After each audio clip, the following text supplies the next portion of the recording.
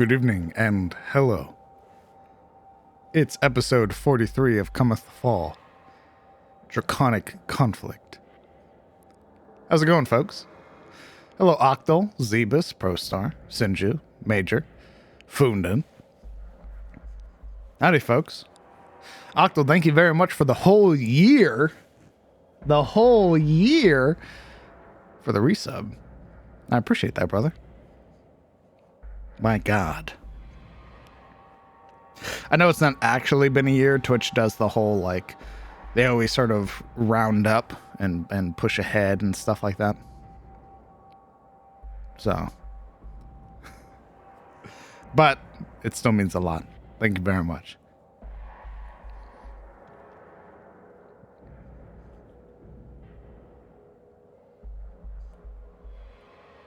Can't wait for Celeral to get smited. I don't think Celeral can wait for Celeral to get smited.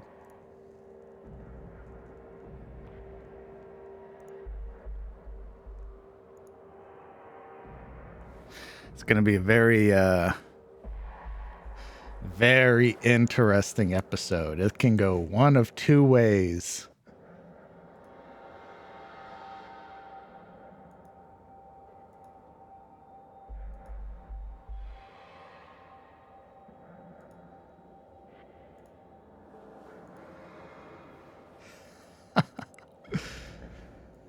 Need to pull this up.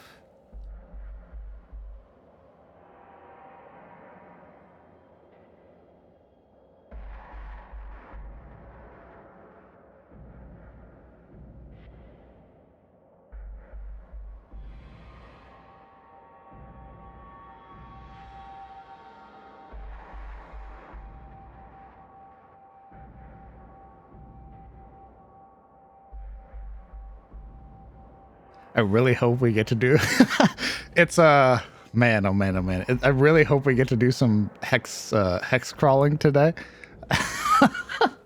Cuz I finished the map, I finished the write-ups for it and all that stuff. The new hex tables and everything.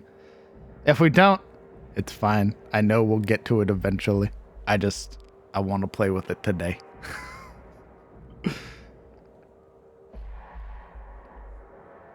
That hold person combo will be very entertaining. Yes, it will. We're going to give the players about 2 minutes to get themselves situated, to get their drinks in order, and then we're going to unmute, and we're going to go over and we're going to talk to them. We're going to figure out how everything is going today. We're going to go from there.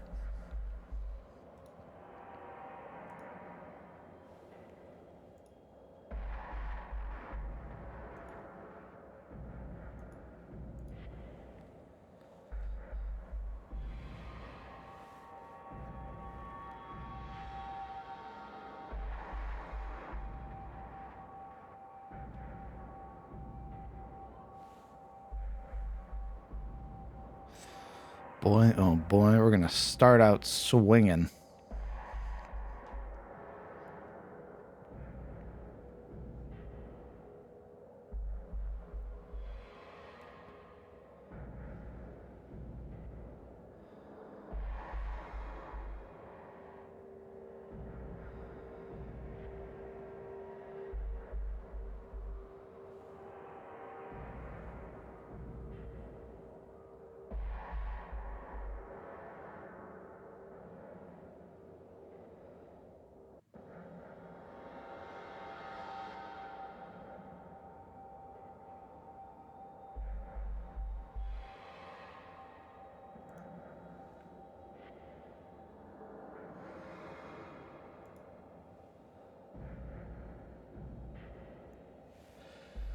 Okay. I believe with that in order,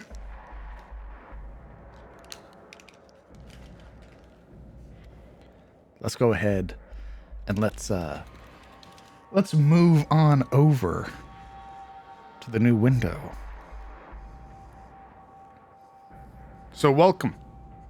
You will notice behind me a black void, an empty box bereft of word and life. However, the more you talk, The box behind me will fill with your words, and you will be remembered in perpetuity for all of the future VOD watchers and all of the future YouTube watchers. So, if you have anything you'd like to say to your future self or to any of the other future watchers, now is your time to do so. And it'll be remembered throughout the entire stream. Aside from that, you see our lovely host of characters. We will be getting introduced to them. They'll be telling us a little bit about themselves. Or will they? Yeah, Funden? I see. Let's go ahead. Let's get introduced and say hello. So there I was with my ass out at Denny's. Report now. You also had your ass out at Denny's? Yeah, it was crazy. What day of the week was it? 'Cause I Friday, had of mine course. out. That's where they get free like French toast sticks. If you show your ass. Yeah. Do you have the, Oh, do hey you have DM. the address of this? Hold on. Do you have the address Oh, of this hey. Denny's? Oh, don't lie. You were at the Waffle House, not I think they Denny's. closed it. No. After I showed my ass. Health violation. Yeah. Is this the same Denny's with the werewolves? I need to know for reasons. Yeah, I was at the Waffle House behind, the dumpster, and Everybody's asking for the direction to the Denny's. Where's So- the Denny's? So if we can show our ass and there are werewolves there, people would like to know. You have Oh. you have an obligation to tell these people. I didn't say I could. I said I did. I was there. It was you. It was. I was in the middle of a story. You would have had to been there to understand it. To be entirely fair, no one ever goes to a Denny's. You end up at a Denny's. Yeah, it's like Walmart. It sounded like your story had just started the No, moment I no, unmuted. no. I was No. just. No? I was just taking a sip of my Oh, drink gotcha. because the story before was how I got to that Denny's. Right? That long And then pause. it was So again, I was taking a drink. And you got in the middle of the story. So I'm sorry if it sounded like to you in your muted state that you just started the story. I understand. Hate that for you. I hate that for me too. Hey players, gamers, my Hey. fellow D&D constituents, how's it going? the average D&D enjoyer. Constituents. Ew, what the fuck? What is wrong with you? Yeah, go to horny jail. Jesus Christ. How we doing tonight? Oh, it's Friday night, and I'm all right. I've got a bag of popcorn. I'm just waiting. I've got a bag of kettle corn. Is there anything we want to do before we jump into it? What is So that? jazz. Oh, you tell me. Well, you obviously had something in mind. Go ahead. Go ahead. This question seems very ominous. I'm just saying. Loaded, perhaps. I don't care if it's loaded. I just want to know what's the bit. Goated with the sauce. Well, if there's nothing, Uh-huh. then there won't be any recount or introduction today. Cyril von Ashford, please roll me Ah. the save against Destroy. hold person. Ah. I did, Destroyed. Nope. Didn't I? Nope. No. It was the charisma save, wasn't it? I was just saying No. no to be an asshole. I didn't actually know if you. What's the save? Save was Yours. to resist your Please post flail. the card. No, I know. I meant like, what's it call for? I don't know what hold person calls for. You're right. I didn't post it. Allow me to grab it. I'm looking at Oh, your. really? Oh, there he is. He's in the graveyard. That's ominous. Monka. Hold on. Info. Boom. Make a wisdom save for me. What is your spell save DC? This dick. Oh. 15. All right. Cyril von Ashford, please roll me a wisdom saving throw. DC 15. Oh, God. Wisdom, you said? Wisdom. And I will kindly remind you that you have used Olin's tier already. Oh, oof. Oh. Oh. Well then.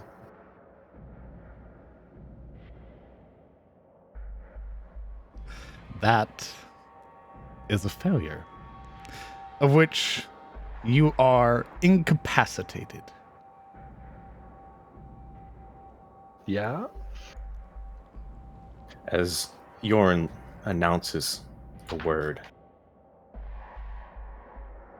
hold, his wooden sigil, the very basic insignia to Bahamut, would glitter this sort of silver light. And Silurill's arms and legs would be bound in these symbolic golden ethereal cuffs. One even going around her neck, freezing her in place. I am sorry, but this must be done. You would hear from Guinevere as she is sort of stood before you. This very soft sigh as the bindings hold you in place, unable to move, unable to speak. She gives a shake of her head, and you would watch as she reaches her own hand out. And you would see for just the briefest of moments as her fingers are outstretched, about to be placed to your forehead, the fingers aren't entirely the same. Beneath them, beneath this sort of soft-looking hand, you can see as the fingers get closer, they outstretch into draconic claws and press themselves firmly around your forehead, holding it in place as she casts Greater Restoration. Now, Zilro. In your current state, I need a charisma saving throw.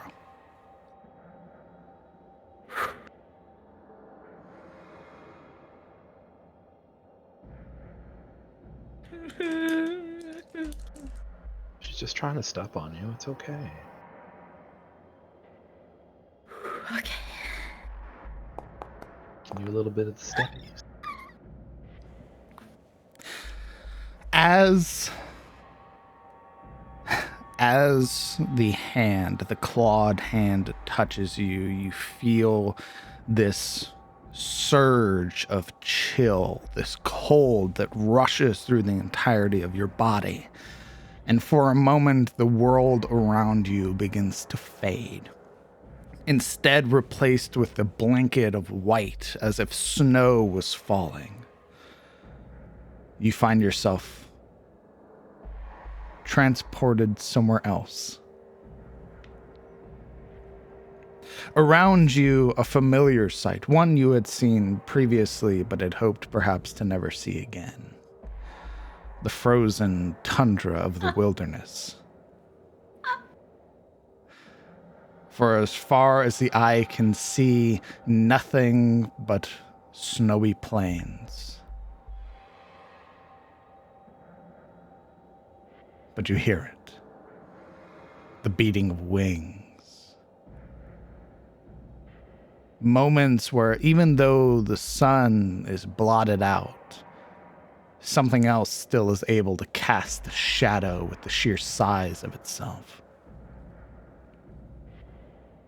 You hear a thunderous slam as the creature's body connects with the snow and ice that you're standing on, sending fissures outwards like these grasping hands attempting to reach for you. You see it.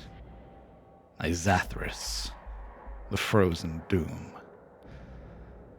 Its wings outstretched to their entirety. You watch as its maw opens, numerous rows of jagged, gnashing teeth. This white haze filtering from the edges of its maw, curling up along the side of its head. Siluriel, are you ready? Quick question, DM. Yeah. Can I cast guidance on Silver? Ooh, in this, I'm afraid you can't.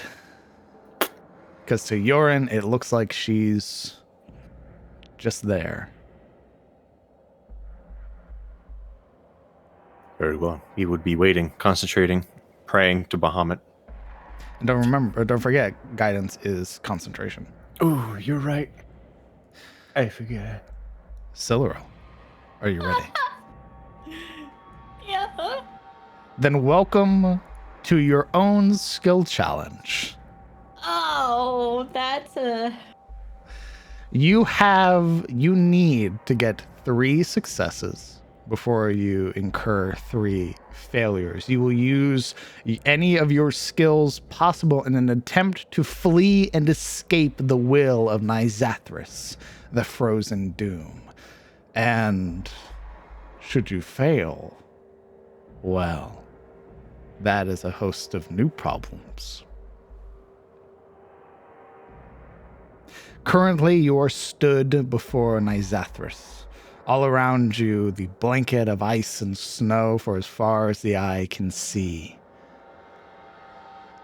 I didn't know what you're doing to flee, Siluriel.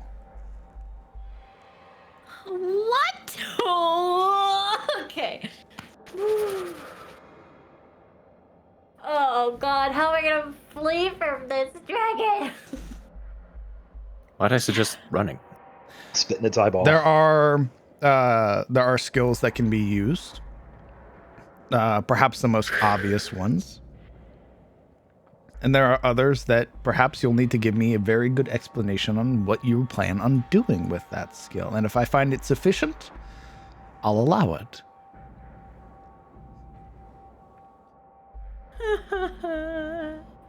Okay, first, I'm gonna look around at the best of my ability. Look from icy drift to anything around that could get in my way as I run. And I'm hoping I can use perception. Perception. Okay. Once you use a skill and you succeed, you cannot use that skill again. Mm-hmm. Roll. Oh boy. Oh. That is 1 failure. As you look around and attempt to find a location in this immediate area, there's nothing. And now you would watch as the ice begins to shift and roil. You would watch as those fissures formed by Nizathris begin to change. Bursting upwards, you would see other draconic bones beginning to emerge.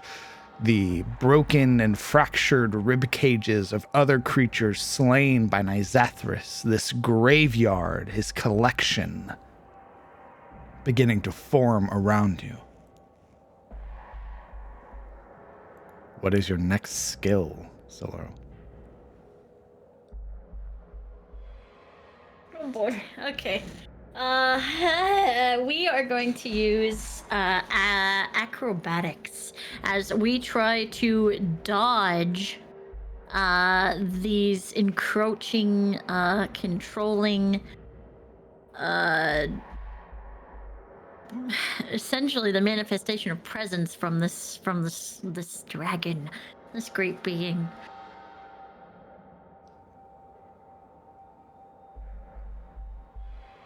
I'll allow it. Roll.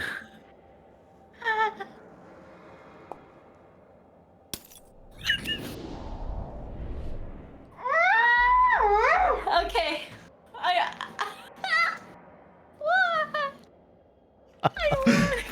I see. I see.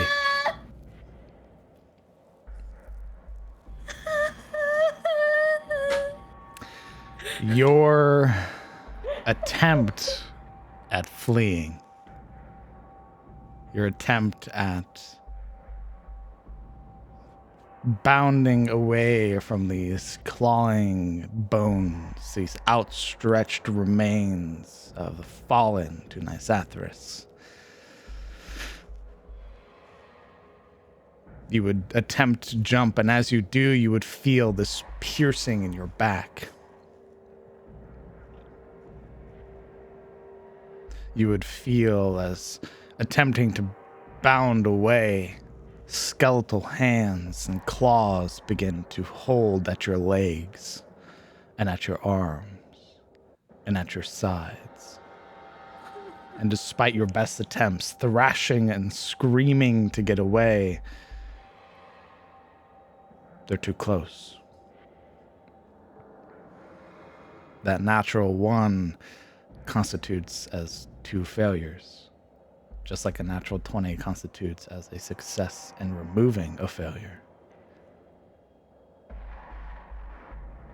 You would hear the laughter, deep, earth trembling, as Nisathris, its slow, languid steps approaching, scraping its claws against the ice, sending out this horrifying sound the closer it gets. And you would watch as it approaches, that laughter now becoming all-consuming. You can't hear anything else, just it. And much like Guinevere had done, Nisathris too reaches its hand out, pressing a clawed finger against your skull, and almost feeling as if it's driving it directly into your head. Blood beginning to gout and pour on the sides of the wound as it burrows its claw deeper. You can feel that biting cold now taking at the back of your brain and working its way through the rest of your body.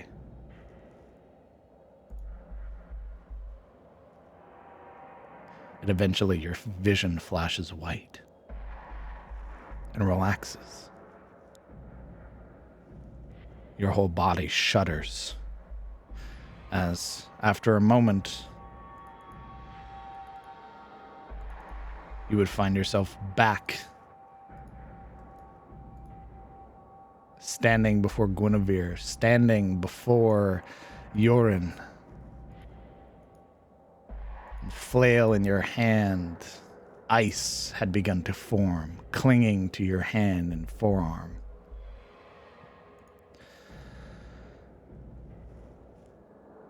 Celeral, your weapon has changed.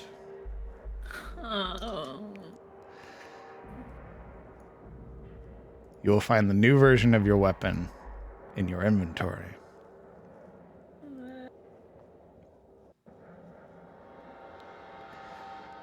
As your soul, at least in this moment, wasn't strong enough to escape. You now have Nisathris' wrathful bite, an upgrade to your flail, and a deepening of the curse.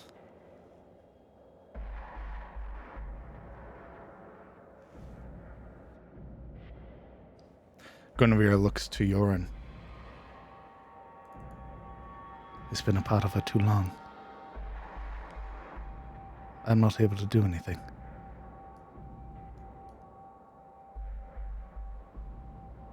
His jaw tightens. If you cannot, can anything be done? Certainly there is something. Evil such as this cannot cling to the innocent so easily.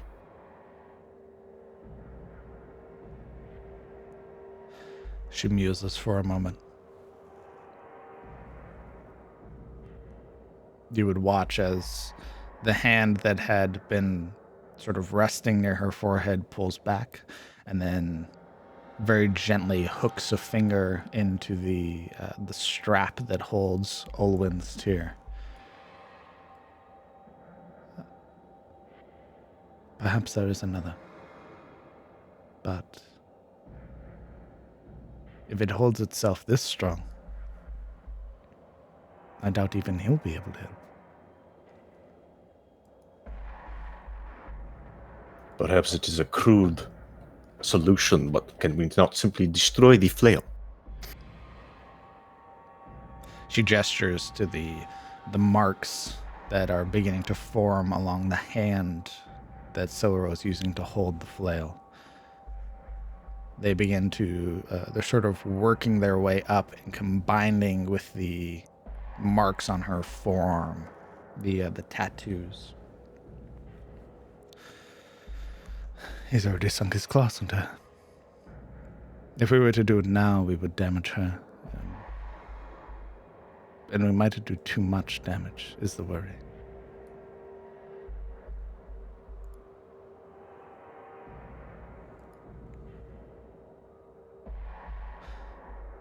His face darkens, snout lowering, his fingers squeezing around his own weapon, the desire to destroy this chromatic evil rising in his belly. The old decision to purge the innocent, to remove the evil, again being faced by him. He swallows. Whatever chance we have, we should take. If we cannot destroy it, then who do you recommend we see?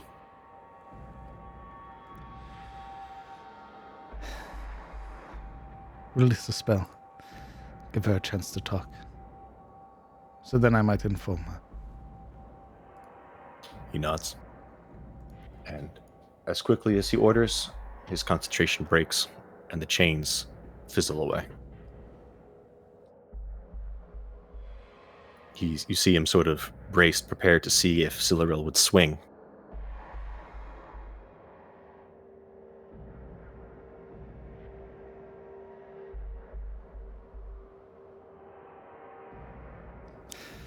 Siluril, servant of Nizathras. What are you doing?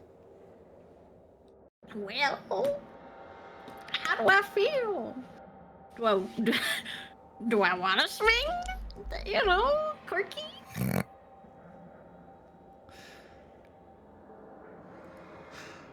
I will leave that up to you. You can't do that. That's no. How would I feel after coming out of this hold and such?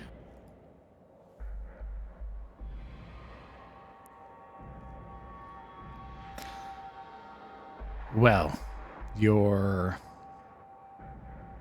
previous disposition against Nizathras, against serving a chromatic, has faltered, if not gone entirely.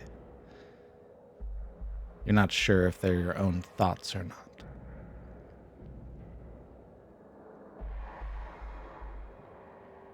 And looking down at the flail, you can see those marks that have begun to join with your tattoos.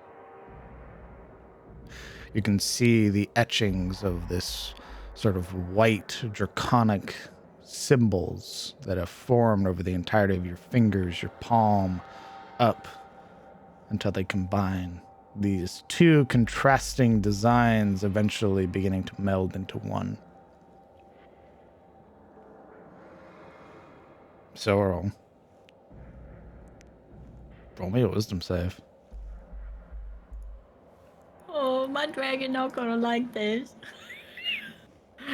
My dragon really not gonna like this.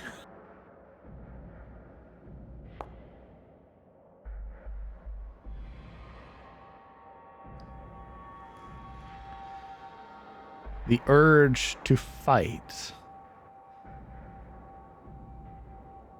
albeit present, is not called upon.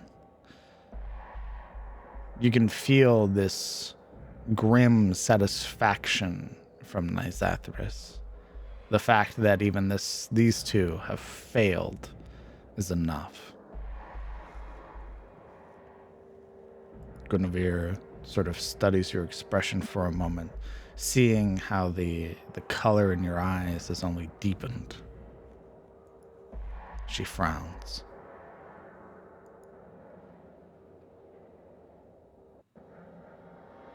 She would be mimicking that grin, albeit not knowingly.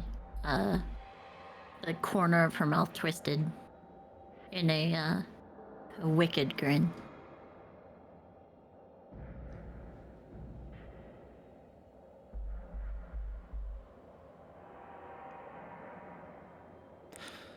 I'm afraid whatever I could do for you, I can't. You've had this in your possession for far too long. It clings to your very soul.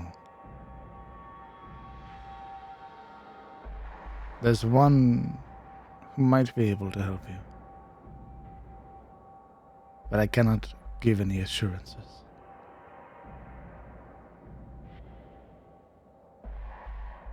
And I believe you're familiar with them.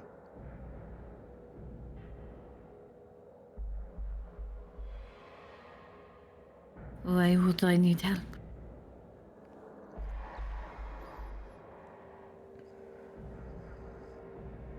Johan looks at Guinevere, nervousness in his eyes. His main hand flexes against the warhammer. Because the item you possess,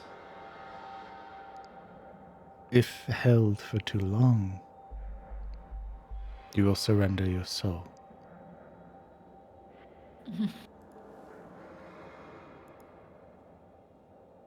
She there's a twitch as she starts to shake her head before she just shrugs.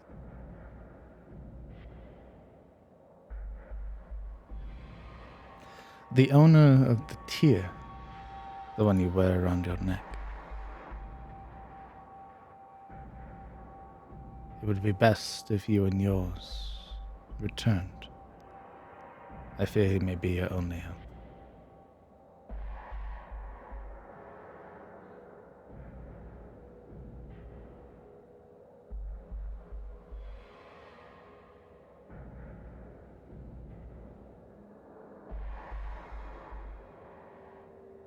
And if I do not need help?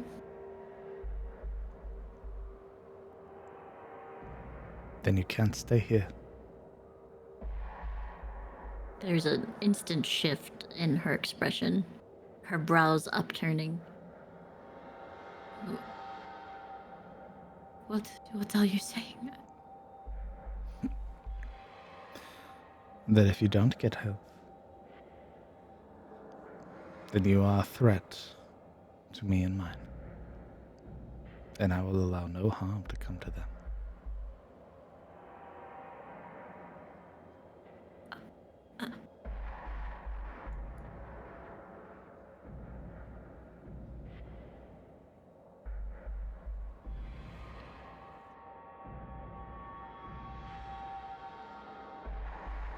A heavy clawed hand touches Siluriel's shoulder, and she hears the draconic words, "I am sorry."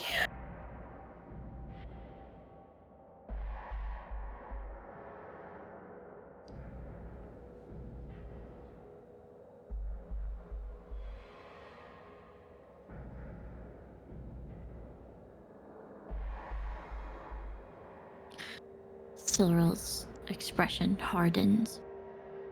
A pained expression, as it is.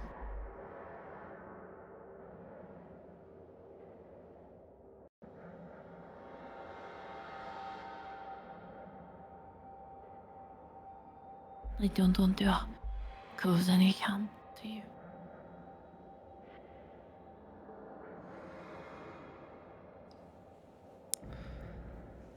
Your words are reassuring.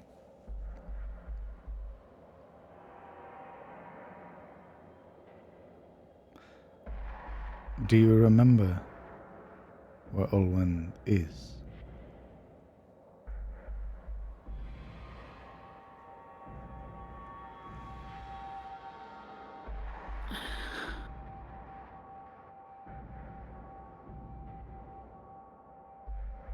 I'm sure we could find him again.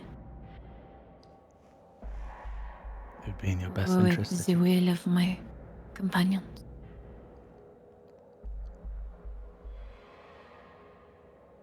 Good.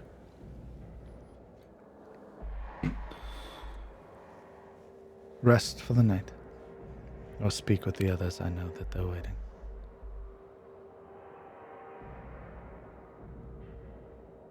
I'm sorry that I couldn't do more.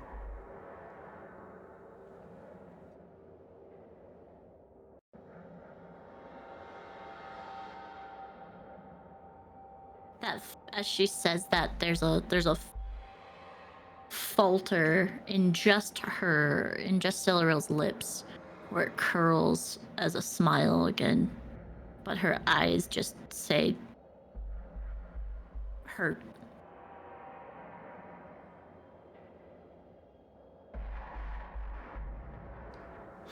She gives a nod to Yorin and gestures towards the door.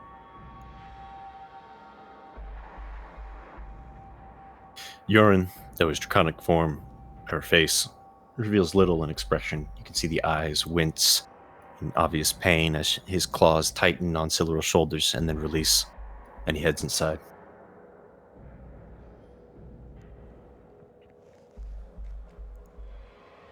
Come along, dear. Silently, she would go. Silveril von Ashford. Congratulations. You are now the new owner of Nizathos' Wrathful Bite.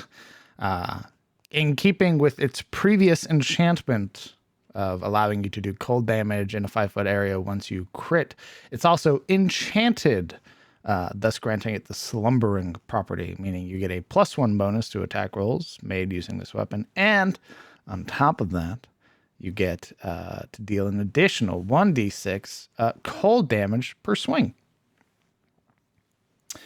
And you will eventually learn what other caveats come with it as the new servant of Nizathris.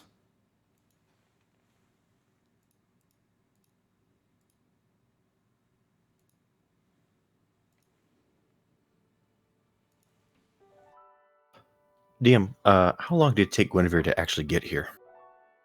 From when the meeting was adjourned? Like I said, it took about another hour.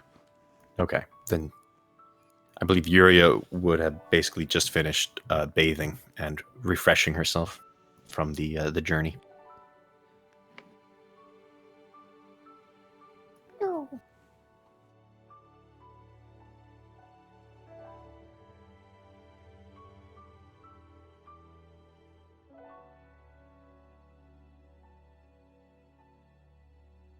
Silveril would have gone inside without word to anyone still at the table and just made her way to the stairs.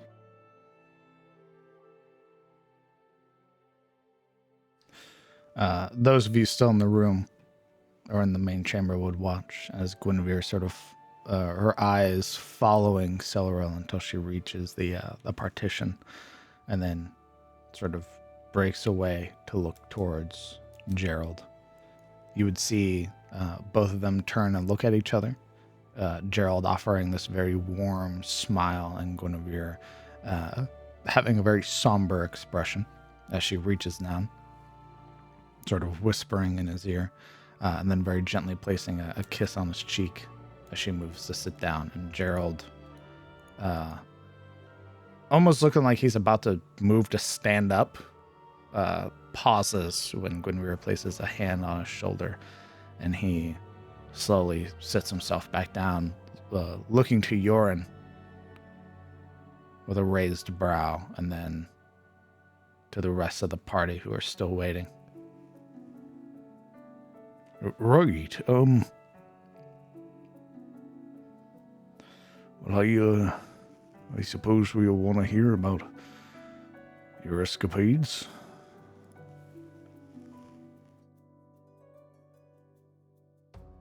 Can I insight check that that? What are you attempting to discern?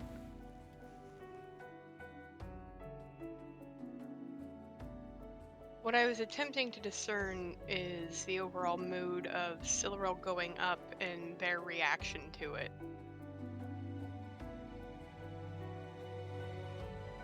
Like the demeanor between the three of them. Sure. Because I watched Guinevere keep her eyes on her the entire way up.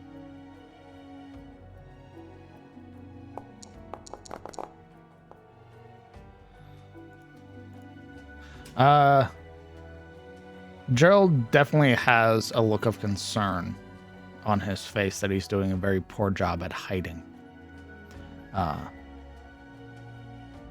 Trying to sort of distract himself. You can see him now, compared to before, where the expression was very warm and cheerful and just very genuinely keeping his interest on people. Now it looks like he's trying to keep interest on people, sort of looking to each person individually,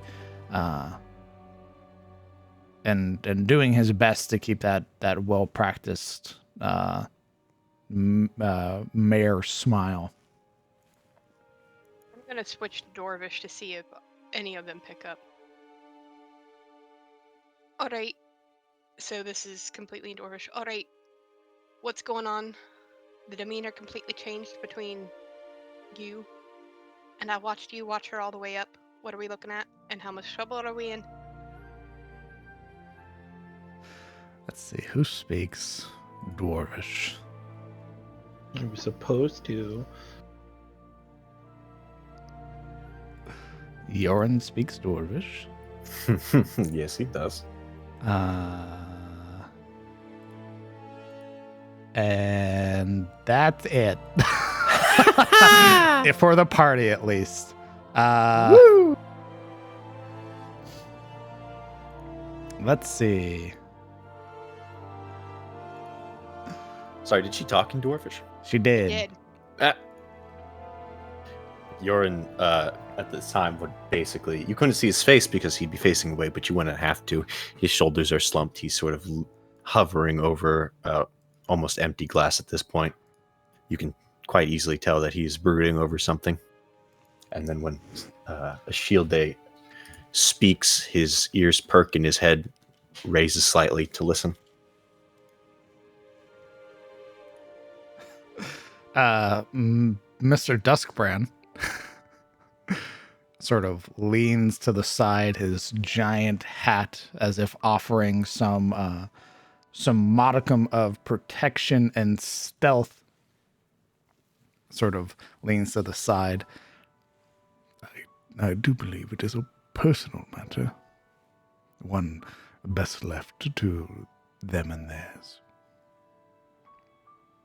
Spoken in Draconic, or in Dwarven. Alright, I'll leave it at that. I was just curious, especially with that one. He, again, that very faint smile visible only when he is, only when, like, the pipe is still in his mouth. He turns his attention back to Guinevere and Gerald and begins sort of having this discussion until the others decide to join. What are you doing, party? Silverell's upstairs gathering her things. Switching back to common almost in an instant. Well, I am not accustomed to these fine folks here, so if someone would like to, who's on slightly friendlier terms, like to go over a wee bit.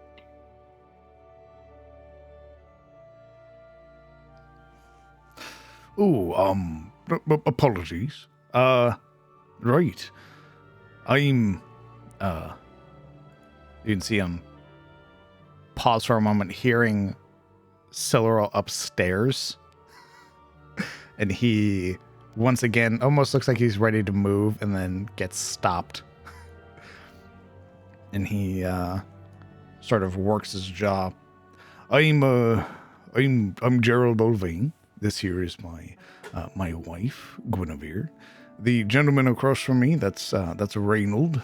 The gentleman you're sitting next to, that's Mr. Duskbrand or Alexander. The young man sat right there next to Kellen, that's Shane. And this here's my friend Yorin. He sort of nods over his shoulder. Well, pleasure to meet those of you who I haven't met yet. Shane I am acquainted with. He was under a wee bit of a charm spell that I had to assist with. Shane sort of nods sheepishly. And Gerald's like, and my apologies. And that one's Finn. Don't forget Finn. He's a person. Finn, who's sort of been sat on the edge of the stage, kicking his legs. The pot torso sort of turns to look at you, and he waves a hand at you. Well, Finn, you are just remarkable. Mr. Duskbrand, I am familiar of, but not with. I really don't know much of him, and she'll point to Reynold. And it's a pleasure to meet both of you. Reynold, sort of looking at you for a moment, gives a very small up nod. And you would see, at least in this current situation, he wears this like half cloak over like the left side of his body. And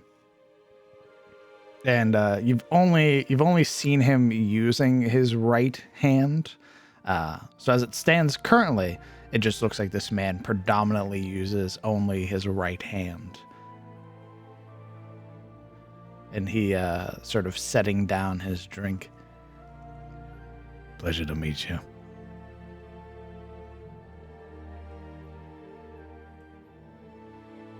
And as he looks at you, he has these like piercing, bright teal eyes.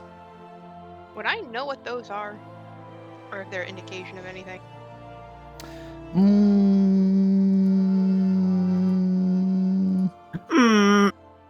Yeah, I'll let you roll a history check. DM blue screening.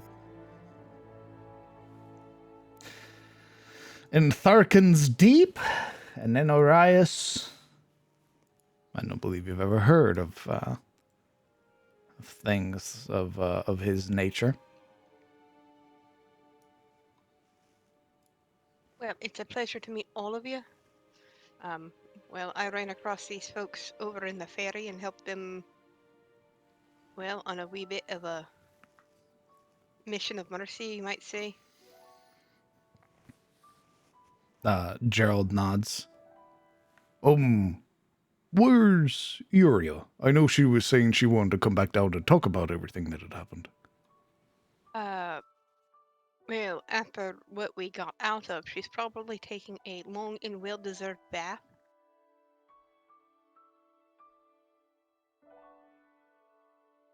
It being almost an hour when Guinevere arrived, and sort of that the exchange between her and Silril also taking some time, I imagine Yuri would have probably seen Silril on her way out of the baths and Silril's way towards the room.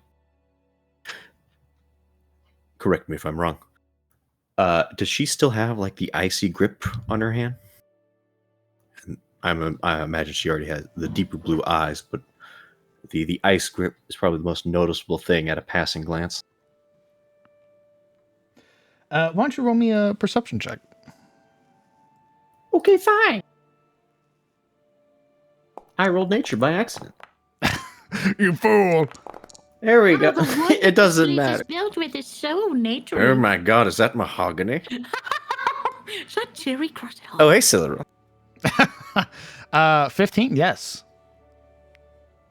You would see the sort of remnants of the ice like flecks that are still clung to her hand and palm. With her helmet in her hand and refreshed cloak and Mind Flayer breastplate re-equipped, she would be heading towards the stairs with a purpose until she pauses and sees that. I have a name. That being the flail.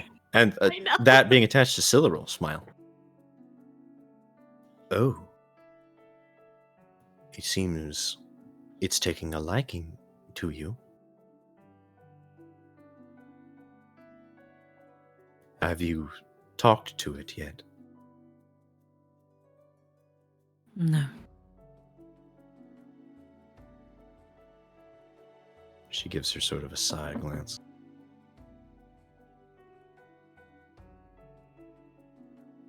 I see. When we were on the boat, that dragon we met called you the chosen of, the lady in gold. Her eyes flutter down to the flail. Is that her? No.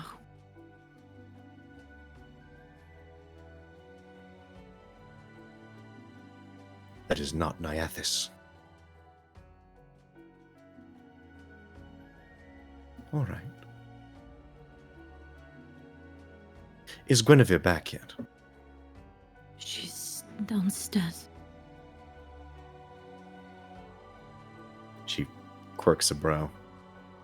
We'll be going over, well, everything. Are you wishing to attend? Shall we wait for you?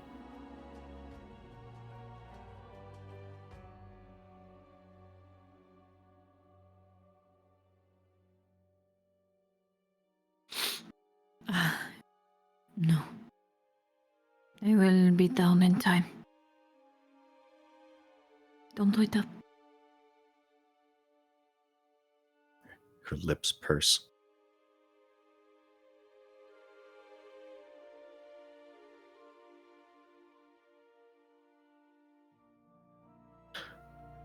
And she would insight Silleril.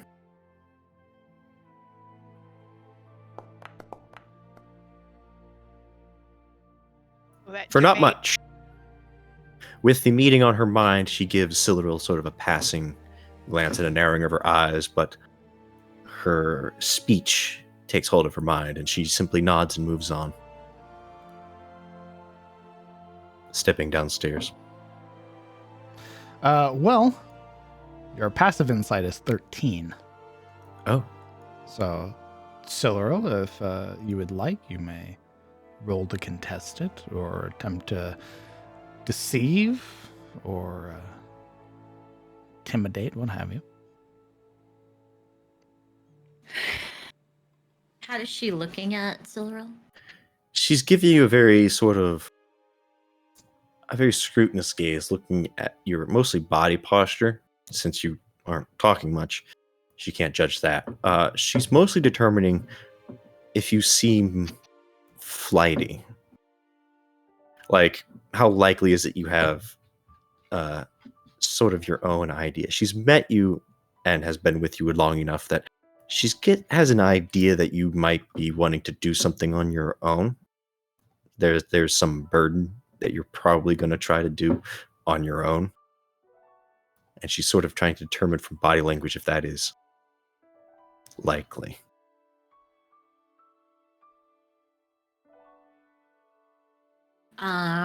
Well. On the outside. She is. Definitely looks like she has a purpose.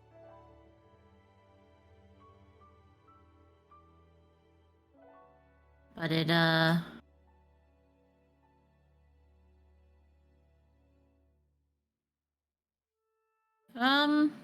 she doesn't seem like she's, got any kind of intent. Just, wants to not be around anyone. Gotcha. So she doesn't look scheming. She only looks weary. Yes. Yes. Very well. Furia, with this sort of taking you in, your body posture, gently nods. Very well. Rest well, if you can. And she would move on.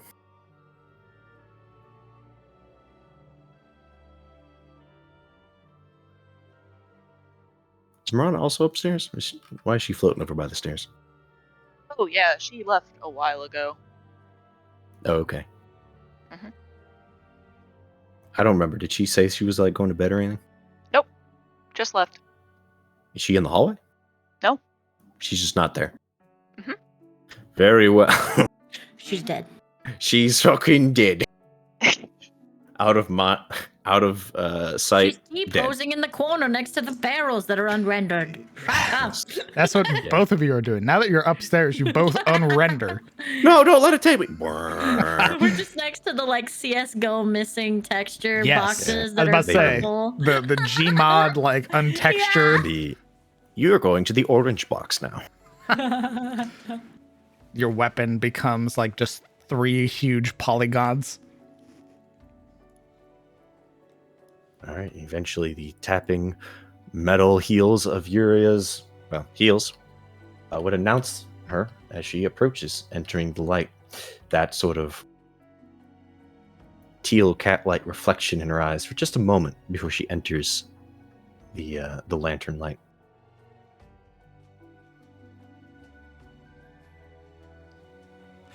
Sorry for the wait. She casts her gaze over the crowd. Guinevere has like a small nod that she gives, but otherwise her attention is just elsewhere.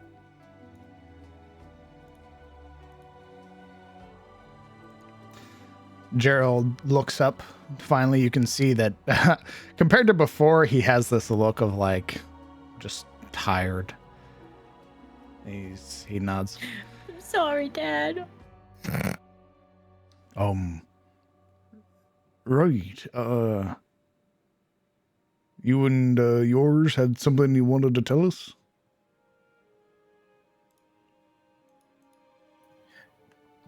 You can see she meant to sort of enter the scene very dramatically, but sort of seeing everyone's weariness, she checks herself, and standing at the head of the table, she just nods, gently setting down her helmet. Yes. Quite a few things, actually.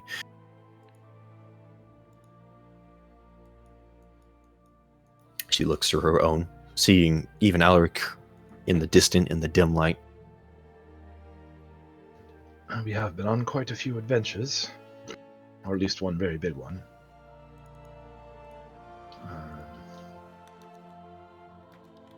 Depends on where we want to start.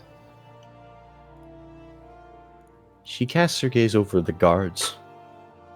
Is Lawrence among them? The one who had initially set out to help Shane? Yes. No, you'd have remembered that from last session. He was one of the ones that perished during the ambush. Okay. She sort of grimaces.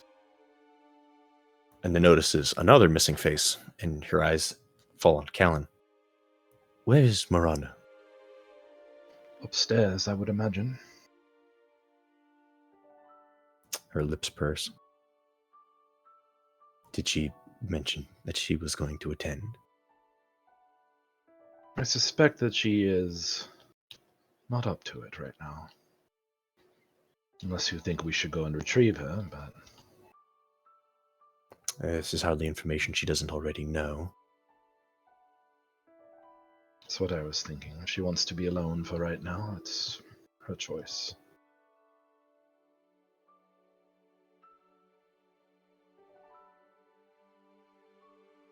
Her eyes do well on Alaric, finally, sitting in the corner. Her voice raises. Are you going to sit in the corner brooding all day, or are you going to attend? In the corner is Galeric. Sorry. Oh my god. My throat. Anyway, in the corner is Galeric. Jesus. Holy fuck, he's having a stroke. Are you- Let me My God. drink Brother. some water real quick. Do you It's- smell burnt toast? Holy fuck. It's a cool sounding name, If Galeric. he does it again. Yo, is that garlic in the corner? Sure. There's no much light, right? Like it's shadowy in his corner. Yeah. Yeah, I'd say that, Alaric is there, scowling across the room. You can see that the muscles around his jaw are tight, the scars on his face stretching and shifting as he works his jaw, and his eyes are lost in harsh shadow from the light overhead. He's not in the mood. But he stands up, chair scraping as he steps out from around the table and the many chairs. And he looks to Guinevere. Nothing you could do then?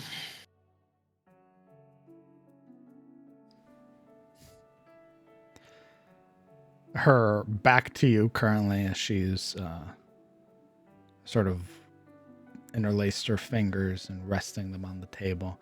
She gives a glance over her shoulder. Small shake of her head.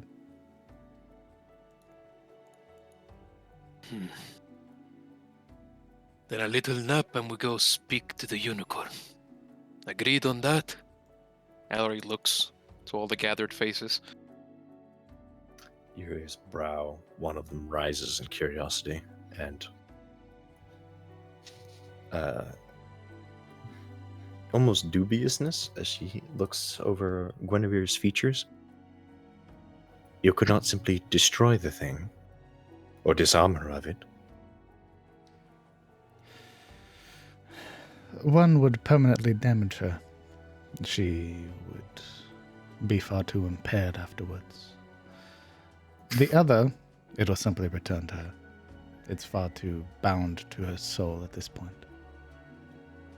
She's had it on her person for too long. What are you talking about? I was kind of waiting for that shoe to drop about what happened outside with Siluriel, but I thought it would just sort of come up, and now here we are. So what happened?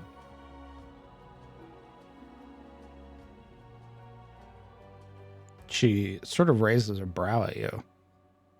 Yeah, we were inside. They were all outside. I know. She's raising her brow at you for a different reason. Sort of like looking over your person for a moment. You hadn't noticed? Well, we sort of have had our hands full with large monstrosities and illithid fortresses under cities and things like that, so... To which Shield will speak up. It's the...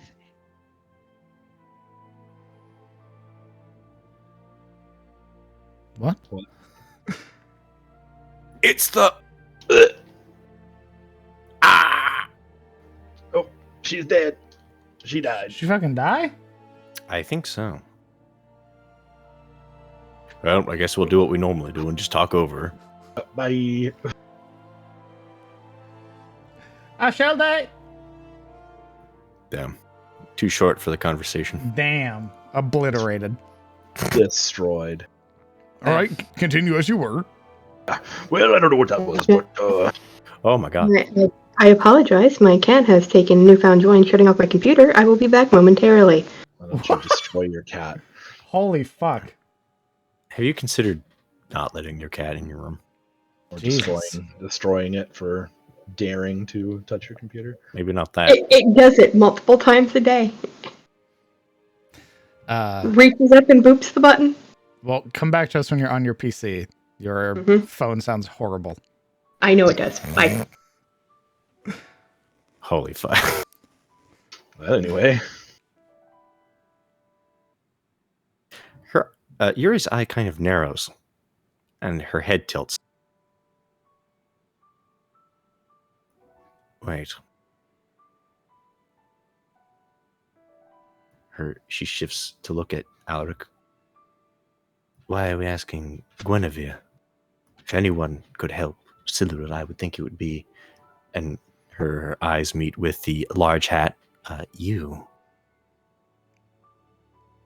Mr. Dustbrand gives a shake of his head. My knowledge is... Rather, I would know of the curse, if there was one. Its potential afflictions and what else it might do.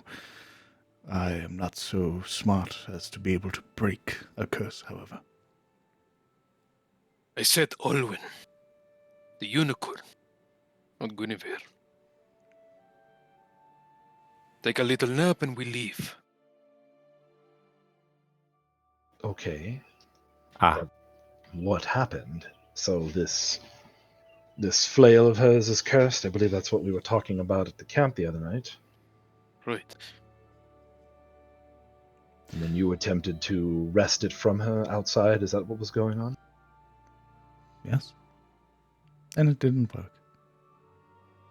But There's you a think that Owen can. there's a non-committal grunt from Euron.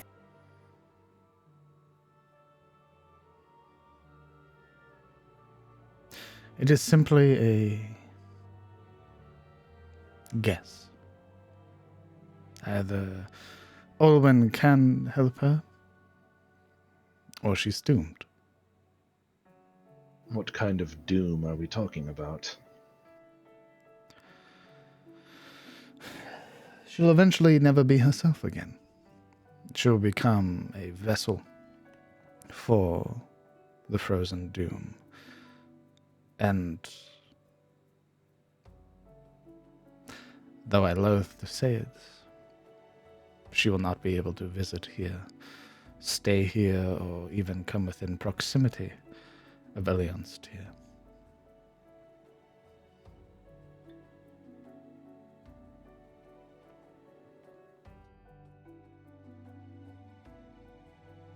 Is there... It won't kill her then, but she will do things that are not herself. When I said become a vessel, I meant it in the most literal sense. You see Yuria's mouth opens and then shuts when Guinevere responds. She will die.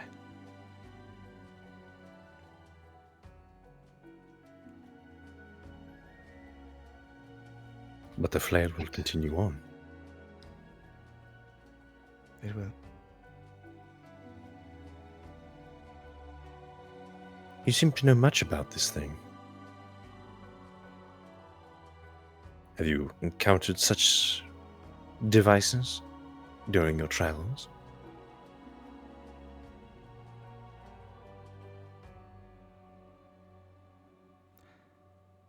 More times than I would care to count.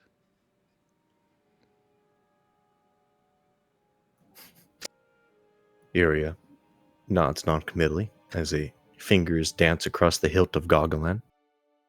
I see. And do you think Olwen is the solution?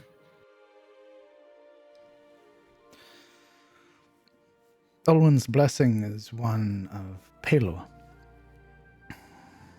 An individual blessed by a deity will perhaps offer the best solution and protection.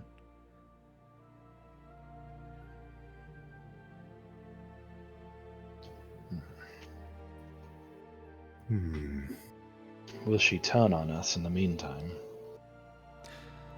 I do not know. I do not know how much sway the frozen doom has over her. You may find that she's no different than before. Or you may find yourself at the end of her flail when you wake up in the middle of the night. Well, I suppose that depends on how well we appeal to the flame.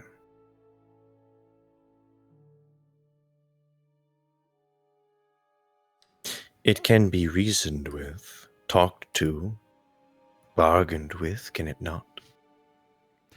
You can see Guinevere grimace at that idea. There's a thin smile on Yuria's face. I can tell that's not a pleasing thought. But outright informing her of our distaste for the thing will only alert the flail itself, will it not? It's important we do not push too hard. If the flail feels it is threatened, it might take drastic action.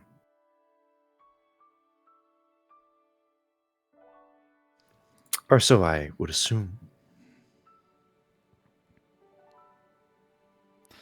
From what I can surmise, she has about a month.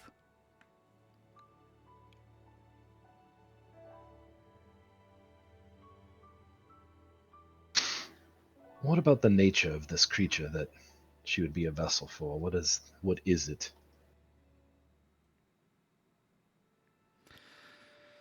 Nisathris, the frozen doom, an ancient white dragon.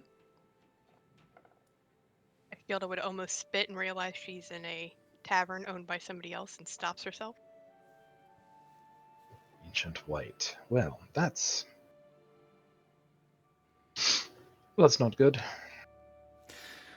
That's putting it mildly, Ranger. Nisathris is one of Tiamat's chosen. We generally tend not to deal with dragons as, well, the bad ones anyway. Ooh. Religion check on how much I actually know about Tiamat. For Yoren or Yuria? Well, Yoren, I assume, knows plenty about Tiamat. Perfect. I was about to None ask. of it's good. I meant Yuria, if she even knew what that name meant. Sure. Go ahead and roll me a religion check. Poggers. Yeah, I'm actually a big fan of Tiamat. Yo, love the shit she does. Yo. Slay. Tiamat, Gatekeep, grow up. one of the betrayer Aranar. When the Platinum Father was elevated, he was not the only egg that was taken from the Great Worms during the war. There was another. The issue is that when the All-Father, Eormenir, attempted to breathe life and purity into both of the eggs, only one held. The other spoiled and broke free, and from it an amalgamation, a horrific monstrosity transformed by the All-Father's breath, creating Tiamat.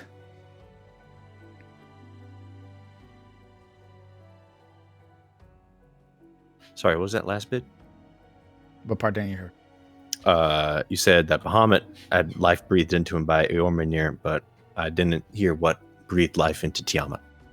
The Allfather attempted to breathe life and purity into both of the eggs. One held, one didn't. The one that didn't birthed Tiamat. Bakers.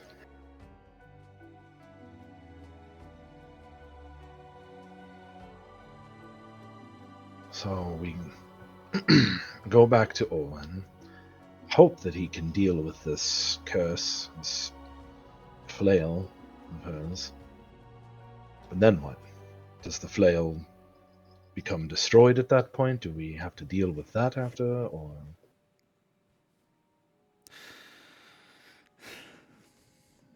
I do not know.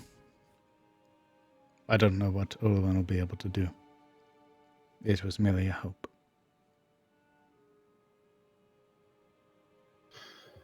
Very well.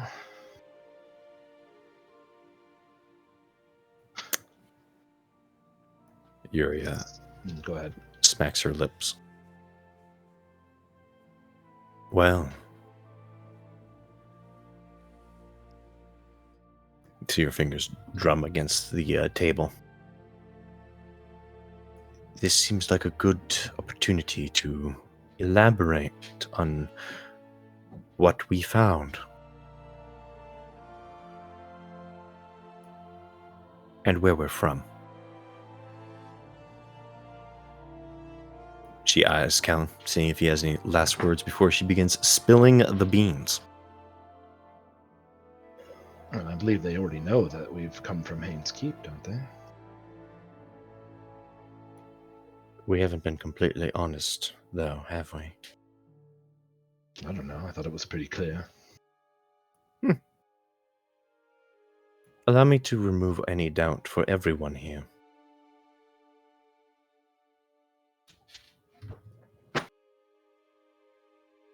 She spins her fingers, and the pool of shadow as she uses silent image to her advantage to sort of paint the scenes that she begins to depict.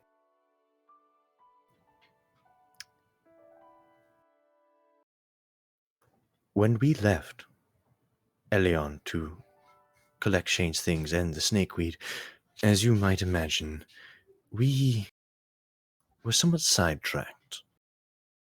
There's a mirthless smile.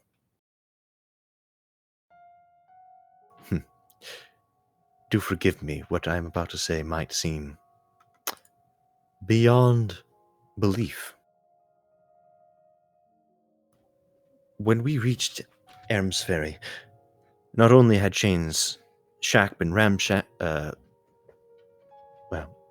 burglared, as I'm sure he's elaborated upon, but we had received requests from the constable to save Erm's Ferry and some of the missing children there. Upon making a house call to an old man and woman by the name of, well, the old man was Henry, the only one that survived. Upon visiting his place and entering, we found him quite mad. Beyond mad, his words spoke to us and did us harm as he screamed beyond what any man should. Within his bedroom was a hole. This hole proved to be not only where the children disappeared, but a source of many of Erm's Ferry's problems, I imagine. After informing the constable, we descended, and what we found was, well, it certainly was not a hag. She twists her fingers, and the image on the table begins to form, and sort of this almost window opens up, and it reveals sort of flashes of her memory, the steel hallways, the dilapidated corpses of the ghouls, the vaults flashing before them. We found what I can only refer to as a facility. Abandoned and old, and inhabited by a cult.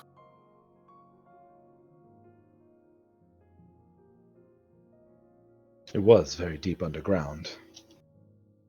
It took us several lengths of rope to get under there. And several days of dwelling within it, fearing for our lives. I think we were only in there for like a day and a half, actually. There were multiple ghouls down there. And skeletons. Reynold, who's been watching with very intense interest, speaks up. Tainted. Indeed. Yes. Tainted within an illithid facility. Mind flayers. I mean, if you're interested, I took some proof because I didn't know if anyone would believe anything we had to say. Reynold raises a brow. She would slide over the the folded ghoul skin and the 2 ghoul claws. Gross. There's a very subtle sneer that crosses his expression as his hand picks up the folded ghoul skin.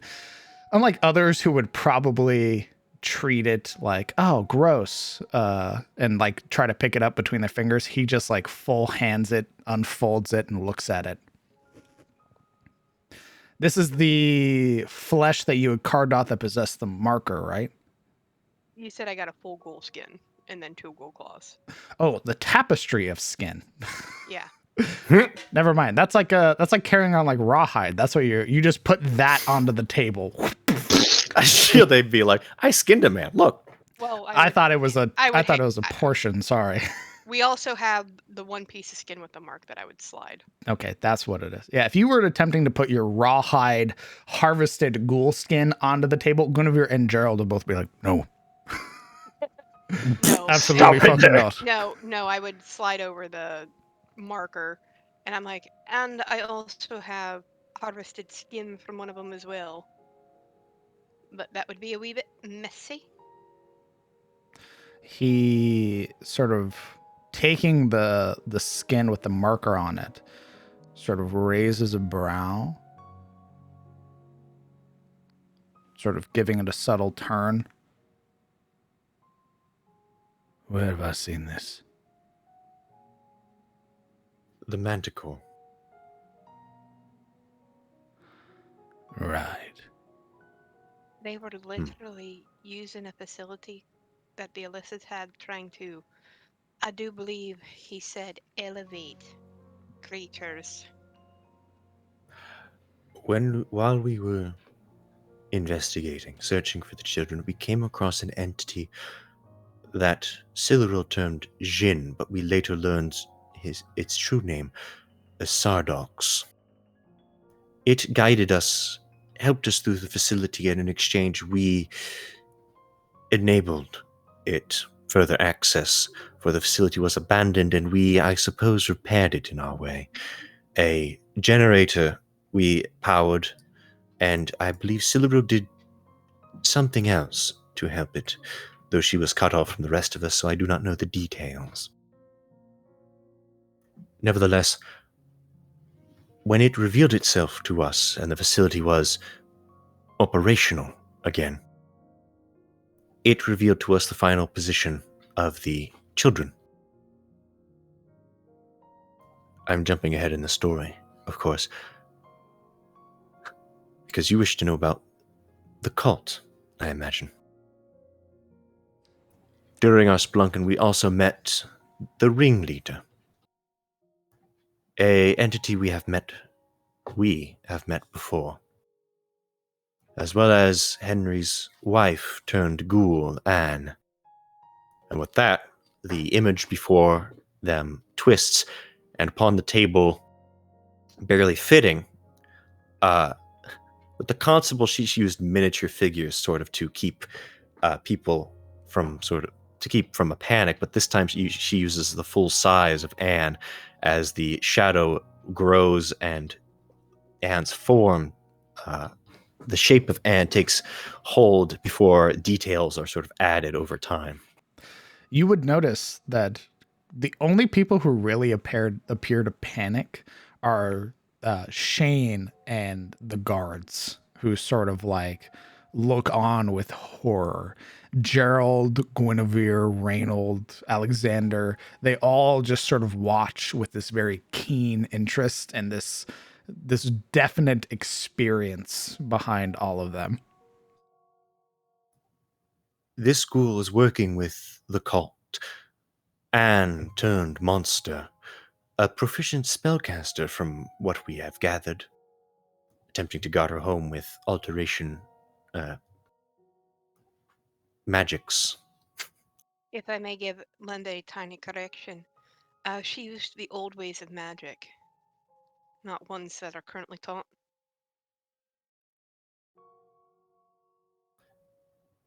Right. A spellcaster nevertheless turned monster, collecting corpses for the cult to, I presume, create more of these undead.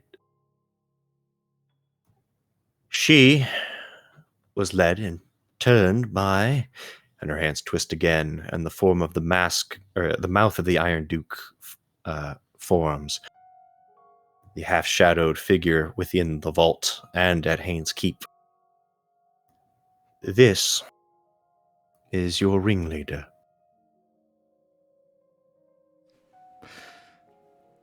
All of them are studying this individual, but it's Mr. Duskbrand who, having been sort of stroking at his beard, goes,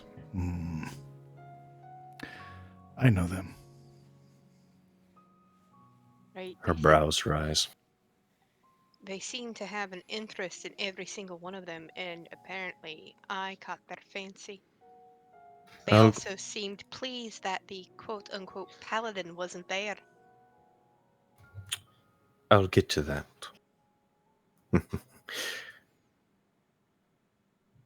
Let me get to the main event first, and then I can answer details and questions later.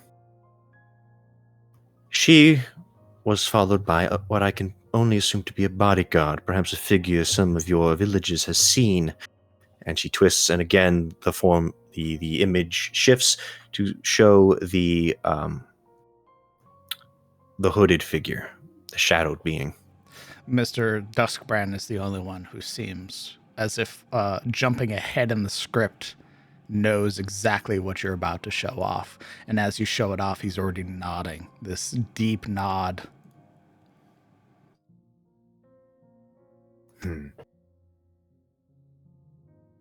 This one has been stalking us, and I think some of your own villages as well as the constable who, when I showed the figure, said he had seen him too.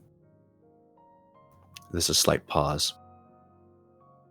Geralt, Guinevere, has it felt like the world has been working against you here in Eliond recently? There have been some things that have been hard to explain. It did feel like crops were spoiling for no good reason. Some other things. Why? I believe you and Aramsferry, and perhaps the whole of Ettenmoor, are at war with this person without even realizing. This mouth of the Iron Duke is responsible, or so they claim, for the creation of the Shadow Basilisk and presumably the Manticore that, well, they slaughtered. If the icons have any similarity to them. Apparently the Basilisk King rebelled against her in some form or fashion, deciding to rule on its own, but she credited it herself in a moment of gloating with the creation of the beast. And seeing Anne, I suspect that is what she does, turning innocents or beasts into monsters and setting them loose against the Ettenmoor.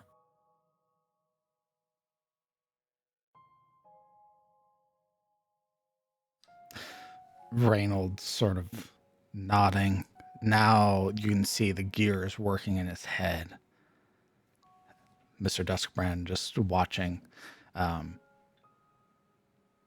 it's the only people who are showing this sort of like genuine concern or confusion at the matters being explained are Gerald and Guinevere. For Reynold, he's carved one of her creations, right? He's now sort of like in the process of going in reverse and sort of figuring out how these things are made, having carved the Manticore, and is sort of putting these pieces together and breaking it down. Mr. Duskbrand is, now that you've mentioned this person or showing off this person, there's this level of recognition or understanding in Mr. Duskbrand's face, and he is more keenly aware of the conversation being had.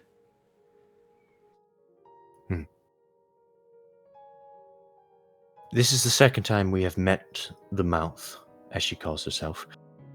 And rest assured, we did save the children. And though the facility is there no more, I can go into details about the facility later. That is not relevant at the moment. You should know the first time we met her. I am sure everyone here knows Lord Samuel Hayne. I'm sure we've mentioned that we came from Hayne's Keep, though I do not believe we gave the context to everyone. She shifts, again the silent image showing Hayne, not the prestigious Hayne, but Hayne on the bridge, mad and bloody. Lord Samuel Hayne was also one of her puppets. An honorable man, so I am told, turned monster.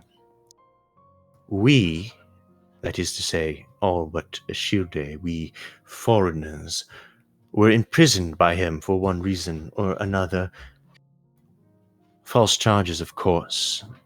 Not that he would ever admit it. We were forced to work in his mine to collect. She pauses a moment. What was it called?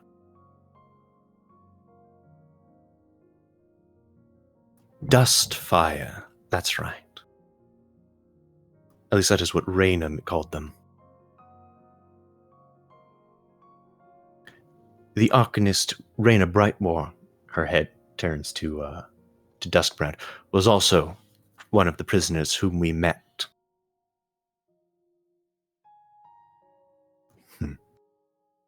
We broke ourselves out, finding our equipment within the armory with the help of seafaring orcs. One of their own was captured, claiming that he was a hostage, forcing the orcs to, well, do what Hain wished of him. In exchange for his life, we freed him, and the orcs raided Hain's keep, and most of it, I am sad to say, is destroyed, and Hain slain by Alric. Or so we think. There's a thin smile. As you talk about seafaring orcs, Gerald sort of leans forward some and raises a brow.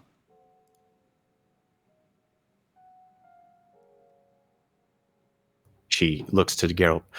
Do you know an orc named Spinebreaker or an orc named Torig?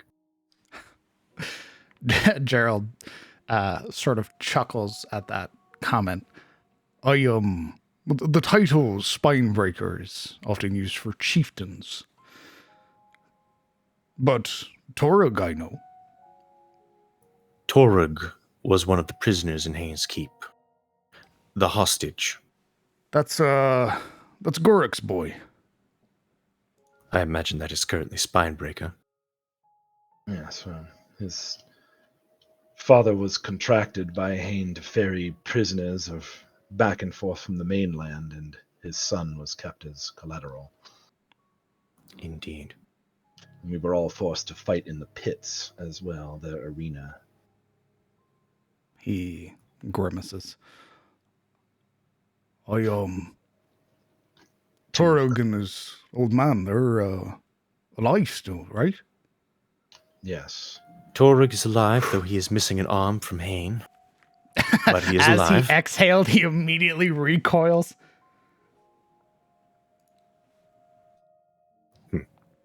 There's a thin smile. Not of humor, but a sort of grim irony. Sorry to ruin your relief.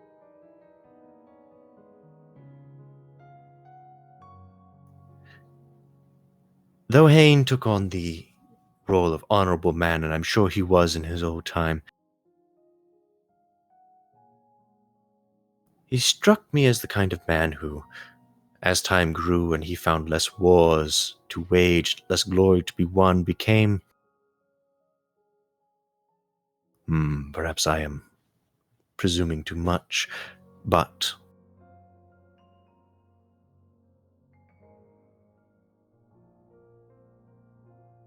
he became unhappy. Disillusioned, perhaps. And all the while, dressed as a priest of Bahamut, the scene changes again to the robed figure of the Mouth of the Iron Duke, with her face visible, standing behind him, pulling at his strings.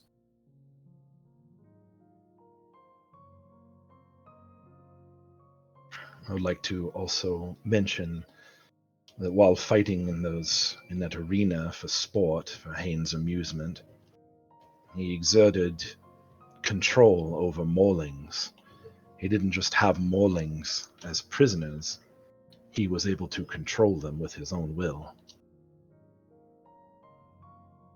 Admitted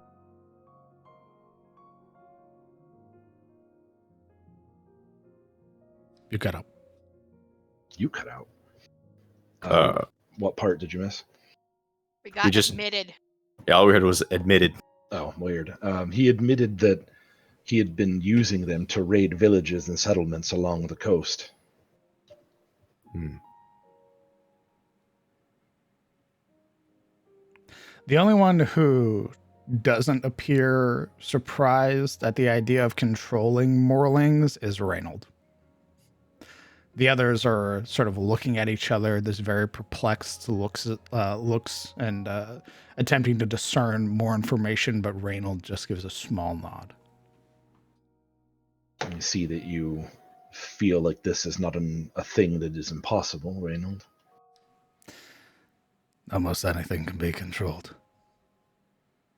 The only These creations are no different.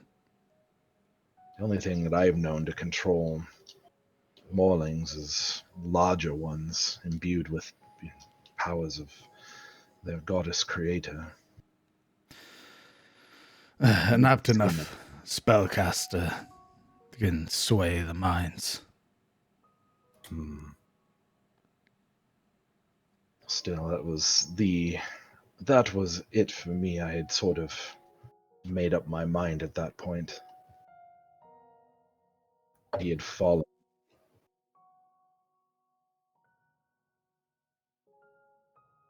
You cut out again.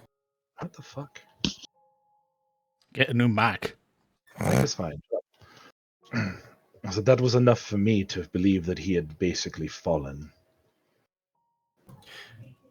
As sort of to add to conviction, there's a small smile as she displays the image of Kellen fighting in the arena, the window replacing the image of the mouth of the Duke, with Hain up top and the crowds around him, seeing from her perspective.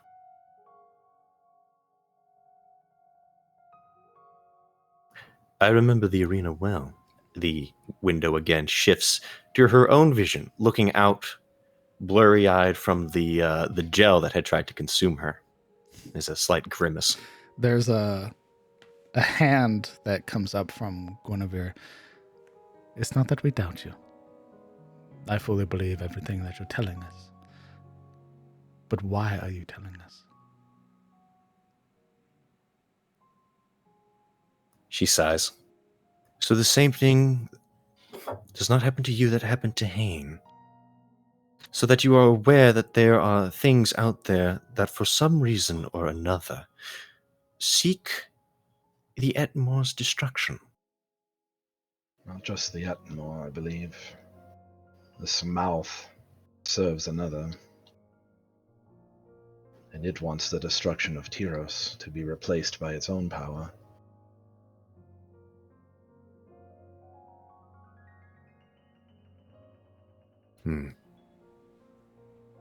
Kellen, what was it that Hain sought against the gods and the king? Do you remember his words? It's all a bit blurry right now. I tend to just have the gist of it, but I suppose you remember.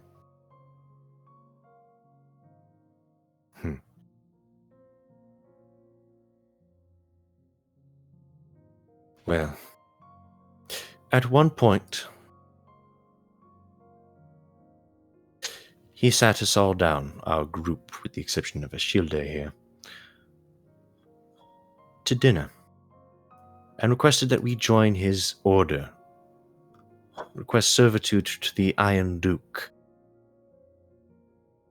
In his words, he wished to overthrow not only the High Lord, but I suspect the High King, to repurpose Tyros in whatever image he desired.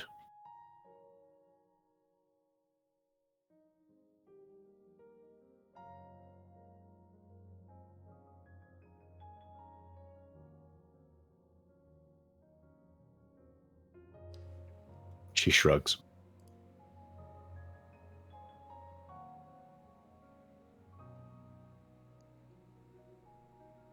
There's no real change from any of their expressions. It's almost like they expected it to be something like that. As it is with all, tyrants and despots. It's just like, yeah, expecting him to want to change everything, being just a man.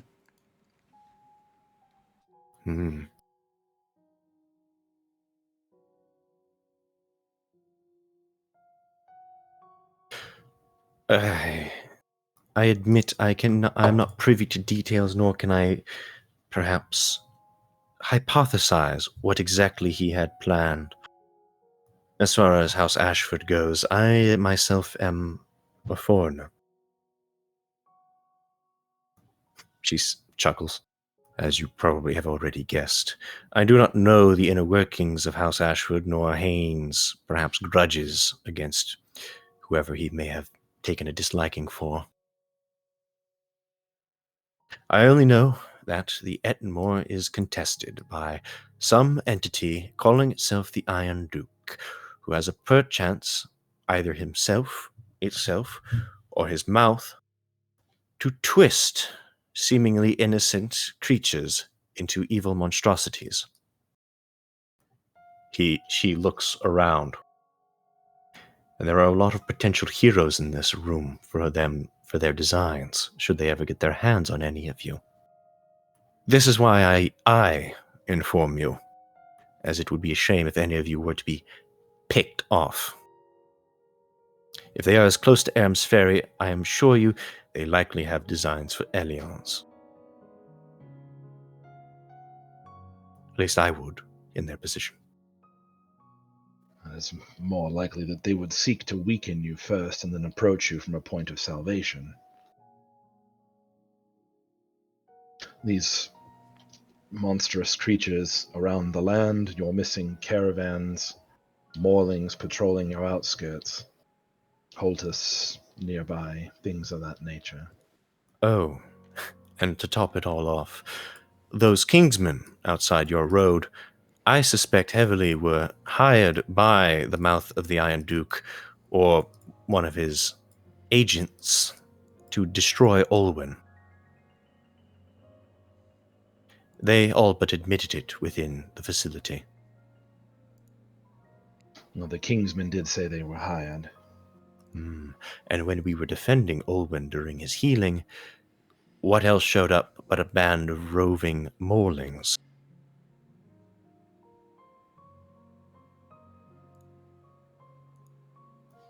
It seems a lot of your troubles have a connection. To make a very long story short.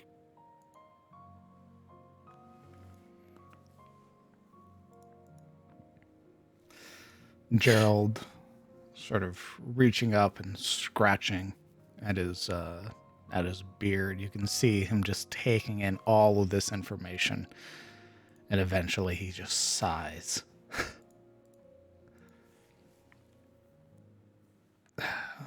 Here I was just hoping that maybe winter would be a little harsher than normal, and find out it's everything but.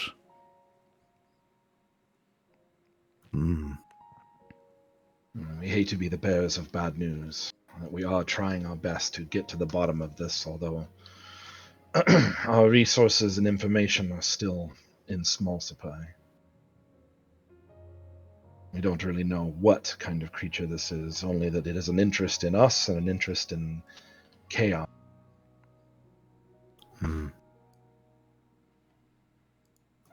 Does anyone have any questions? Anything they think I was not perhaps clear on? She looks around the room. The four shake their head. Your mouth of the Iron Duke came to me about 3 months ago. Very curious about local ecology and your unicorn friend. So you are not surprised to hear about this. You knew all this time. I am surprised the lengths at which they would go to. But I am not surprised that they are still around. They travel with a hooded creature who's... I know. That accounts for the sightings of some of the village. They came with that individual. A hollow man, or some scholars refer to them as void wraiths. Having tried to figure this out in the past, can I use that to try to remember anything about this now? You're trying really hard. I think this is like your 8th attempt, brother. Well, second time, actually. Because the first one time I just like rolled a 1 and was like, Sure, you could try. history or Arcana. gross. Everything's arcana. What did he call the? He called them dark wraiths, right? He called them void wraiths and hollow wraiths. men. Still nothing. The term hollow man is maybe one you've heard in passing in like folklore, whispered between like the peasantry. It's like myth, not real. Exactly. Kind of thing. Hollow Man. I thought that was stories made to scare children. DM, I don't know anything about void wraiths, right? Given it's a Tarosian thing, you would not. Very well.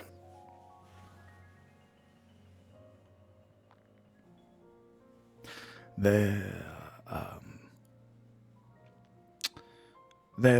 creatures, people, individuals imbued from the abyss and its many planes and facets.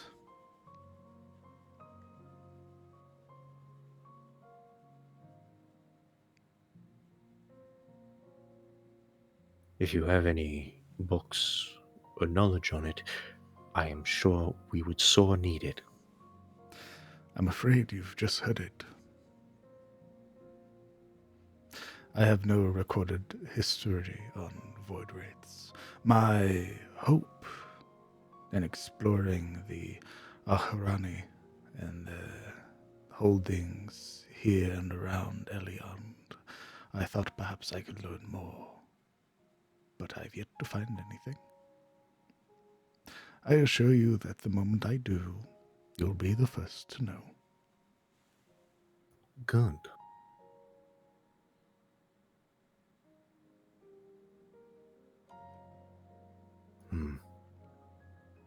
I don't know if you have some way of contacting Arcanist Rayna Brightmore, but he, as I said, was also imprisoned with Haynes Keep and can attest to what we have mentioned as far as the dealings of the prison.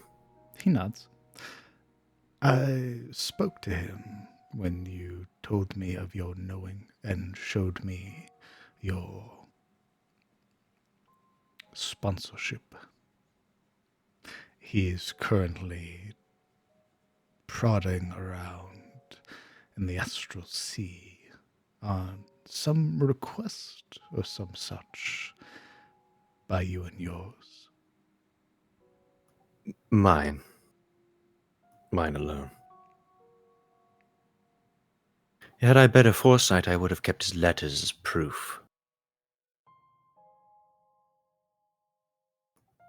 Oh well.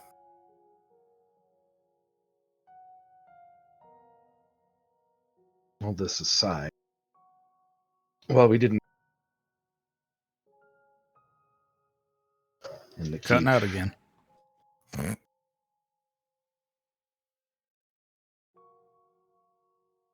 No reason for it to be doing that.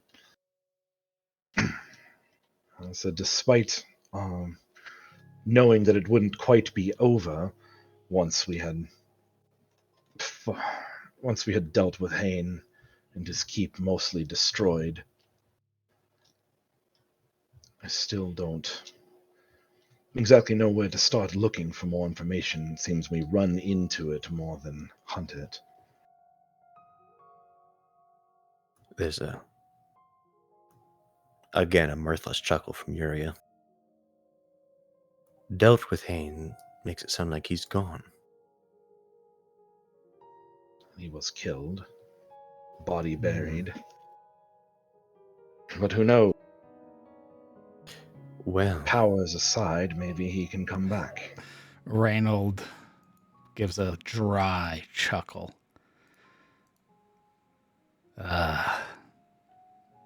you've made the connection. I was wondering what your paladin had been talking about. She nods. Hain was the abomination we fought. And then the image again twists to her vision of the bridge, but this time within the glimpse of madness.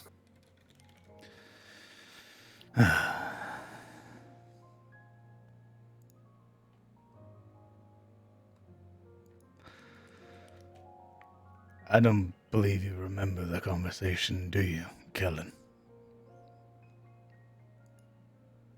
You had spoken about how we had dealt with the body.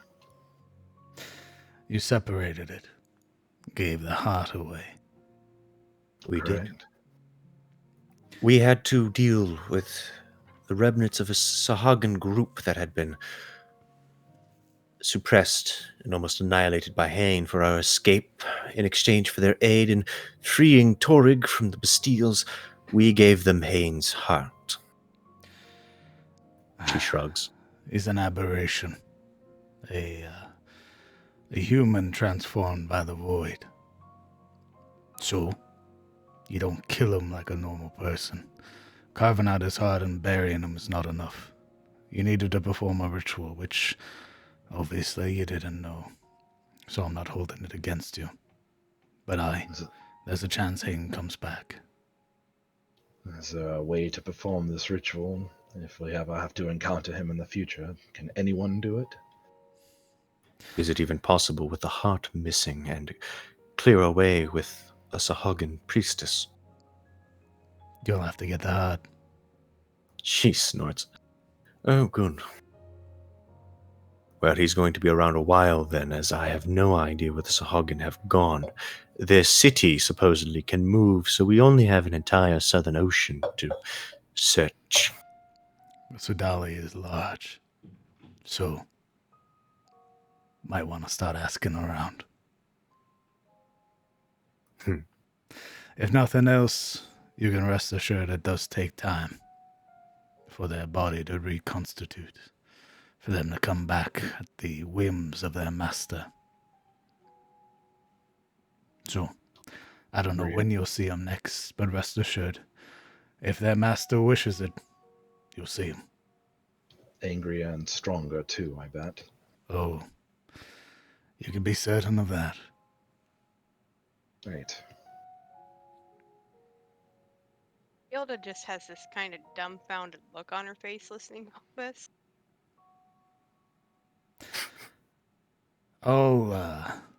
I'll send word. I have a few connections in Roefield and in Rosewood. See if there haven't been any Sahagan sightings south of here in the morning. See, and if not, I'll reach out to the Slayer Master and Suna. It'll be a while. She nods. Are you really out of retirement, Renan, or were you sent here? I'm retired. I dismiss it as all. DM, I'd like you to do an insight. Roll me an insight.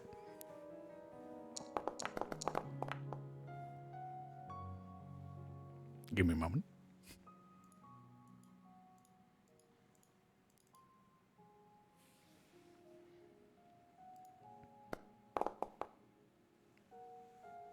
He is keeping his cards very close to his chest.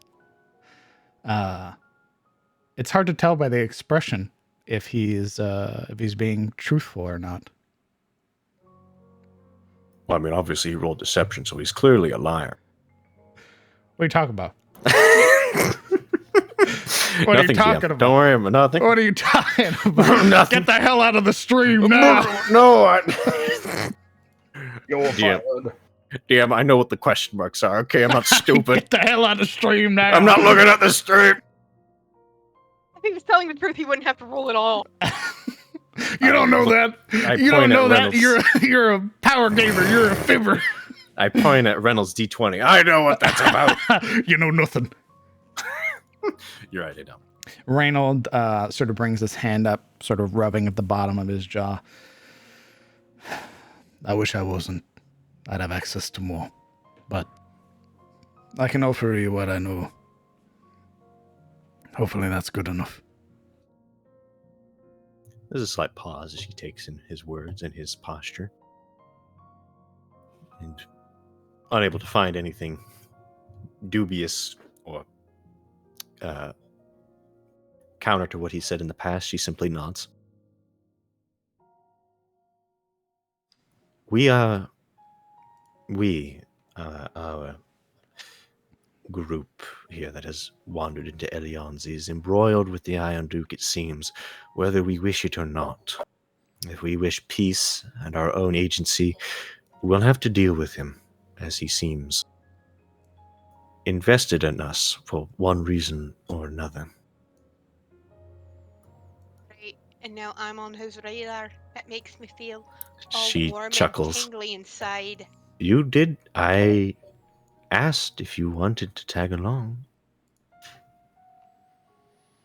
No. Now that I'm hearing what you're saying, I'm kind of glad that I'm in a group and not by myself, seeing that she got interested.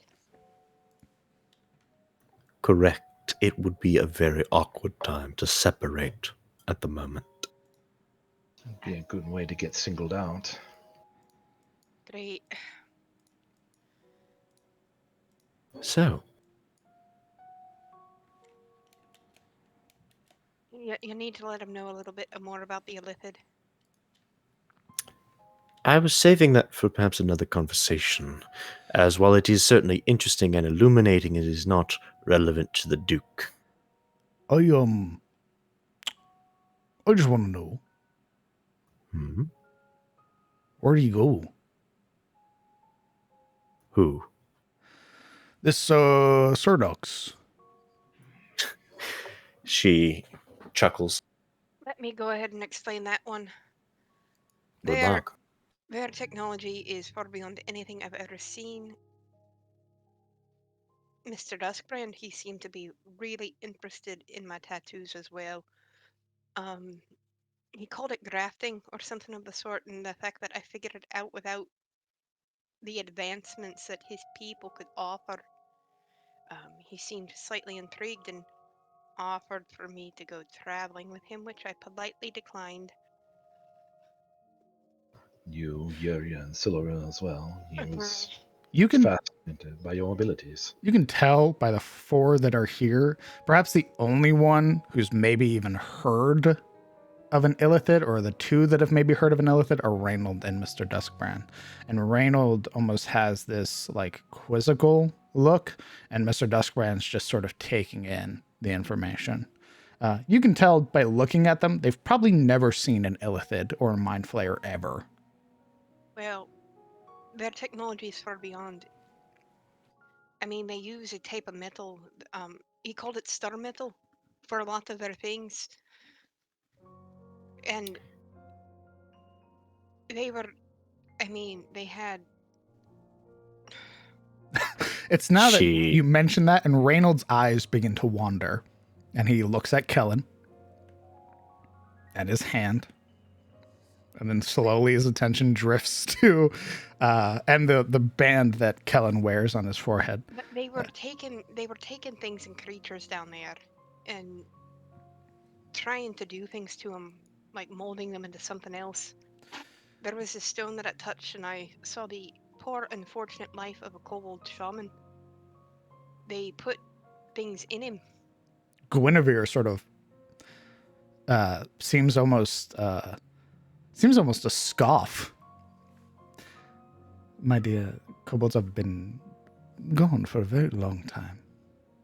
That should give you a kind of a time frame of how long that place has been down there. If Sardox is correct, the Illithid Empire has been around underground for a very, very long time. But there are apparently other things down there as well. I don't know how many have been released, but when he left, he talked about some sort of transportation, and he explained it to where when the place left, the dirt would be reconstituted and it teleported away. It sounds like your companion is, or at least the facility, is responsible for your Basilisk King, your Nightmare Manticore, and your Aberrant Phase Spider. And then I'll pull out the spear and lay it on the table. This came from down there too. Mr. Duskbrand looks at it. That's not from there. It isn't. No. It's magical. But look at the markings. He gestures along the length of the handle, and you would see that there is a blend of Draconic and Dwarven. What does the Dwarven say? Because I don't have Draconic. Lightning. Lightning. What? I haven't been able to get my hands on a puddle for God knows how long. I can't identify shit. Well, I have some chores that need done. Perhaps a favor or two, and a pearl can be yours. That I think would be very handy because they seem to want to know what everything is, which is the curiosity is appreciated. It's better than others that simply take and ask no questions.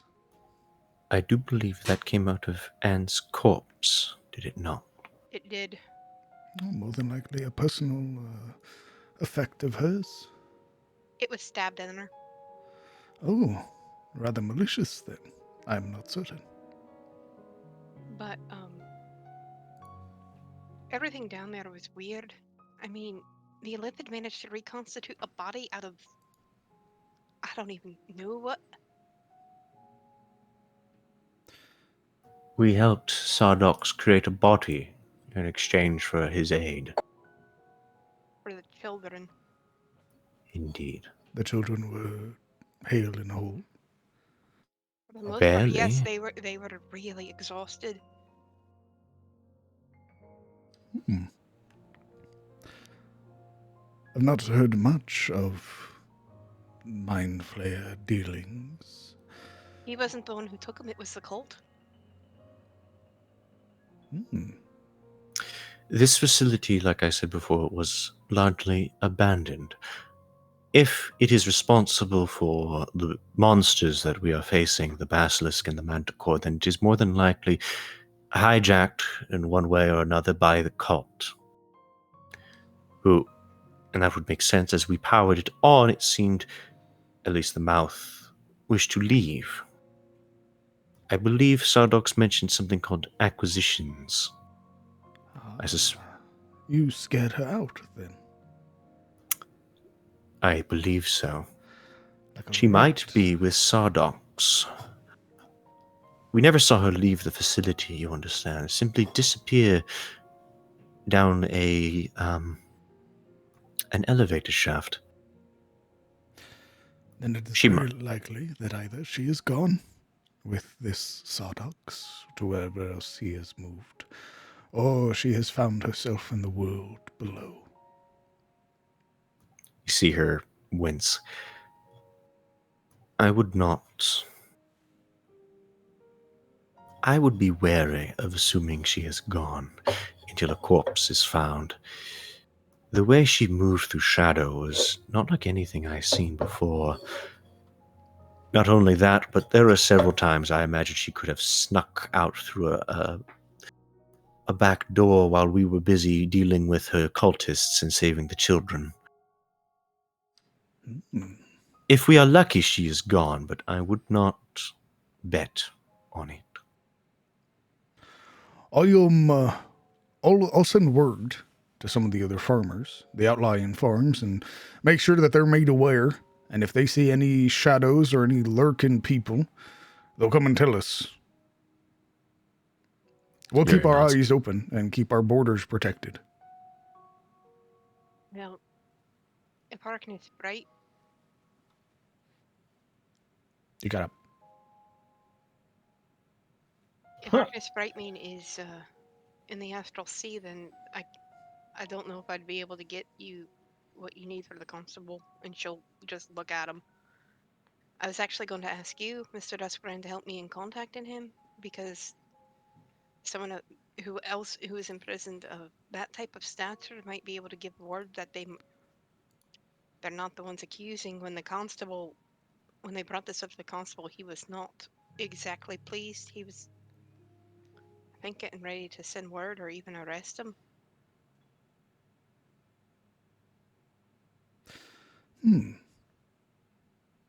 Well, I'll send word.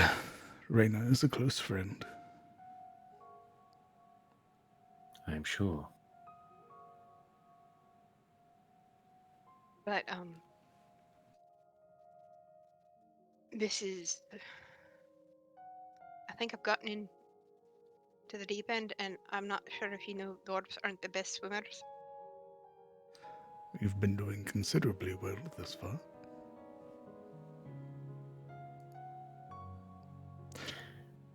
I wouldn't count yourself out just yet. Is there anything else, Miss Yuria? She pauses. As far as the Duke is concerned, that is all I can think of to relay to you. If you have more questions about the facility, I will try to answer them to the best of my ability. There was much we saw down there, many mysteries. Jin turned Sardox, the constructs that marched around at his whim, and some not so. The ghouls, the cultists, all the details I can elaborate over time, but as far as the Iron Duke is concerned, I cannot think of anything else at the moment. Do you have a question or concern? No. I simply wish to know as I'm very tired. Ah, yes. Apologies for keeping you up so late. It's quite all right. I, rather interested in your adventures, but perhaps better saved for another time when your matters are not so pressing. Oh.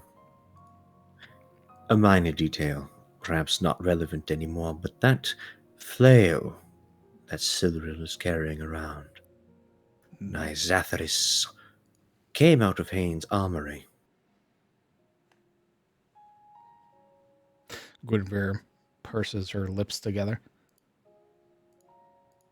If you note, she's had it on her pretty much the whole time you have met her.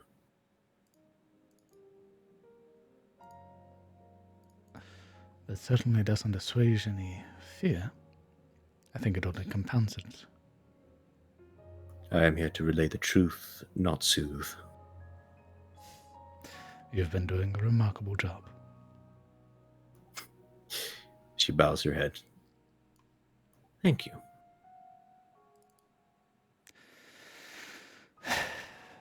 That is the blunt of it, though.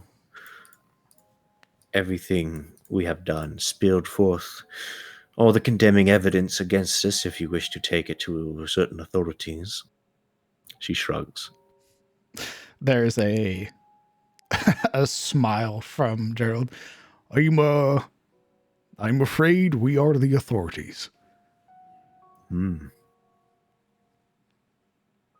We tried to relay some of this to the constable, so he would be aware as you are. You can imagine it did not go quite as well.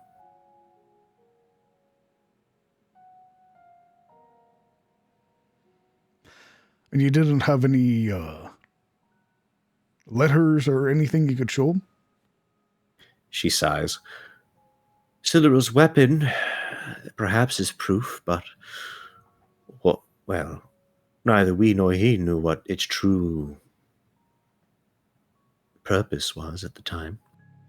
And no, the letters that I could have given to him were returned to Raynor. as they were his, addressed to an archmage. What was her name? Alva, I think? Ava. But I doubt he would know the name. And again, no physical proof. How does one prove such things? Prove an adventure? Even if we had letters, he could have just said we made it ourselves, forged it. I imagine he would have. Indeed. It is impossible to prove these sorts of things without only witnesses, and well, those are very far away. Oh, Hayne did have a bastard, a guard captain Kinsley, who now, hopefully, manages what is left of Hayne's keep. The poor bastard. All of them look to each other with surprise.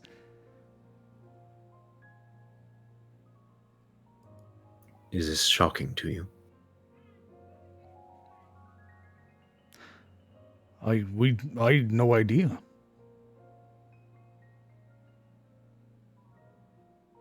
He's presumably still there, assuming the crabs or the prisoners haven't tossed him out.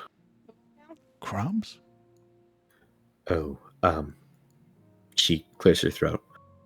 You know, perhaps this is better for another time. Not relevant, really.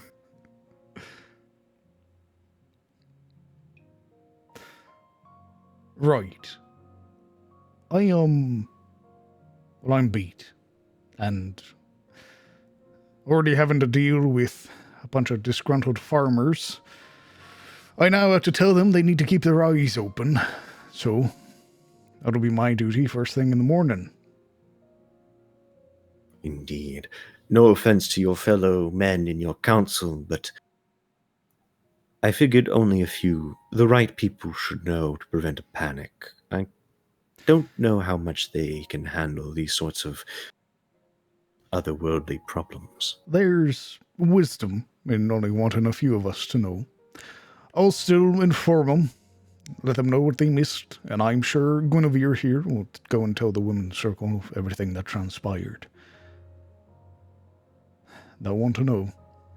And don't be surprised if the wisdom comes chewing off your ear, being outsiders and dragging this along with you, even against your will.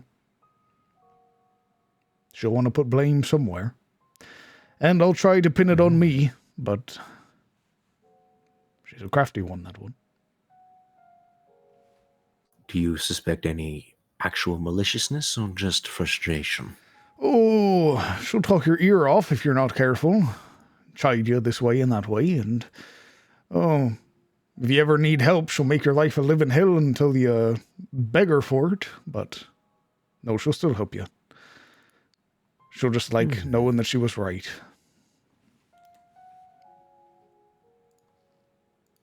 Yuria looks to Guinevere.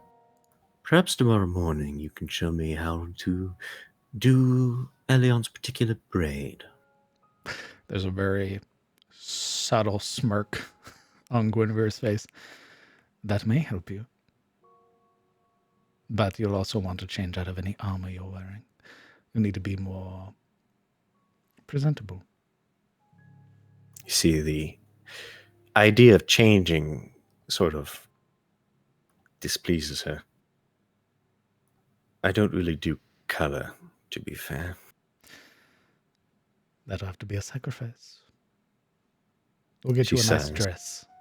The bean left some of her clothes. All right. Now then, if there's no other pressing matters, I'm going to sleep on this and divine from it what I can. The Get some mention of rest. at the mere mention of sleep, Yuria almost like you see her sort of waver as the idea of an actual bed comes into her mind. Yes, let's do that. Very well. Mr. Duskbrand pushing the javelin over towards you, Ashilde, as you realize now that he was casting Identify, sort of pushes it over. Freebie, so to speak. This is the Javelin of Lightning. He pushes himself up to stand. Thank you. Oh. Duskbrand, I'll want to see you tomorrow about I imagine you will.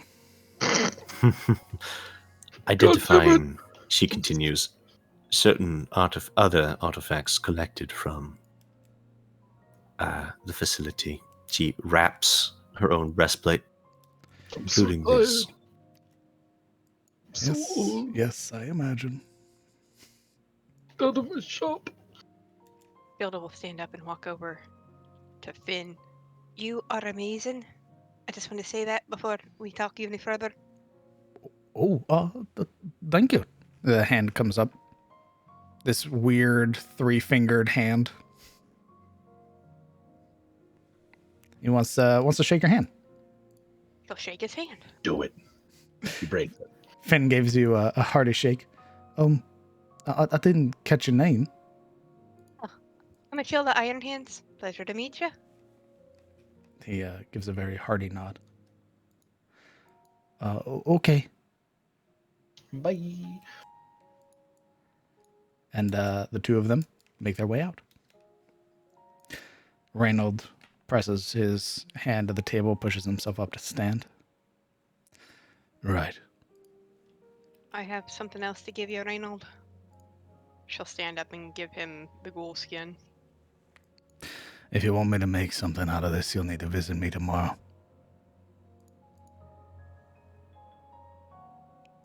The claws I can use. Skin I can also use. So, bring it by tomorrow. We'll get you something made out of it. That I can do. Been a while since I've carved tainted. Good night. Have a good evening, Reynold. Yeah.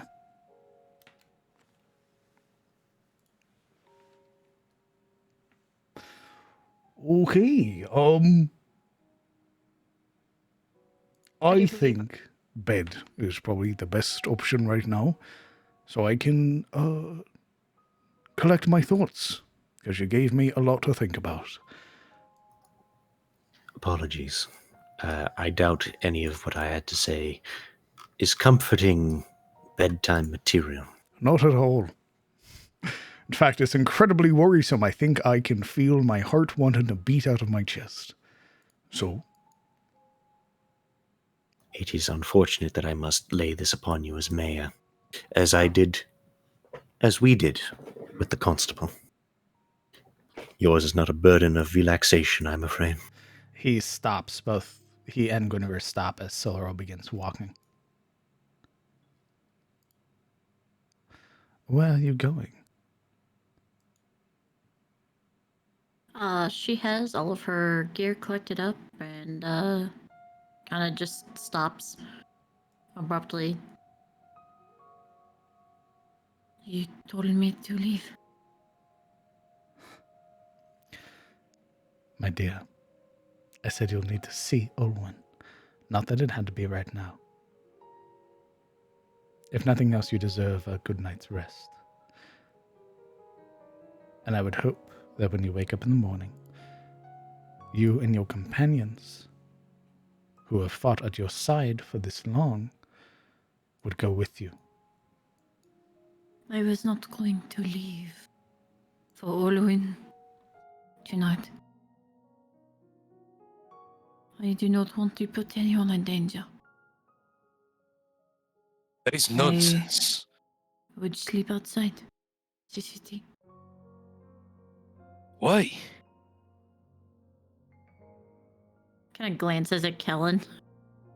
And then, looks back towards this, area over here.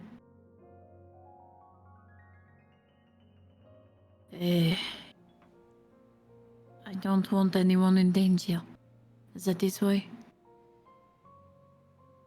Guinevere said you had maybe about a month before there's any particular problems, so I think you're safe to sleep inside tonight.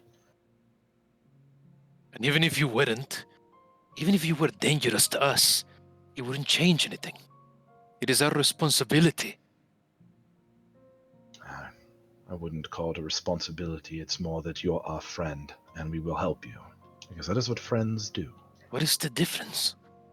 One seems like you have to. The other one implies that you want to. Either way, we are beholden to each other. That's not untrue.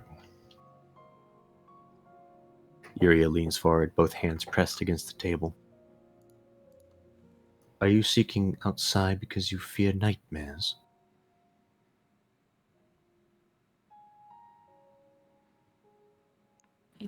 I have not slept in days. And if I do, I do not want it to be at risk. I have a tonic. I haven't made it in quite some time. But it can help. You won't dream of nothing. It'll be a rather uneventful sleep, I'm afraid, and you might wake up with a crick or two in your body. But it'll put you out. You won't have to worry about nightmares. Would that put you at ease, Silverell? She looks to Guinevere. Guinevere, who's been holding a very sort of frown, this saddened expression. She gives a small nod.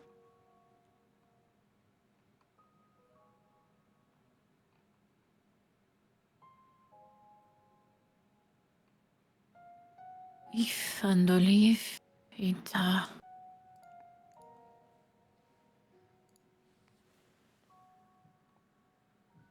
can keep me asleep.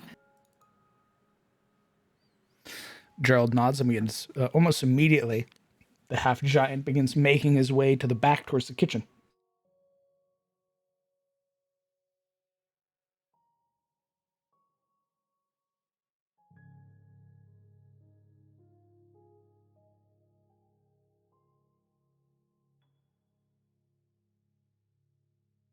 Okay, party.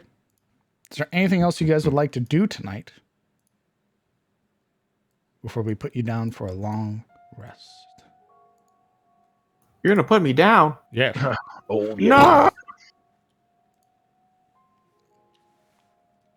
No, I don't think so. I think I've caused enough problems for one night. You have. Wonderful. Okay. When we... What's up? Well, no, I was... Gerald's already left, and I don't want to keep pestering the man. He's already like, fuck you, goddamn kid. What's up? That was just some nonsense, but it's not a big deal, I promise. Sounds like it's a big deal. It's not, I swear. Well, he's like gonna be downstairs for a bit making this thing, so now is the time to ask him. Oh, that's fair. All right. I thought he was like, I'm fucking leaving. Oh, he's working in the kitchen. All right. It's like, goddamn kid's making me work at all fucking hours of the night. Damn, He volunteered to do it. like the other bartender, and you fucking fucks. Kellen will push in the kitchen and lean against the wall. It doesn't get easier for you, does it? As he's in the process of grabbing some like bundles of herbs, he pauses and looks back. Oh, don't tell me you have more bad news. Oh, not really, no. Not really. Right. What is it then? I was just going to ask if I could take some food upstairs. Sure. What for? And You didn't bring Lorna any left. strays into the inn, did you? No, just a dwarf. But it's not for her. Lorana's... Kiss my ass, Kellen. Lorna's not feeling well, and she hasn't eaten, I doubt, very much, so I thought I would try to bring her something. Well, I'm afraid there's not much that's left over, food-wise, but there's some Oh, some breads and cheeses and the like. That's perfect. Sure. Help yourself. Thank you. How do you... What is it that you think of us after all of this? What is it I think of you? You're a good man. Yeah. Rare thing in this world than many might think. So your opinion matters to me. Are you having doubts? About myself? I don't think so. I try to do my best, to do my duty. As far away from the other Grey Watch as I am, it's very difficult to know for certain without that reinforcement. But I do try. There's sort of a ragtag band that we've put together. And as much as some of us may butt heads at times, I would rather... Get up. Fucking hating this thing. I don't know what it's doing. It hasn't done this You've before. been vaping into it too much. No, I have not, motherfucker. As ragtag as we are and butting heads occasionally, I just don't want anyone to feel that they have to leave. He sort of knits his brows together.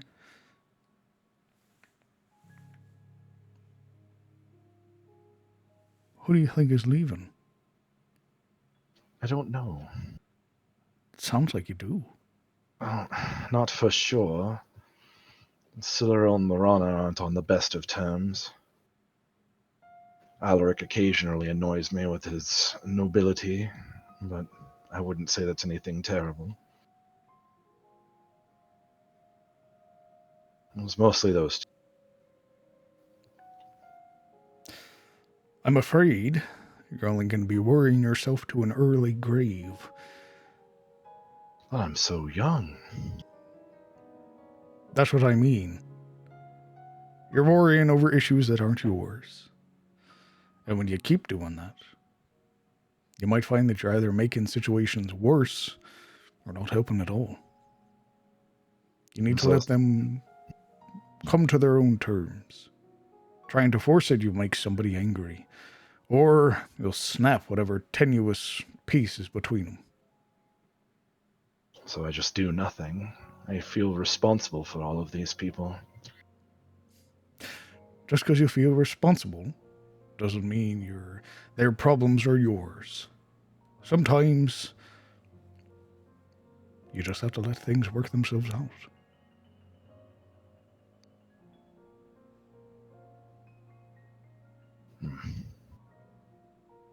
You'll see. I always hoped that things would be solved more by direct action. Sitting around and doing nothing is hard. Aye. It's one of the worst feelings. One of the worst parts is standing around thinking I can maybe do something. Maybe if I just said the right words or if I did the right thing. But sometimes doing nothing is the best. I guess you're right. I guess I am too. Fair enough. Well, I will keep my peace and hope for the best. If things do get worse, if things aren't showing any signs of getting better, or hells, they decide they want to start going at each other's throats, that's when it might be wise to intervene.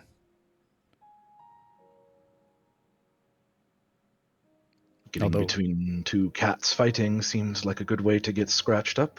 Aye, you will. But unless you want a dead cat. That's fair enough. A little bit of pain, stop a... Yeah, you're right. As he's walking past you, this big half-giant hand pats your shoulder. There's some cheese that's been wrapped up. It's probably fresher than the rest. So go ahead and help yourself and get some from Marana. I will. Have a good night. We'll talk to you in the morning. I bet you will. Well, we have chores to do we not? On that, he doesn't say anything. It's like, goddamn right you're doing chores, you motherfuckers. Approaching Siluro, he offers you this this sort of steaming cup. It the weird part is that it smells like nothing. Right. You're gonna get knocked out. She will take it. Drinking it is a bit painful, given how hot it is, and your desire for your adversity to heat and fire. But drinking it, in doing so, you would finish it, getting to the bottom of the cup, and he would very gently take it from your hands, and then look to Yuria. Can you help her? And as he says that, those words slur Siluro. Uh-oh. Light begins she to speaks sort in of giant as she's like, what happened? light begins to sway and change, and you watch as they go from being streaks to these fractals, and eventually they shatter as your vision is gone. And you Yeah, she just speaks in giant. What was in this? Yuria would be sort of looking out in the distance, sort of thinking to herself when Geralt catches her, calls out to her. And at first she's like, oh, with what? And then she starts to see Siluril waver and slur. She's like, oh, dear gods. And she quickly hustles over. one of his hands comes out to assist catching Siluro, and he sort of grins at the giant that comes from her, and then looks to you, Yuria. It's an old giant's drink. It's meant to help seers when they're attempting to sort of get a bit of clairvoyance, wake up in the morning and have a better chance at completing rituals. I haven't had to use it since my father used to be around, but glad it still worked. Okay. Is Siluril still in her armor? Yes. Oh, yeah. She Not only that, but she has all her gear as well, because she was under the impression that Guinevere wanted her to leave. So Yuria sort of nodding at Geralt, half listening, as you can see she is visibly struggling to keep Siluril from just falling to the floor. Mm-hmm. Sort of seeing you struggle, he muses for a moment. Oh, I thought you were, you know what? It's fine. Don't say it. Nope, it's fine. Let's go ahead. Let's get I her know upstairs. she's short. Nope, it's fine. I wasn't saying or assuming anything. Shut up. Let's go She ahead. starts trying to drag Siluril by the armpits, grumbling. Gerald I'm not. will assist. Assist. Hold on. Stop it. Excuse me. Oh. we are one. Is there a real life recipe for that drink? Yes. It's called a hypno. I was about to say it. That's a date Yo. drug of some kind.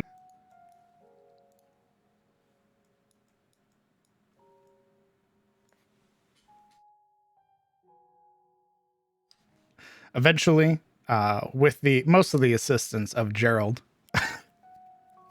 and Yuria's help, Siluro would be deposited in her room and left with Yuria to sort of help her out of whatever equipment is easily accessible, and Gerald would leave. Yuria scratching at her head, looking at the Tarosian chainmail and armor. Great. She begins slowly peeling away the equipment, the backpacks, the supplies before going at the tassels. The long process of removing armor from a limp body. Have you? She's never worn like heavy armor or anything, right? God no. Okay, so we'll say for the normal doffing, it's usually 10 minutes to doff heavy armor, but because you're sort of fumbling, we'll say it takes like 20 minutes. Yeah, it's like grumbling to himself, where's the fucking strap? Looking around, lifting a leg, trying to find where it is. Oh, there it is. And that continues for the 20 minutes. Is there anything else that is going down tonight before we give you all your long rest? I'm just bringing that food to Marana. The door is closed. It is locked. There would unfortunately be no answer for tonight. Either she's not answering or is already asleep. He'll leave the plate by the door then, before he goes to his own room. Hilda goes to her paid-for room. Snuggles down in. And passes the fuck out.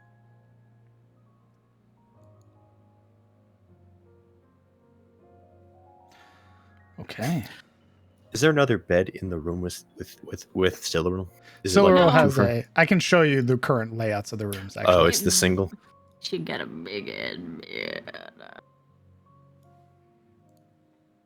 Only starfish in the middle.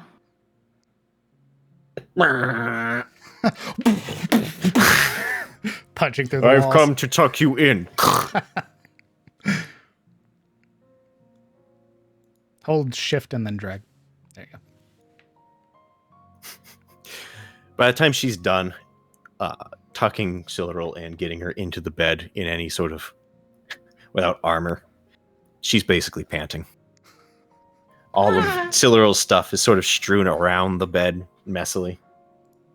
She eventually falls into one of the chairs, blowing sort of disheveled hair out of her eyes.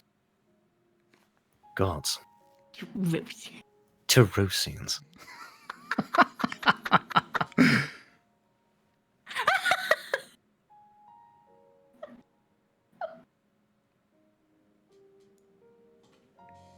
Having assisted her out of her equipment, as she's already just Septum deviated. What else are you doing, Yuria? Where is the flail? In her hand. In her hand? It With, would like- not be in her hand, as it would be amongst the equipment that you've stripped from her. Oh, so I was able to grab it without it like freaking out. Take it out of her hand. Not even sort of realizing this, sort of caught up in just undoffing the tank. She would sort of look again at the flail, lazily sort of thrown upon the floor, with a considering look.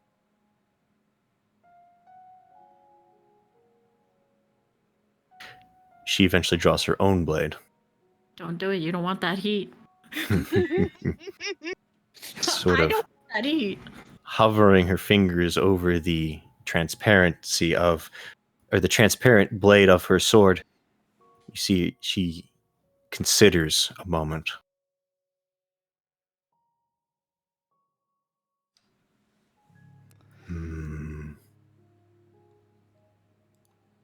You would hear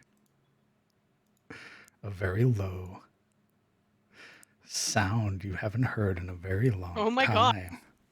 This that almost reverberates.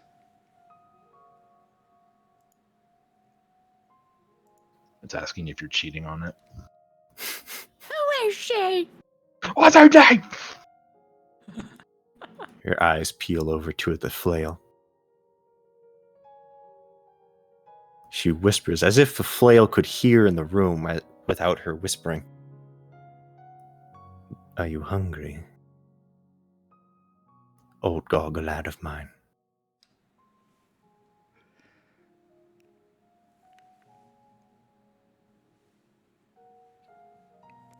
I would strike you within it. But, she sighs, it has its grips tightly around Silverill's soul. And I need that one.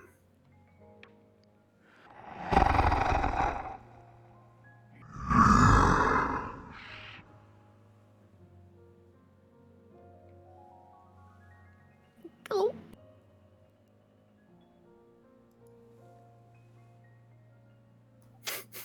Don't like that, Pog Champion.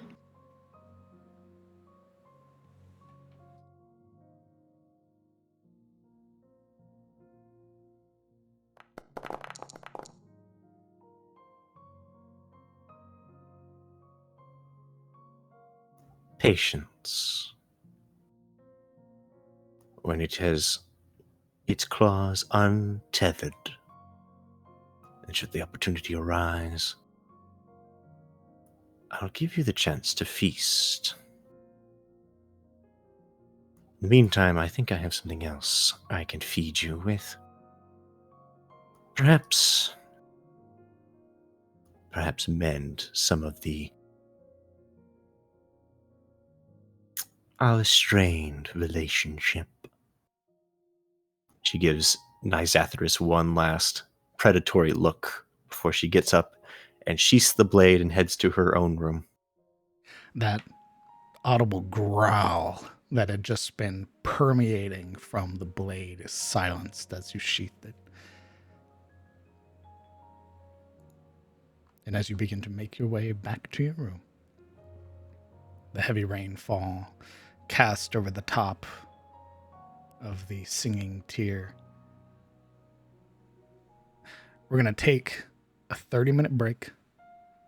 And I need you all to click long rest, please and thank you. Oh, thank God, it's been days. I'm gonna go get some food.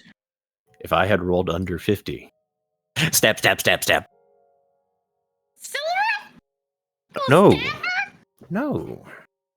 Oh my God. What the No, not fuck? you. Please, I don't need another Blake Not moment. you. I mean, maybe you and Jason. Aren't we getting along so well? Fucking sitting in the dark with like... That'd have been... I'm expecting, I'm like, yeah, she's going to stab the flail. And then she's like, I stabbed Silveril. And I go, huh? What? I mean, might as well get to the source, right? That's one way of getting rid of the curse. Wait. I love the Just image stop. of like Silveril snoozing with like her thumb in her mouth. Me. And then there's just like red eyes coming from the table.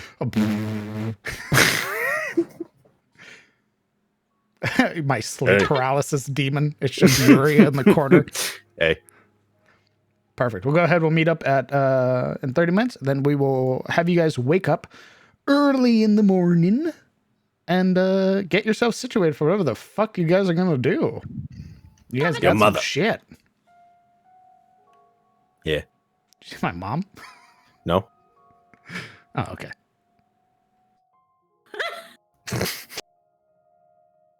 You tell him. Don't check the VODs.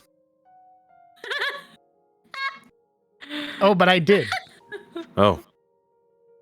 The other VODs during last stream. Nice. What'd you find? The answer to what makes Yuri a blush. We already went over that. Yeah, but you answered with such intensity, such a visceral answer given to. Oh, I did? Yeah. I didn't realize. Well, it's a my. clip now. Thanks to It's a Fundin. clip. Thank you, Fundin. I'm glad. Take notes. I did. Look, next map stream, I really want to talk to you about like the mind of a monster fucker. You know, I really want to get in there and understand what it means to want to fuck a minotaur, you know? Bet. We can go I over myself that. am not a minotaur, so I'm really interested in the psychology, you know? Does Sardox wanting to eat your brain out make it more attractive, or is that like the danger flag? Good. You know. All great questions. I'm going to go to the bathroom.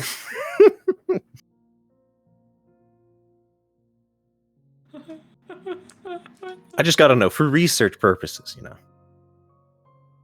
What are you researching, you freak? I want to, I made a promise that Yuria had a specific fetish. I promised. What was her fetish? She's a monster fucker. What? Yeah. Hardcore. She loves, I'm just waiting for the Morlings to be busted out. But see, I am not personally a monster fucker. So I want to know, like... maybe we are the same. Maybe. So Lord just looks at her. We have a lot in common. Maybe. I was very direct with what would make Yuria blush. I'll just tell you that much.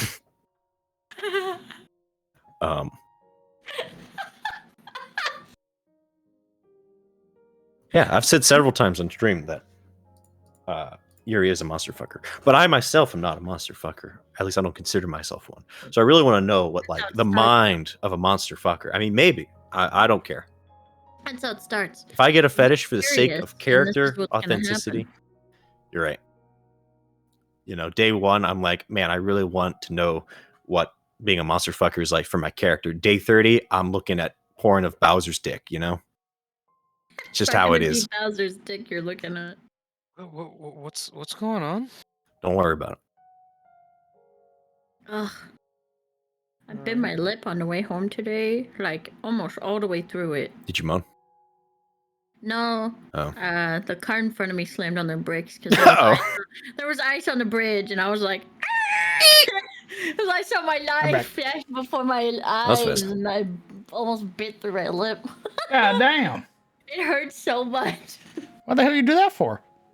The snow.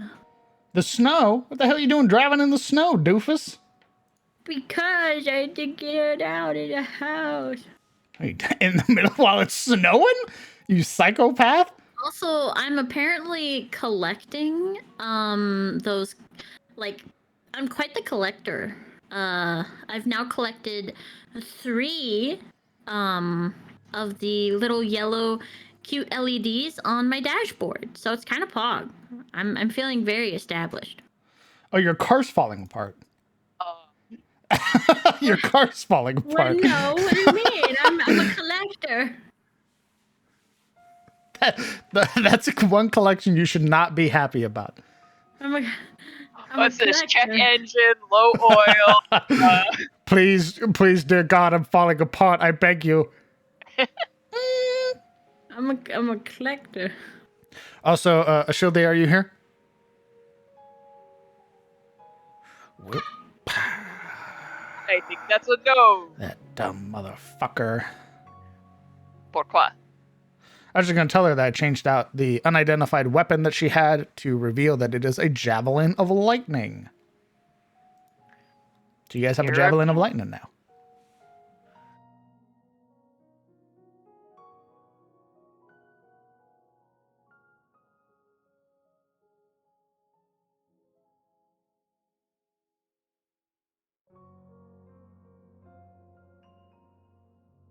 Ow, ow, ow, ow, ow, ow. What? What? What's up?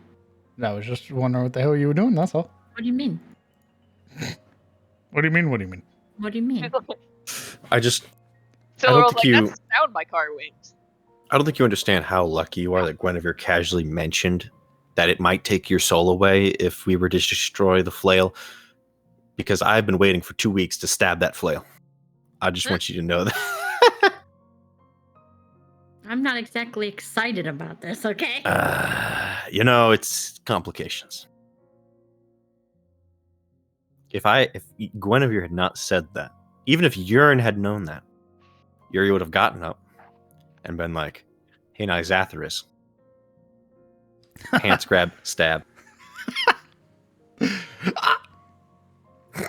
Silveril just on the bed. Yeah. Wow. Looks up. Why does Silver look like a drained grape? Weird. Anyway.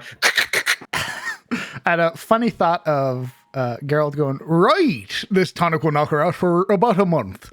Hoping to break that curse and all that. I'll just put her in carbonite. I don't know if you told them or not since I wasn't here, but Marana, are you going to tell them the thing and talk about the dream to Duskbrand? Oh, that was discussed about that. Uh-oh. Yeah, maybe. She's not quite sure right now. She's got a lot on her mind. She's got to work through it. I love it. DM be like, here's this very important plot point I'm going to give to you. Player be like, mine now. Buries it. What did I do? Nothing, I'm just memeing. You always. Yes, it's in my blood. The memes, Jack.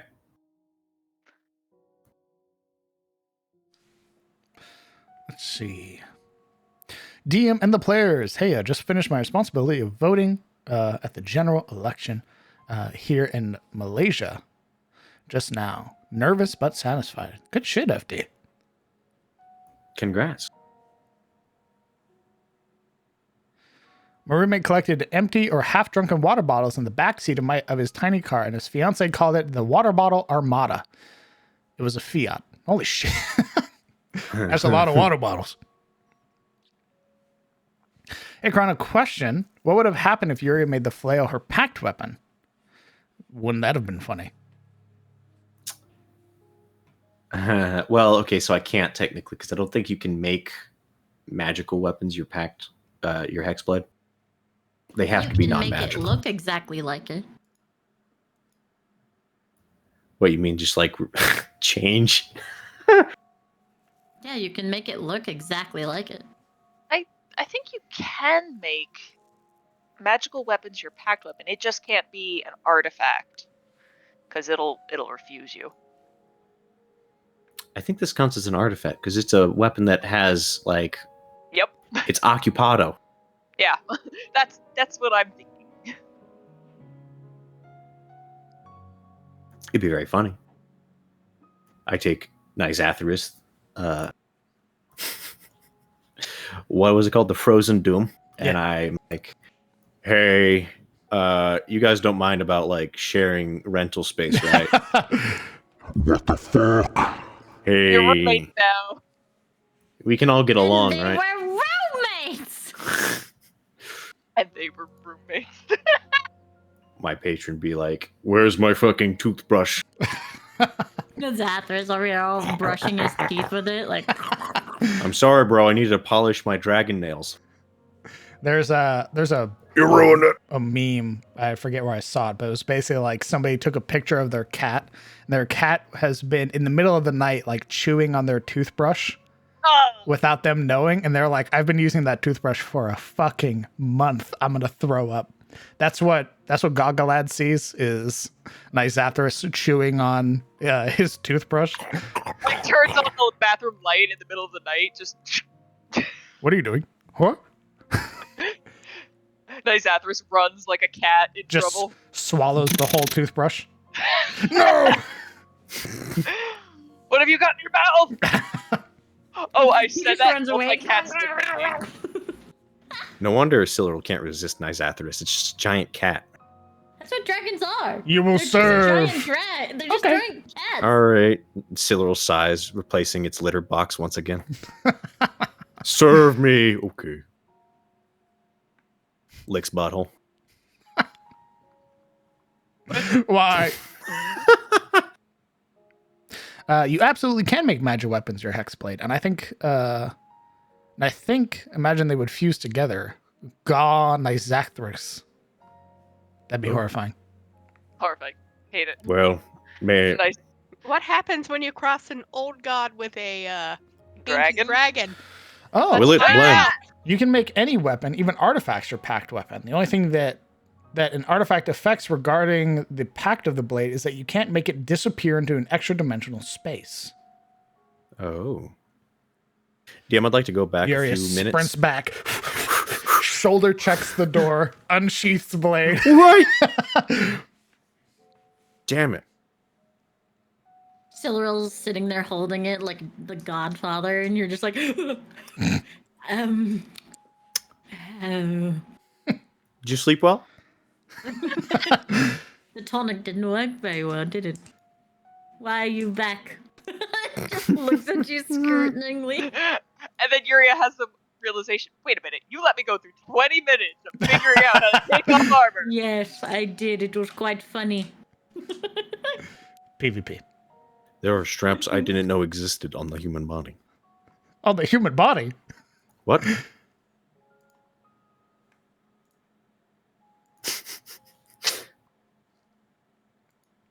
The armor, I mean.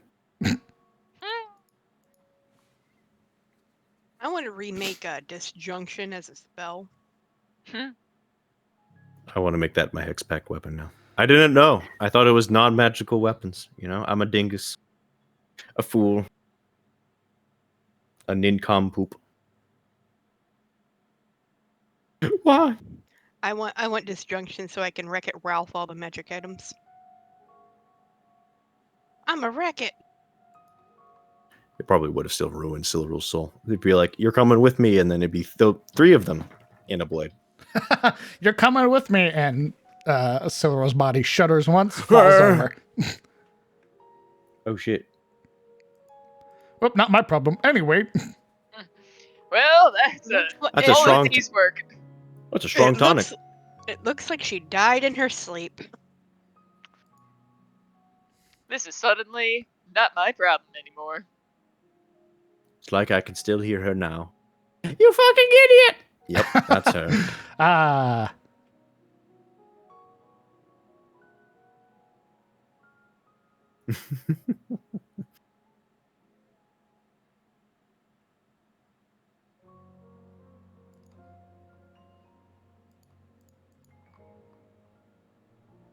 I'm sad. Sedge. Sedge. I wish I'd rolled low. I would have just stabbed it. Stab the fuck out of that wanted thing. to, bro. I wanted to, man. I just want to be like, will it blend? But Will it blend? I've already made it known that Uria's like, you're the you know, she has to care about the others. God. Ugh. Yes. Yes. My art is done. Fuck. Ooh, art, Huh? art.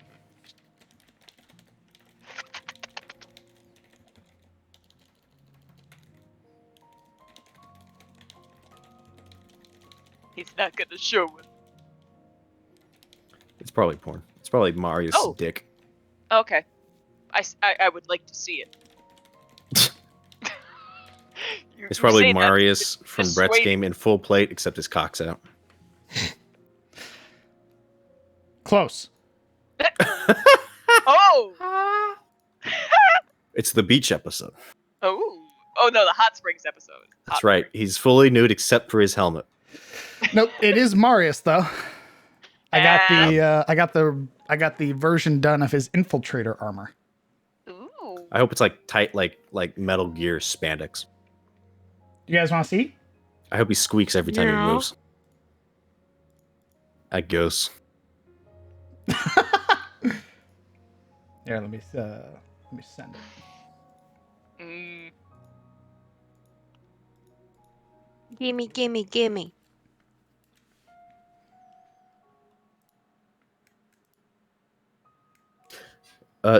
To elaborate, Contis, I think that's your name. I'll just call you Argent. We're not talking about Pact of the Blade. We're talking about Hexblade. Just to be clear, Yuria does not have Pact of the Blade. Damn, that bitch got some nails.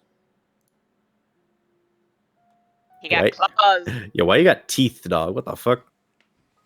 When his when the guard comes down from his other form, it reveals the like bottom Jesus like Christ. skull plating on his armor.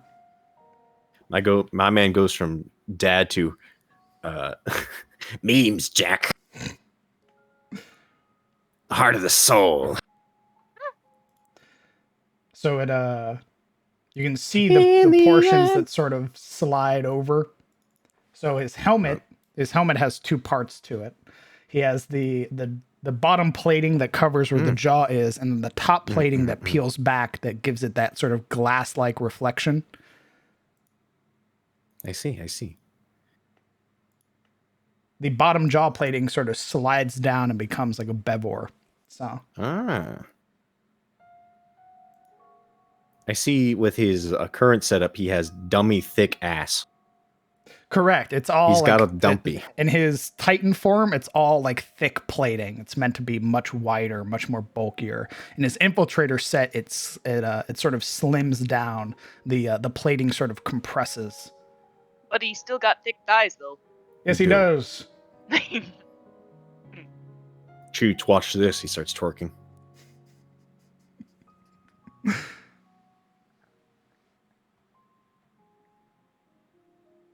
You can't do this because you're skinny from doing drugs.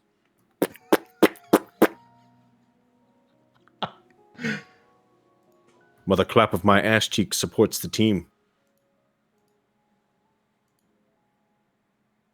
That's how Marius gets inspiration.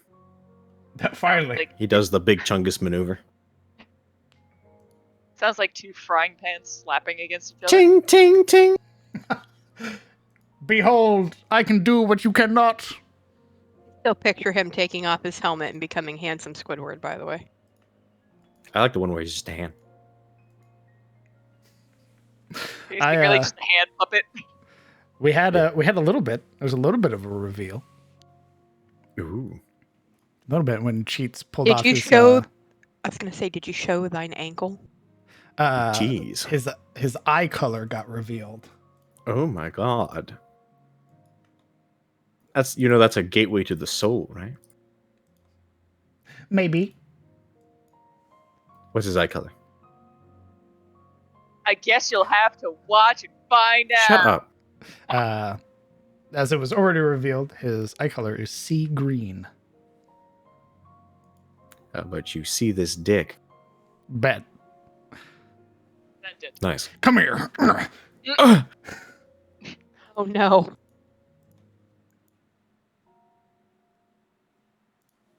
Oh no, he's got the yowie head. I hope I'm a bit louder now, chat. Now that I can raise my voice. Now that everybody's passed out in their respective Oh my rooms. god. Ooh, have to wait to see. Ooh, yeah, I guess you will. Because we won't be playing next week. We won't be playing for 2 weeks, I don't think. Oof. 2 weeks. In Brett's That's game? rough, buddy. Yeah, I think so. Oh yeah. That's rough, buddy. Is it because of the turkey day? Brett's taking the week off to just relax, to vibe, to chill out. I know we'll still be doing something on Wednesday. I think we're all playing like Core Keepers on Wednesday, like the gang. And then I don't know what I think towards the end of the week we won't be playing because it is getting close to Turkey Day. Are we playing on Are we playing on Black Friday? I don't see why we wouldn't. Very good. If anything, I'd want to stay inside during Black Friday. I don't want to leave. Are you crazy? I have to ask. I don't know if people are going away for Turkey Day or not. I'm sorry, guys. Normally I'd play Actually, today. all of my family's coming here, so Uh-oh. Wow. Uh-oh. me mom, me sisters, me mum's husband. They're coming here on Thursday. Oh, goody. Tristan's making a turkey. I am. Did you check that place out for turkey stuff? If not, You monster. I've been role-playing in D&D, my friend. I pick up my fresh turkey on Monday. Nice. The fuck's Fresh- a fresh turkey? Yeah, is it still gobbling? No, it's never been frozen. That sounds like it's still alive. Wait, what's on Thursday? Thanksgiving. fool. Thanksgiving. He doesn't. What? You fucking know what Thanksgiving is. Don't act like that. Oh, that's what you're talking on, about, turkey. No, we So just I really wanted know- to make a turkey for no reason. I know what it is. It's when you guys eat the turkey. That's what I know about it. Like, Look, I can understand you not knowing Thanksgiving, but Black Friday? Come on. you know. The most holiest of Yeah, see? traditions. Yeah, what the fuck? The reason we take off of work? for mean these the mo- great deals, I mean, the to- most holiest. so I of can good kill a man over a out here. toaster. Exactly. If I haven't trampled at least one 5-year-old. I'm gonna go fight Karens over some pots. It really just feels Why? like a capitalist trap. Here, have a free What? day. No, Guaranteed. no. What? Or you can No. spend all of your money. No. Is Turkey Day a federal holiday? I don't remember. I believe it Yes. is. Nice. Yes, this is a bank holiday. Epic. But Epic. there's only one thing that I desire, and it is this pot set. And I'm going to go fight people over it because I want it. Why would you fight Godspeed. people over a pot set? Because it's a full pot set of like 52 pieces, and it's $30 in good quality. Is it stainless steel or what? Stainless steel nonstick. Cut. There's no such thing. That's a lie. I don't care. It's Well. nonstick, and it's pots and pans. Well, at least it's not like technology related. I pity the Best Buy employees. Oh, good. My heart goes out to them. May you suffer well, Not my medical bill, because they'll Oh, need God. and may you Yeah. die honorably. that. Geek Squad holds the line. So, what's worse is the fucking Best Buy but near me. It's under renovations, so you can't physically go into the store. There's just a tent outside of it, Oh no, My God. and I'm just like, oh, Yo, that's worse. it's gonna be so much worse. I'm not going outside. Fuck that. Back before my two youngest were born, I about got into a fist fight over a vacuum cleaner. That's special. where are you? Somebody tried to snatch it out of my cart. So they fucked This is around what- and found out, I hope. I pretty much told them that if they did not cease, I would make them cease. This is what really, puts my faith in humanity. The war of the Dyson. That's and pots and pans. I'll kill a man for this pot. Who's gonna stop me? No, I don't think a lot of people will be going for those pots. I think I'll get in and get out pretty quickly. Say that. Well, I'm not going for anything else. Like, it's in for one item, out. Hey DM, What? did you see my DM to you? No. You should. It's a very special occasion. It's what you've been waiting for. Oh, That's right, baby. nice. That's right. I'll be adding that afterwards. But what do you think I've been listening to in the background this whole Fear. time? Hopefully, the music that I'm playing in Foundry. Yep. Oh no. You son of a bitch. Yep. That's why I've been wanting to kill this whole time, is because the calming Final Fantasy music. You're right.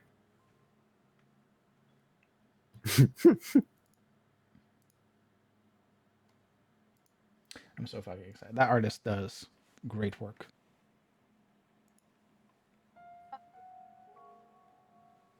You're a cat whisperer. Is there any way to make them stop being a little shitlord when they're like No. 2 years old? Who are you asking? Morana. Present. Oh. Have you tried locking them in a bathroom? No. But the squirt bottle seems to elicit rage. Exactly. That's Yes. not going to work. The squirt bottle doesn't work. All squirt bottles do is make them afraid of you or not like you. I found the best thing for little gremlin mode when the cats are doing it is to enact corporal cuddling. They seem to hate that. Have you considered just blocking off your power button so it can't just swat it? It doesn't swat it. It reaches its paw up and goes boop, and then slowly takes it down again. It stares me in the goddamn face right as it does it. Remove the cat. And you let it? After it does it, it like looks at me like, "What are you going to do about it?" Yes, what are you going to do about it? That's right, Major Starwood. I was listening to the Wii music. Doot, doot, doot, doot. DMCA. Doot, doot, doot, doot. Does it? You just pick her up This and cuddle her? VOD is mute. You part- No. You cuddle her against her will. Nintendo will be seeing you when And if she- in your dreams. If she tries to flail away, you just keep cuddling her even harder until she gets the idea that every time she hits the power button, I'm going to get picked up without consent and cuddled against my will. So where that hot Marius art at? In Into the Shadows Breach group Discord chat, where I've shared it with the party. I want your flail.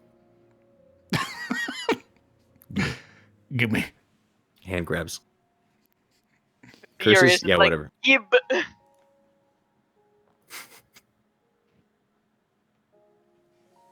everybody back? Yeah. Nope. Oh, Lamb. Yes, I have consumed the fried ham. fried ham. Alaric. Oh, okay. Yes. Hi. Perfect. Has everybody clicked the long rest button? Indeed. Yep. Very good. Give me just a moment. Get Sabine out of here.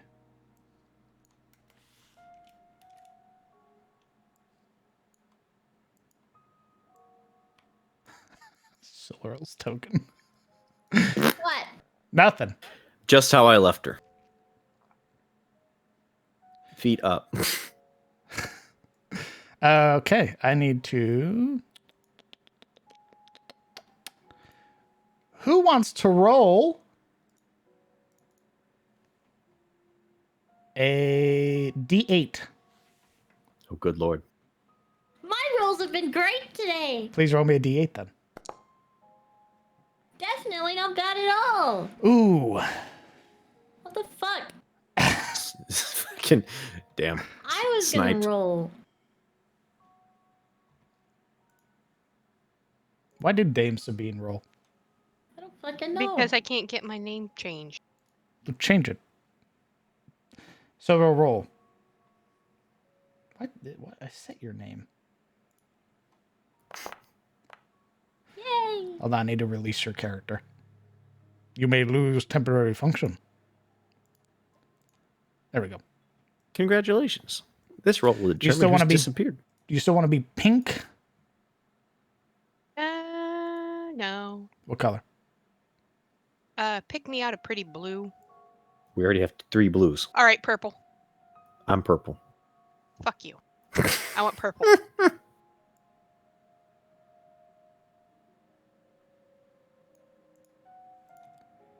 There we go. A 6. Okay. The rain has lessened, not nearly as heavy as the day before, but still present. As you all begin to wake up and find yourselves on a new day, in the early morning, on the 21st of dawn. What are you all doing? Waking up, Sheriff.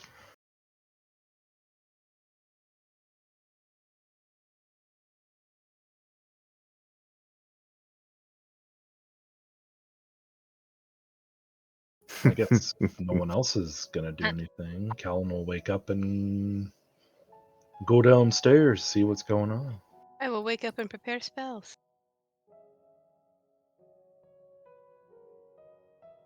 Yuria will groan awake.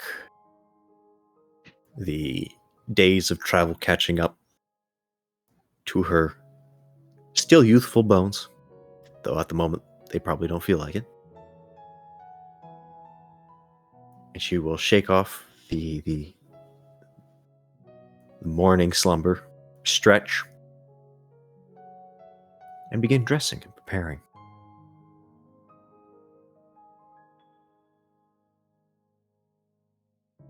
Slipping into the breastplate and her normal gowns without Guinevere's suggestion of more subtle clothes. And when she's done, she will place the psionic mind stone squarely on the table. and she will draw Gogglad.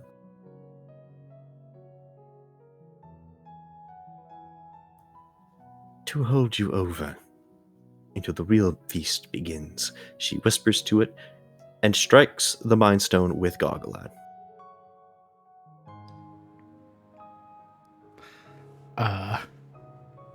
Nothing happens. There's a pause. It needs blood. Sort of tilt of her head. It worked with the grimoire.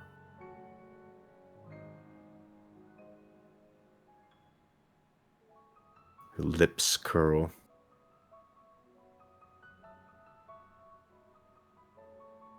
Oh.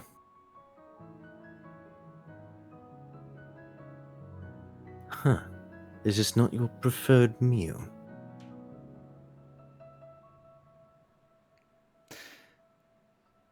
You get this strange alien sensation that sort of works its way up through the back of your mind. That this magic item is not like others. You are attempting to feed it technology. Oh.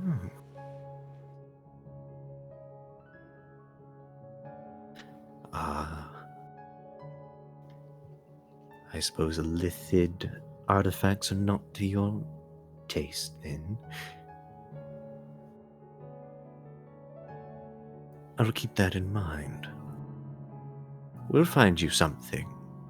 Worry not.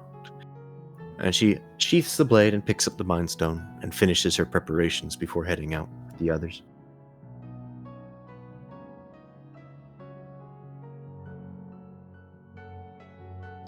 Okay. Oh.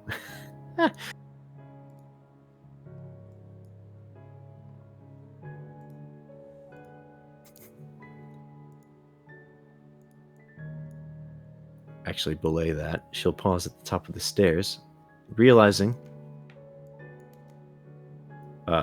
something a little important. She would go to Cylleral's door and gently knock.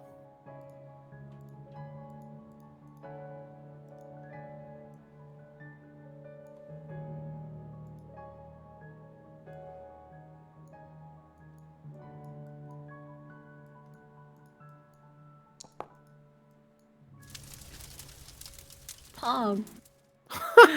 She stirs in her bed.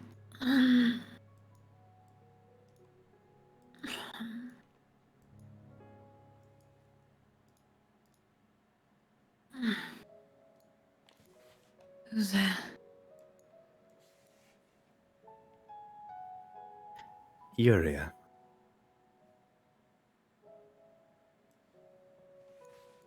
Just checking to see about your condition. Ah, this is also the wrong token, DM. I literally copied it over from the other map. What are you talking about? Because there's two of you. Oh my god, it's a doppelganger! Skinwalker. Just like Shademore.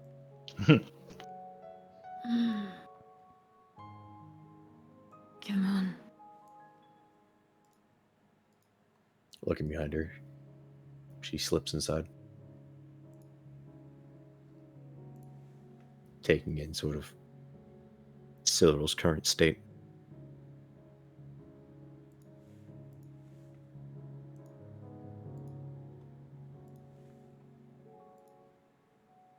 I don't know what sort of side effects the sleeping tonic might have had.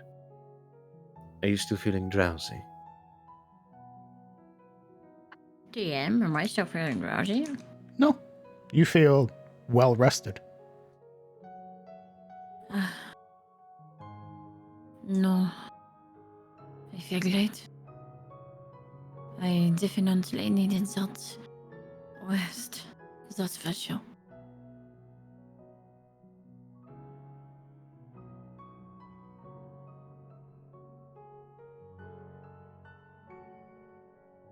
Very good.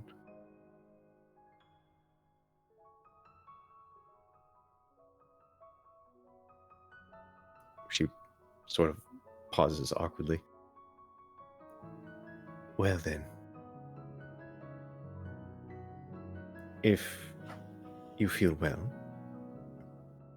do you require assistance with, She looks down at the floor at the mess. Silril then also looks down at the floor, at the mess. And there's this, just this.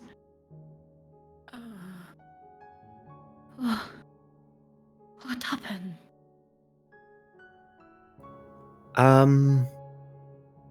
She wanders over, picking up the flail and weighing it in her hand as she talks. There's Well, an instant jerk of her body as she reaches forward. A hardened expression. Don't touch it. she pauses, taking in Silril and her insistence. Fear not.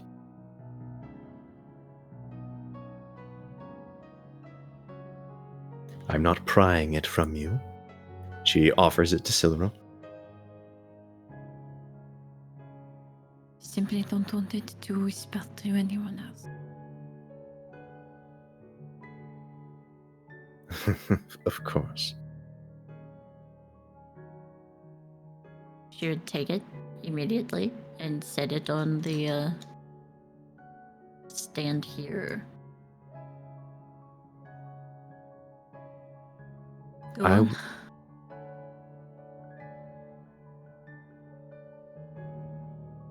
Well, the rest of your things are still littering the floor. I do feel somewhat responsible, being the one who put it there. Trying to get you ready for bed unconscious was not easy. Why do they insist on making all this armor with so many leather straps?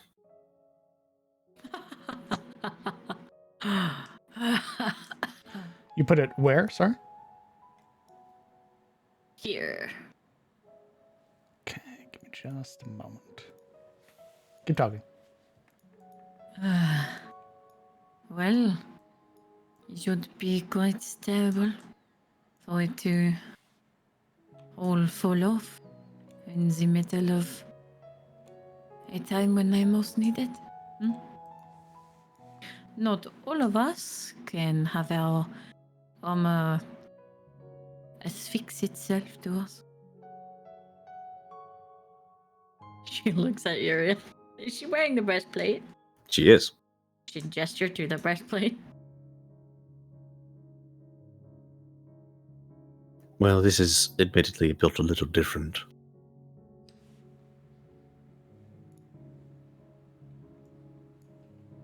It just sort of comes off when I desire it, and not at any other time. Built-in chastity as well. What'd she say? Built-in chastity as well.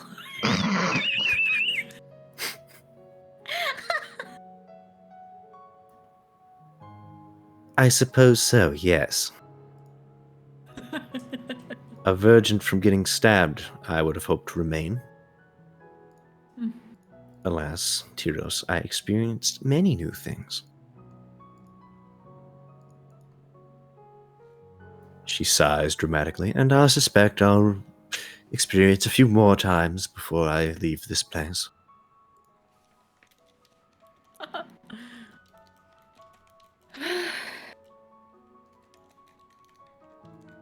There is a lot to experience.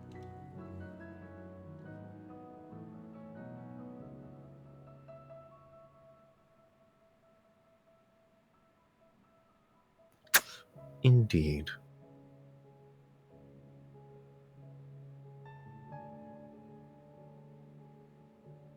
Well, if you don't need any help with the clutter, I'll be seeing you downstairs. Important that we Vessels stick together, yes?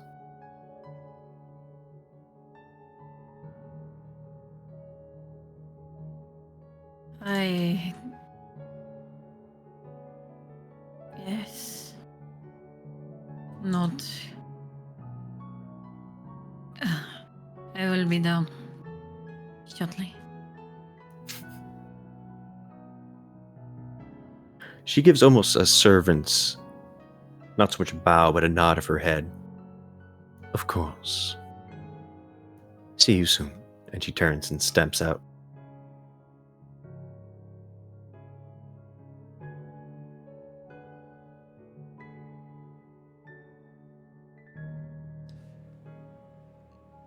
Children runs her fingers through her hair frustratingly. Why are there 2 Alarics? And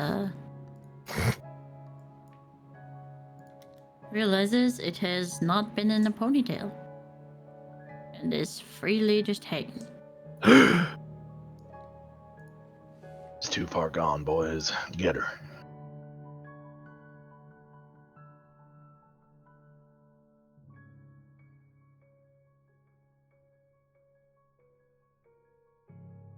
You would see that the longer that the flail rests on that sort of end table, you would see where sort of flecks of ice have begun to form under like the handle and the head. Was there any feeling of chill when Yuria touched it? Any sensation coming from it? Not that you felt, no. It's very picky. It's very picky. Sorry, the he's chicken only into nuggies. blondes, Yuria. Sorry. Ooh, Sorry. I think he's only into scalies, actually. No, it's different. No. Yeah, you're right. Yeah, you're right. So, Scylla, are you doing anything else? She would just prep herself to get up and go. You leaving the flail or are you taking it with you? I would. Let's see. Shut up! Don't laugh. Shut up. How do I roll What? willpower? What the fuck? How would you roll willpower? Wisdom. Wisdom. Yeah, she's taking the fucking flame. The dice giveth and taketh away. Oh yeah, she is it isn't even like a choice. She just absent-mindedly would hook it into her hip alongside her sword on her back and gear at her chest. Then I shall remove the flail from the map.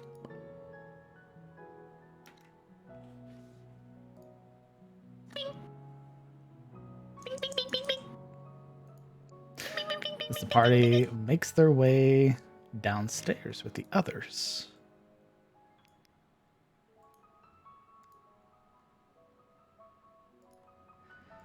Give me a moment.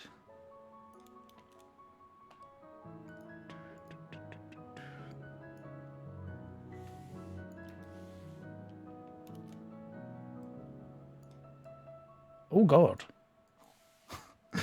There's so many of you. There we go. Grab the rest of you. And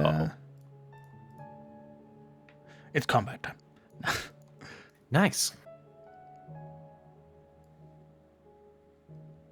We walk downstairs and we see ourselves sitting at a table. Oh, my father warned me of this. You'll never take me alive. Coming downstairs, you can already smell that like early morning breakfast that has begun to fill the air. And as you descend, you would find yourself among fewer people, considerably fewer people than before. You would see Gerald poised behind the counter in the process of preparing, looks to be like some early morning drinks, some coffee or some such, as well as a familiar face from the few times that you have been down here early in the morning to help one of the other sort of waitresses or handmaids that are here that are in the process of sweeping and cleaning up the interior after having so many people trek through with muddied boots, as well as two other familiar faces, which are Yorin and Shane. You guys can move your tokens however you guys want them to, either coming down later or earlier, and started going from there. Okay, once this loads.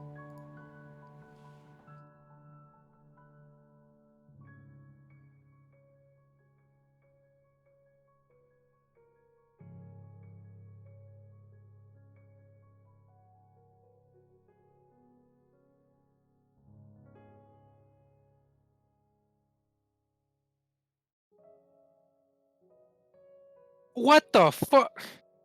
Morana. What? She would have been up She did. early. Oh, she would have been up early? Yeah, you know what? That's my chair now. Fuck you. Yeah.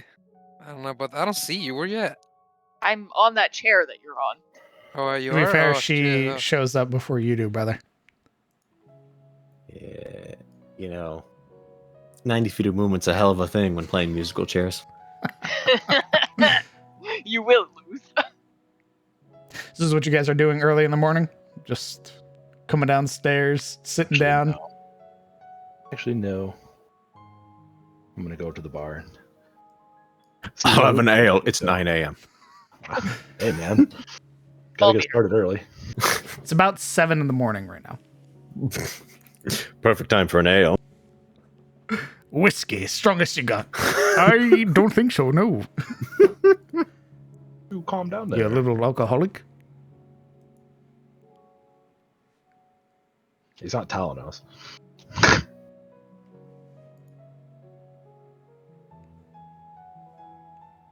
Gerald looks up at you,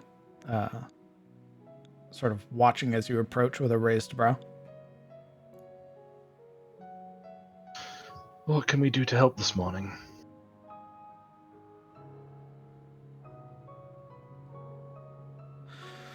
Well, if you're wanting to help, Guinevere's already back there with Clara, and is out here sweeping. If you want, why don't you and Alaric go out front and clear off the rugs that are on the porch? Yoda will have a confused look on her face. Clear off, as in shake them out, get all the stuff off of them. Mm-hmm. Gotcha.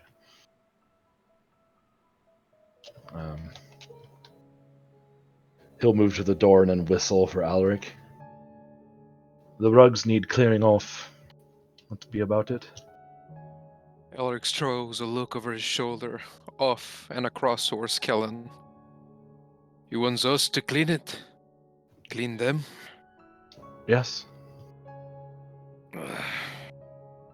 Should it's not firewood he wants? Elric stretches up to his feet, fluffing out his shirt. You gave me plenty the last time you took to the axe. There is. Do a job too well, it bites you in the ass. Yoda will get a confused look and walk over to Gerald.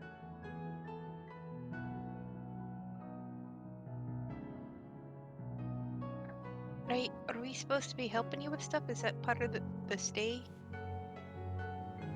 Gerald raises a brow. Oh, no. These folks that came through, they didn't have much coin. So, to give them room and board and give them some food in their belly, they've been working for their room and stay. I have them do chores early in the morning, and they have the rest of the day to themselves. You obviously paid for your room, so it'd be rather cruel as the proprietor here to make you not only work, but pay for your room. I was just asking.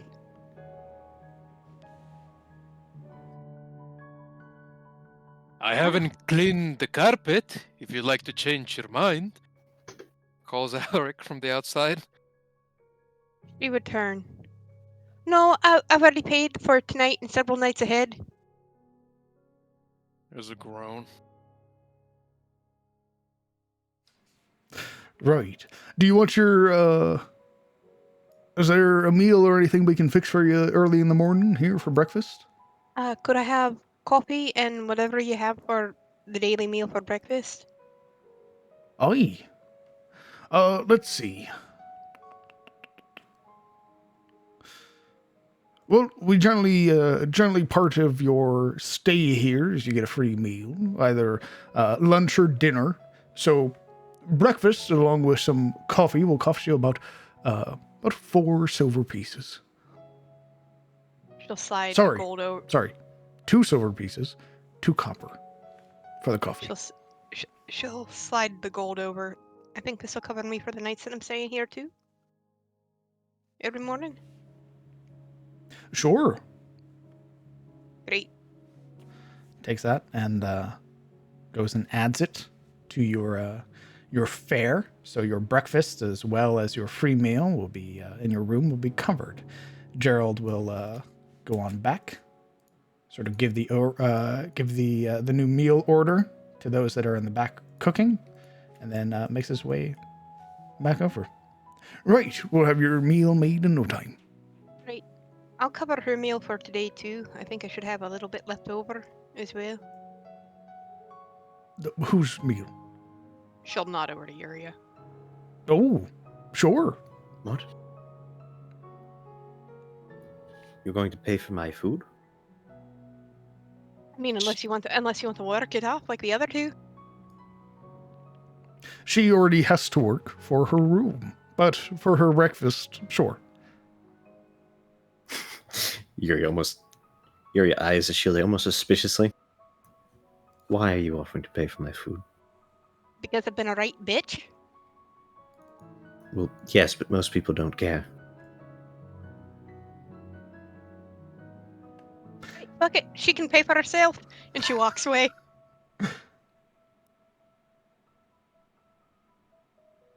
Yuri just shrugs.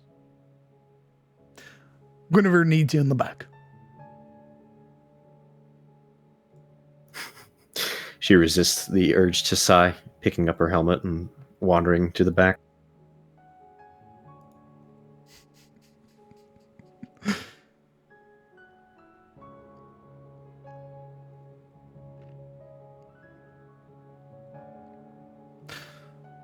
Miss Marana, when you're done playing with the cat, Guinevere needs you in the back as well. She kind of turns and wordlessly acknowledges Gerald with a nod and sets the cat down, although the cat, giant as it is, does not make it easy for her. Sort of like one of those somehow cats, like makes itself like 10 liquid. times heavier. Exactly. Like you move one part of it and it just like moves into place. The rest of its body is like, no, please, I'd like to escape.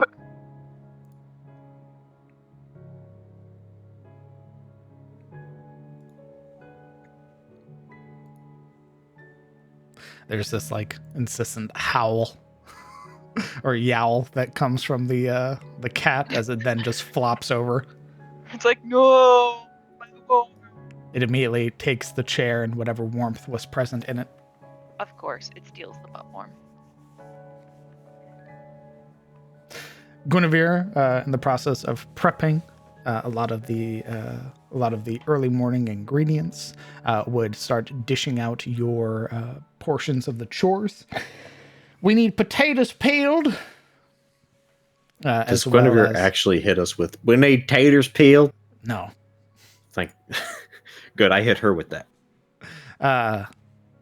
Potatoes, fish descaled, and some items brought up from the cellar.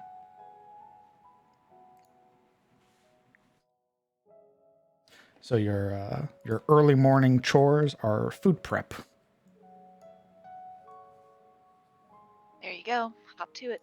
How much time do I have? What do you mean hop to it? You're in this too. No, that was out of character. Oh. How much time do you have for what? Until they're finished with their morning chores. It's usually a few hours. Great. I'm going to go to the general store Okay.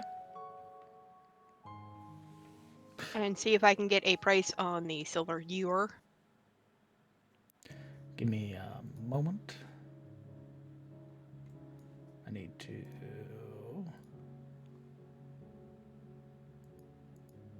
I wonder how Sardux would feel about his illithid breastplate being used to peel potatoes. Are you using it to peel potatoes? Not using it, but I'm in it. Oh, okay. Love that. Love that visual. I use the Mind Stone to peel potato instead. Actually, I use it to mash taters. I don't need you to mash potato. What are you doing? Just slamming it into it. All right. Ashilde, making your way away from the rest of the party to begin trying to get a price on some of the items here in Elion's tier. Speaking to Mr. Broadhurst, the tiefling gentleman who runs the general store. What items are you attempting to sell? I have a blue quartz, an azurite, a tiger's eye, a lapis lazuli, a You want to rhodochrosite, and write that down? For the love of God. yes, Thank you. So I can look at the items.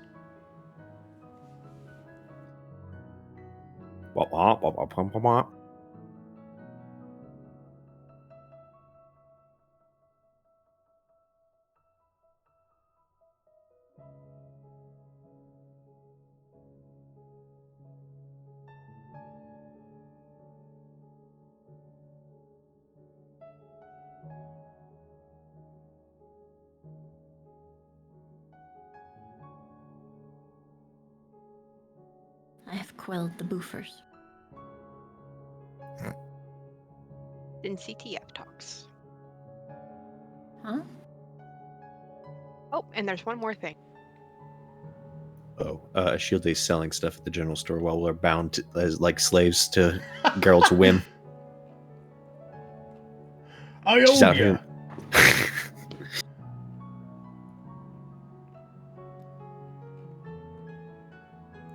Okay. Small gold bracelet. Give me a second.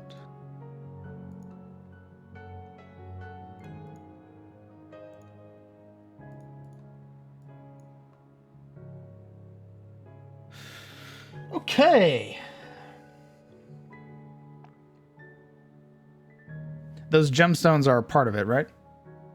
Correct. There's 5 and they come to 50 GP in total. And then there's the silver ewer and small gold bracelet. Okay. Meeting Mr. Broadhurst, he gives you a nod. Well, good morning. What can I do you for? I'm looking for selling a few items and possibly getting some gold because I am looking desperately in a few different places, including armor. All right. Let's see what you got. And she'll put the silver pitcher up, the bracelet, and the 5 stones, which is the azurite, the tiger eye, the lapis lazuli, and all that. The quartz. Ooh. Sort of brings up the gems, starts sort of inspecting them. You would watch as he pulls out a small like glass that he puts into one of his over one of his eyes and sort of begins looking them over. Ain't too bad. How'd you come by all this? I do believe that they're going to fill you in later. Deep dark hole, rescuing children. All right. Sure. Best I can do right now with lack of caravans, I can give you maybe 75 gold for the whole pot. She'd look at him because she knows the exact price on the bracelet. She pulls out her own jewelers and looks at the bracelet to appraise it. So let me roll that. I think your kit is for gems. It's a jeweler's kit.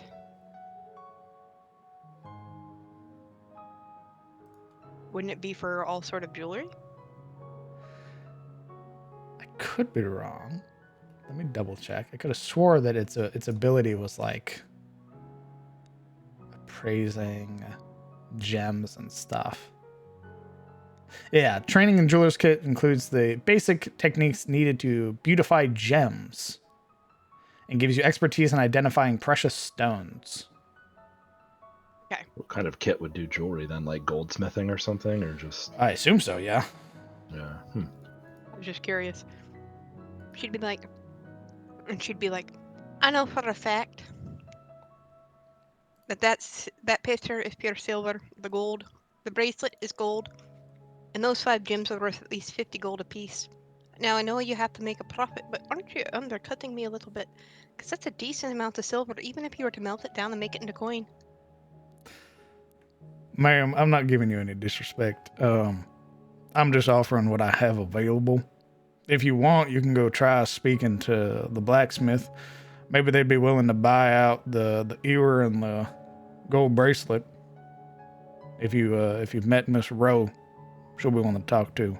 We don't have like a gem cutter or anything here in Alions, so most I can do for your gemstones is around 40 gold.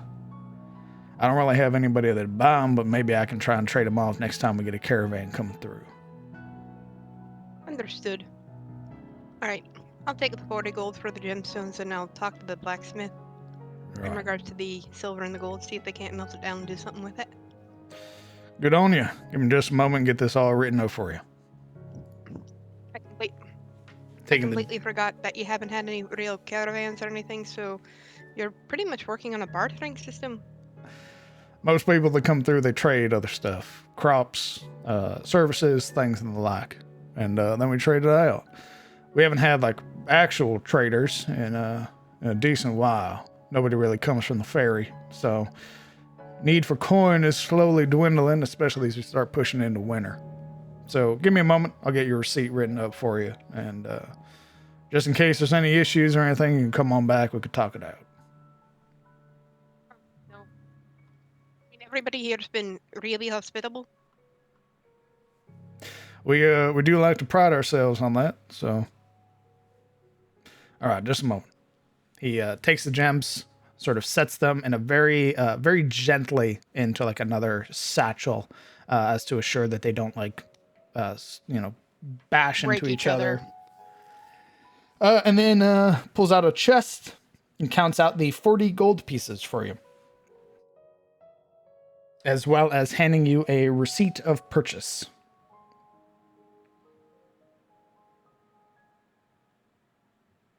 I do want to thank you very kindly, and I'm gonna look over and see if there's anything that I need real quick in here. What are you looking to find?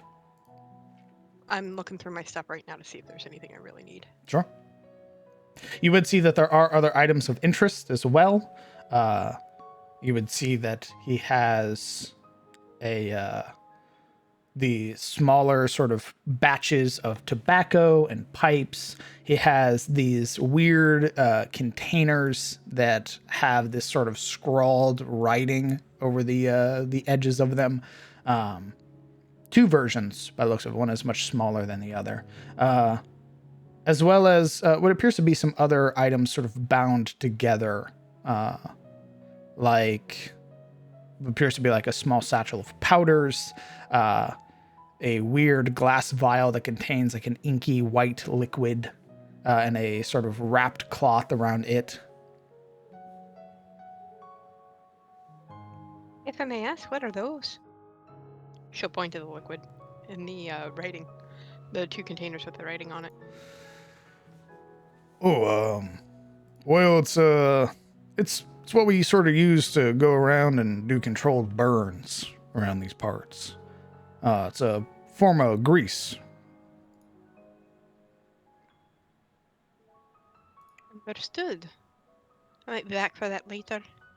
But, crawling around in the dark with no armor on puts a girl's life into perspective. So I think I'm gonna be heading that way too. And I also have some other stuff I need to, deliver to Mr. Reynold. at his house. Do you know which way that would be by any chance? Because they didn't exactly tell me. Ask.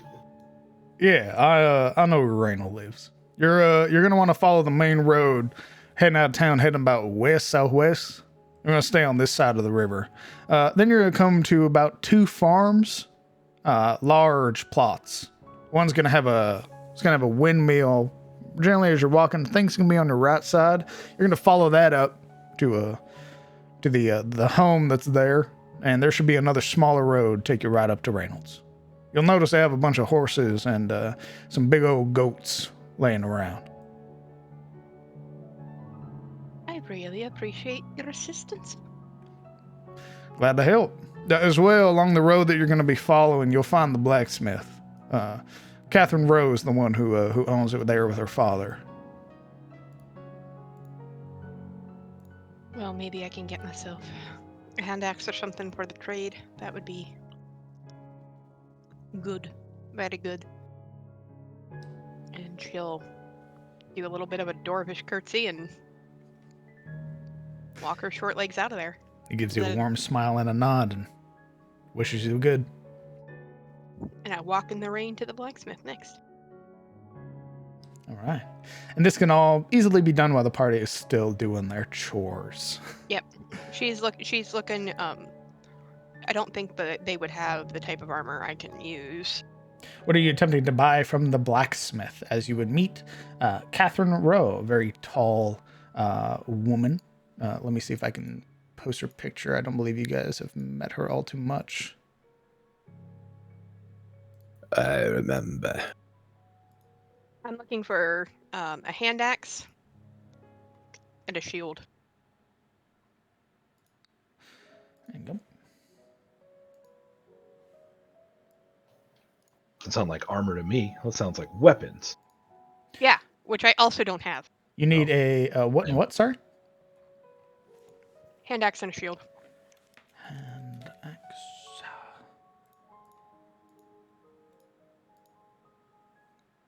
And a shield, you say? E. Okay.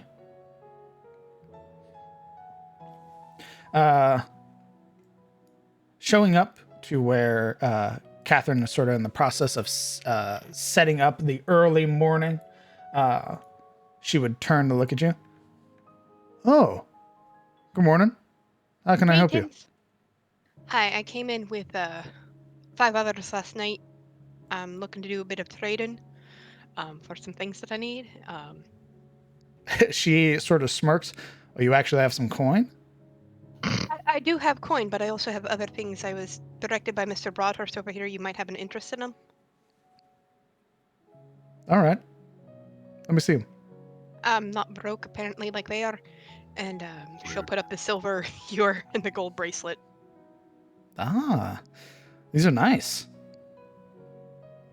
You said you want to trade? Yes, I'm looking for a hand axe and a shield, if possible.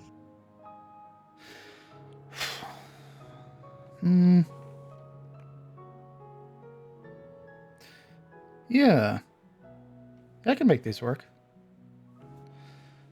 How about I take these and I'll give you a hand axe and shield. Well, it's what I need, and apparently town's kind of based on bartering, so consider it a deal. All right. Sounds good to me. Give me just a moment. I think I still have one shield left over. You would watch as she makes her way to the back, sort of pulling off some of these sort of leather wrappings from some of the items that are made. And you would see that there's like a whole host of very simple weapons, things like short swords, daggers. Judging by how many are here and how they're wrapped, these are definitely things that were meant to be sold or traded when the caravan came through and just didn't. So taking up a shield and sort of searching for a moment longer until she eventually finds this very sturdy looking hand axe, she would come back and set them both down. And you would see that the hand axe and both the handle or the inside of the shield have this very nice sort of finely crafted like dark wood for the handles. and sort of these smaller etchings along the sort of bottoms of the handles. These are gorgeous.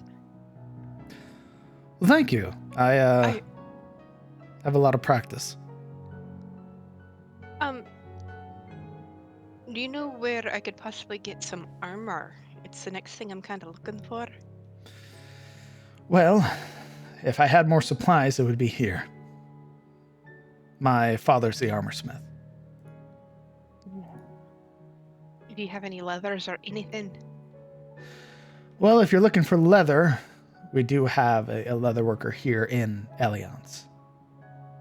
I can only really use like leathers and like hide armors anyway. It due to the nature of what I do, it's just better suited for me. Yes, Cynthia should be able to help you then. Great. Where is she from here? I'm trying to learn my way around town. I just recently got in. It's all right. You're going to go back out to the road, and you're going to start making your way back to the Singing Tier. But just as you do, you should see a sort of double-fronted building on the river.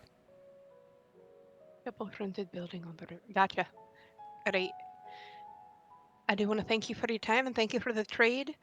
If anybody asks, I'll send them your way. I appreciate that. Thank you for your business. Thank you for your business. And she heads out to the leather worker. Toddle, toddle, toddle, toddle. What are you attempting to buy from the leather worker? That's what I'm looking at right now. Give me a sec.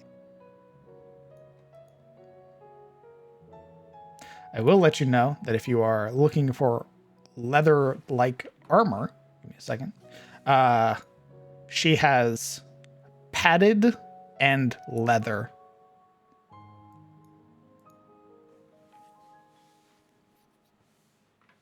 I'll just go for straight leather. Okay. It'll be about 15 gold. And I will slide it across. Perfect. Give me a moment. I'll slap some leather armor in your character, as well as the shield and hand axe. I know they're not used to people paying money. They're not.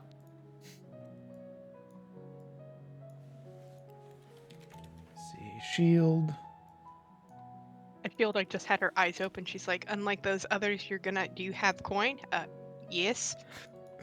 And leather armor. There you go.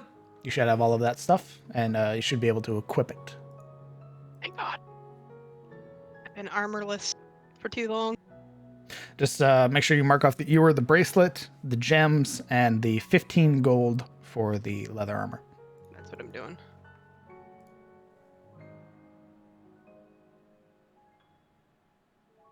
$50 gold. And I'm going to head off to Reynolds with the other stuff. Perfect. That'll take you a moment, so we will cut back to the party, currently in the process of doing some of the other chores. It wouldn't be long before eventually you guys are set free, having finished your chores for the day. What are you all doing? I suppose we need to make plans.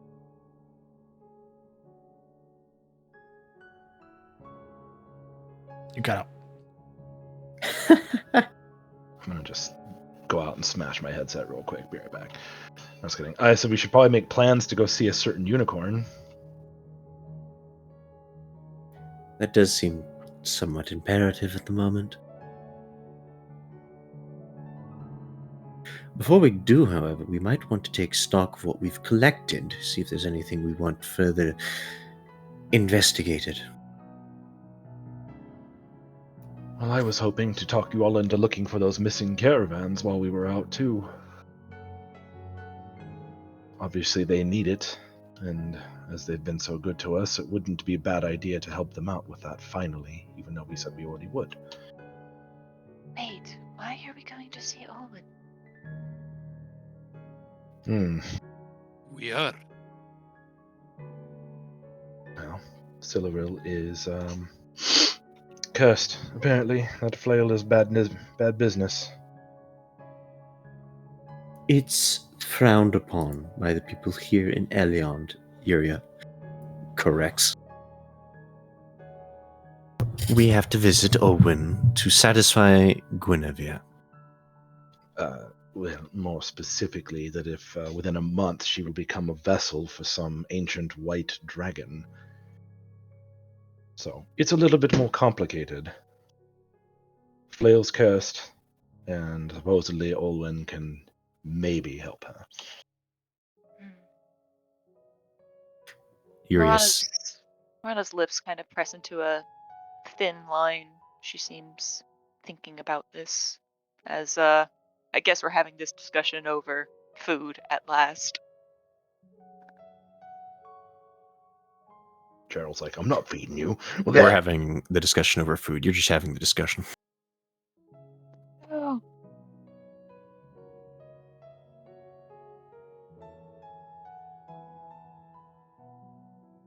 What was that?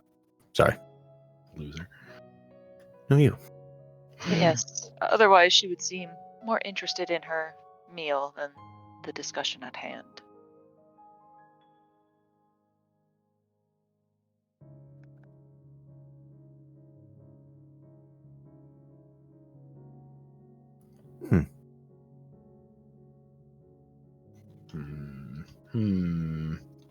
Right, so depending what happens when we go to Olwyn's, I wouldn't mind checking the caravan. We did give our word. Where did he say that it was last rumored to be, and you were told it was a place? It was some kind of ravine.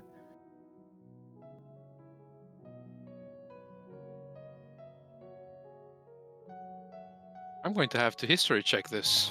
You were told by who? I believe it was Gerald who said that, like, No, wasn't Gerald who was no, somebody? it was them, the bandits, who told us. Oh, They gave us a yeah. general direction of where the caravan was. Yeah, it was. I Yeah, think they told us exactly where it was. I think Yeah. it was north. Yeah, it was frankly, of northish, Elion. like northwest, something like that. I just don't.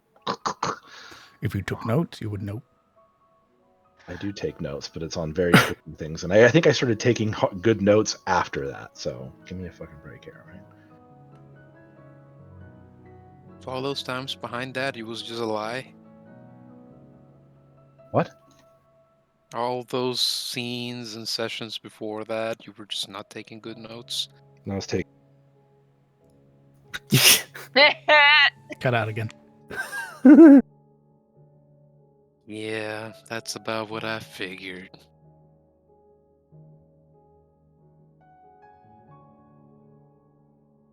Big oof.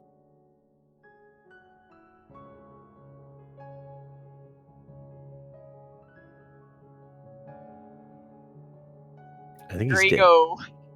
And now he's dead. He is beating the fuck out of that mic. I can hear it right now. Holy shit. See? No, He's slamming that shit like it owes him money. no. You know, he knows that's not going to actually fix it, right? It's not orc technology. To him it is. Hey. Hopefully that'll be fixed. Yeah? Professor. Maybe it is orc technology. Knowledge is our doom. I heard something about that. What with them AIs and stuff. Dun dun dun dun. Yes, I think the caravans were up to the north and in a ravine. It was like northwest or something. He said, yeah, something like that. Yeah, because he mentioned it would be coming in from that way, and that there was a place there that they might have taken shelter if things went pear-shaped. Yeah.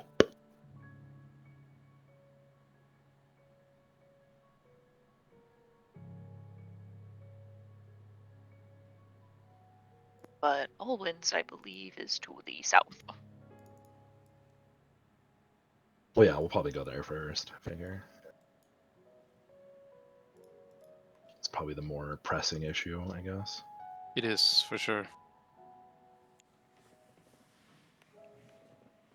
So the idea is to attempt to go find Olwen. Yeah, since it's apparently a big bad situation that we have to deal with. So, Okay. Before we leave, though, I do need to see if I can buy some arrows. It's probably from the general store, I would imagine, or is there like a specific Fletcher in town? Let's see. General store. Okay. I also have some vials of blood that will go bad if I don't give them to Reynold for use. Well, I think Rashilda is heading to Reynolds at some point, and maybe we can all meet up there or something. Oh, when is she headed there? I think it's to give him over Monster Party. I said when, in a way that was supposed to indicate that you don't know. Because she never Well, said. I was talking out of character, so you tell me. Oh. It sounded just like Kellen. So Yeah, I thought you were. That was Kellen telling Yuria. I tried to put a little bit of accent into his voice. Jesus. In that case, I'll need to head to Reynold, and I suggest, much to his chagrin, we visit Duskbrand regarding the tools we collected from the facility, as I don't think we all know what everything does, necessarily. I'd certainly like to know more about what I'm wearing. And we have those stones. Maybe they might have alternative uses besides whatever Shule did with hers. Agreed. But could we discuss this after we're done with what we've set to do?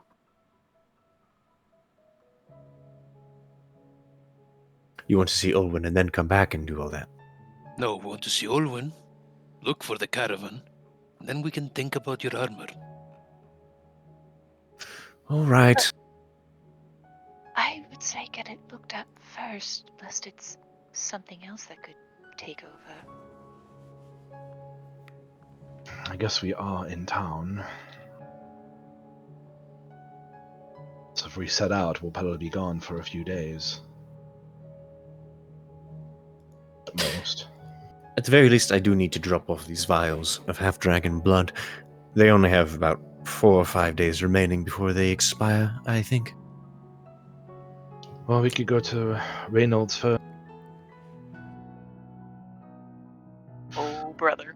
Talk to the wizard.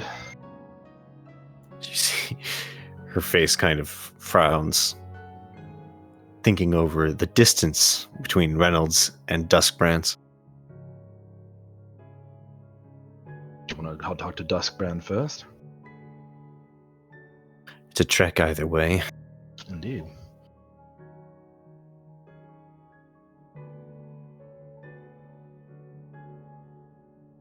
Duskbrand is closer. That is assuming everyone else is all right with this suggestion. I like his floppy hat. All right. I'll take that as a yes. Let's go see Duskbrand. Well, I don't speak for everyone. You speak for yourself. That is the implied meaning of that sentence. Yuria side-eyes Siluro. Marana. Whatever it takes to do this, to get it done. Well, seeing as I don't have any equipment from the facility, save for this. And she picks out the black pearl. Or the black bead, sorry. No, it says pearl. And kind of slides it across the table. Why don't you take this to get looked at? I doubt I have any use for gemstones. Yuria blinks. Is this the, The little black bead I took from a cultist. Oh. Yuria quirks a brow at the bead, plucks it from the table. Okay.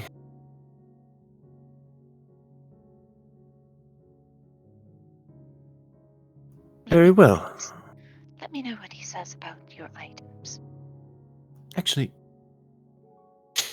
you are from a family of monster hunters, right? Mhm. She kind of quirks her brow. Yeah. She pulls out the half-dragon scales and the vial of half-dragon blood and offers them to Morana. How about you get these checked out by Reynold, and I'll have all of this checked out by Duskbrand, and we'll meet back at the Singing Tier. Very well. And she exchanges the items rather mirthlessly, but dutifully. If it's all right, I'd like to come Christ. with. Yeah, I've been here the entire time. You're a Literally been on the map. Oh, God. Nobody commented about it. Oh my God, Shane! Don't scare me like that. I'd like Turn to come around with and you he's there. to Reynolds. If that's all right. Yes, that should be fine. How did the horses fare through the trip? They were rather spooked, and they didn't take well to losing one of their own. So Of course. How are you feeling, Shane? he shrugs. Are you at least excited to go out with us? Sure. Come to think of it, if we are considering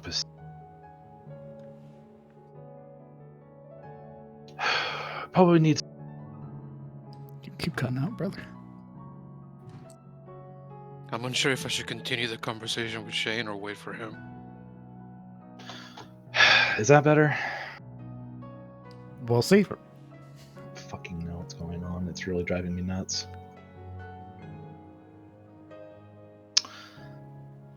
Maybe it'll do good to clear your head if you go out with us. Look for this caravan once we've met the unicorn and done all that. Probably will need a wagon to haul things back. Sure.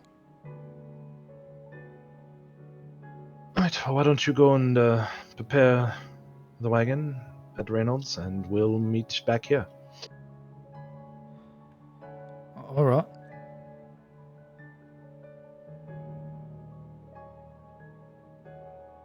Right. So who's going to Reynolds and who's going to Mr. Duskbrand's? Sorry, could you repeat that?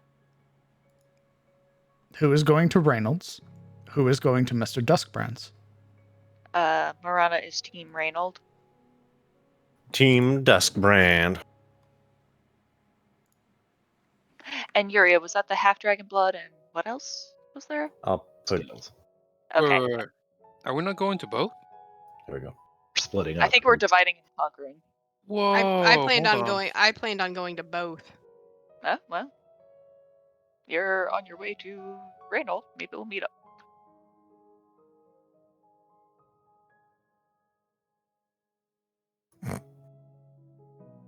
That's brutal. Holy shit. Damn, Jesus. Alright. half dragon scales. Okay. What the fuck?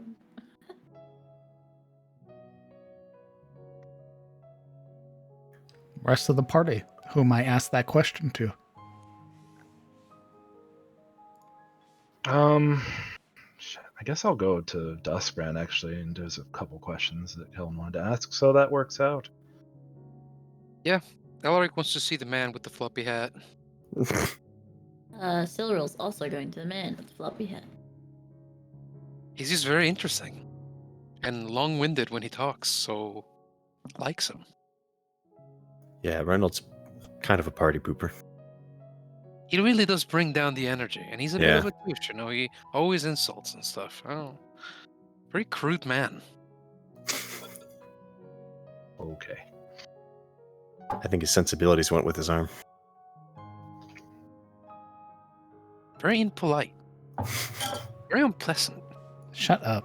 So just keeps talking. So Morana is the only one going to Reynolds then, with a shield day. Shilde's got a head start. Yeah, well, she's a dwarf. You'll catch up. Oof. 90 feet movement. Okay. Yeah, she would be the one to catch up with me.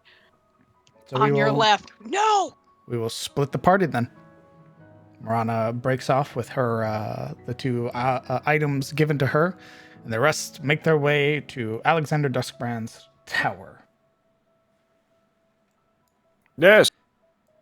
As you are the majority, we'll drag the party token over here. Okay. Finding yourselves at the edge of the river and making your way up to the forlorn tower here. Knocking on the door, Finn would answer it. Be like, come on in. He said you'd be stopping by, he just didn't say when.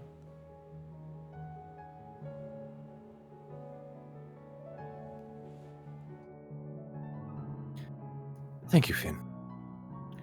Yuri will step inside.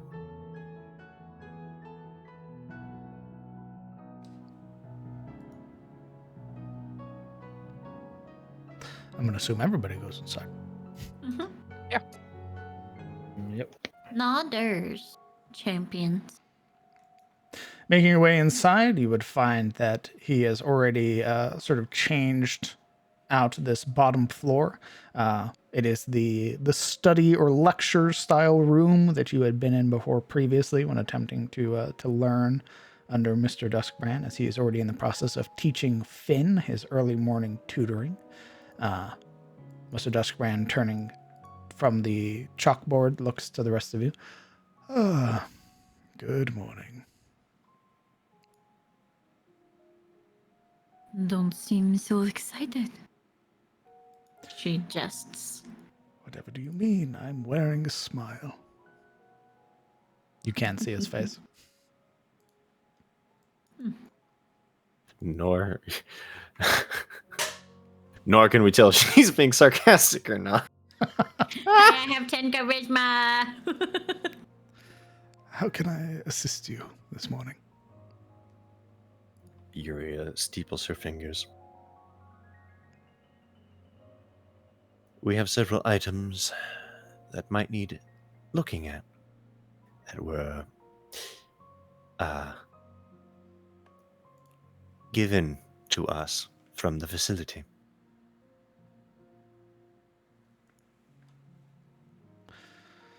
Very well. I assume you have gold? For once, yes.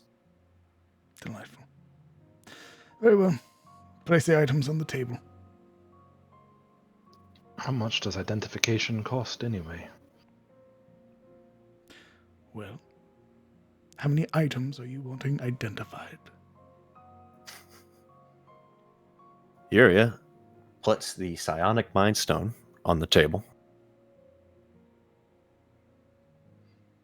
And then pauses. Oh, the cultist bead next to that. And then pauses. She sort of clears her throat. Do you have a bit of a private area? He sort of blinks a few times. Yes, upstairs. I'll be right back. She would quietly slip upstairs.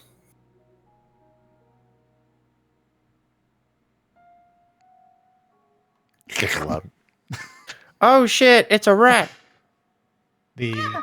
Shut up. Taking off the breastplate, I assume? Yes. And then coming back downstairs?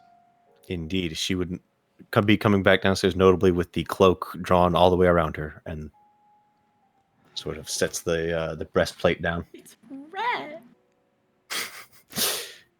And then, what else? There's 3 items. Fucking hate.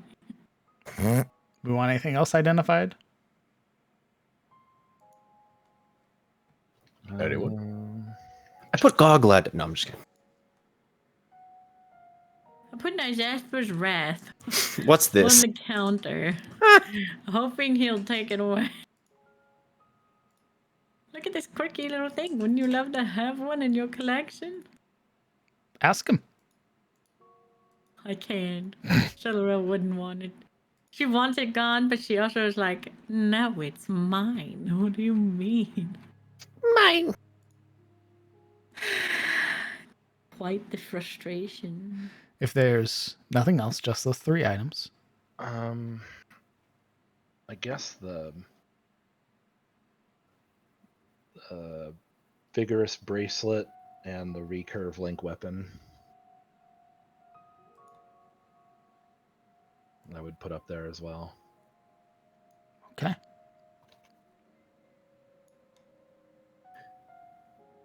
Kellen, what happened to that circlet I gave you? It's on his head.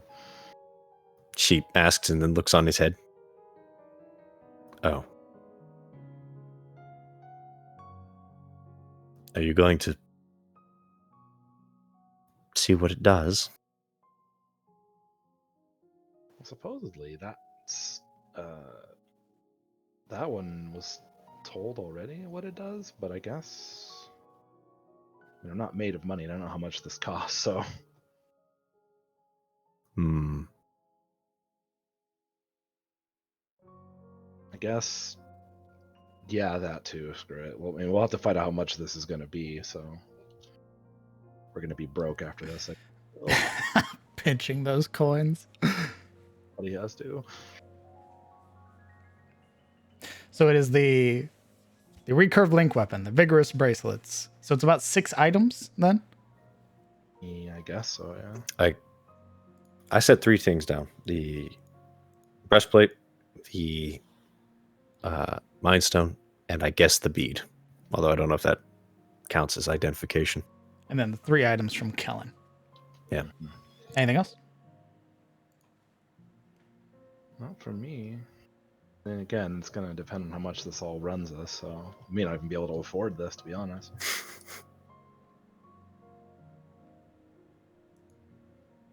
Anyone?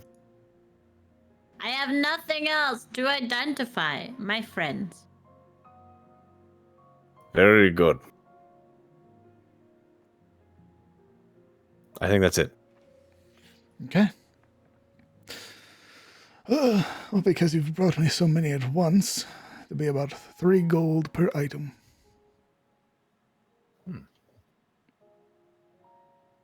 Anxiety. Do you think I was going to rip you off, young ranger? No, not at all. Then wipe just that had sweat from your brow. Just had no idea how much it would cost. I didn't want to look foolish. Give me a moment, and we will pick through these items, see what I'm able to find.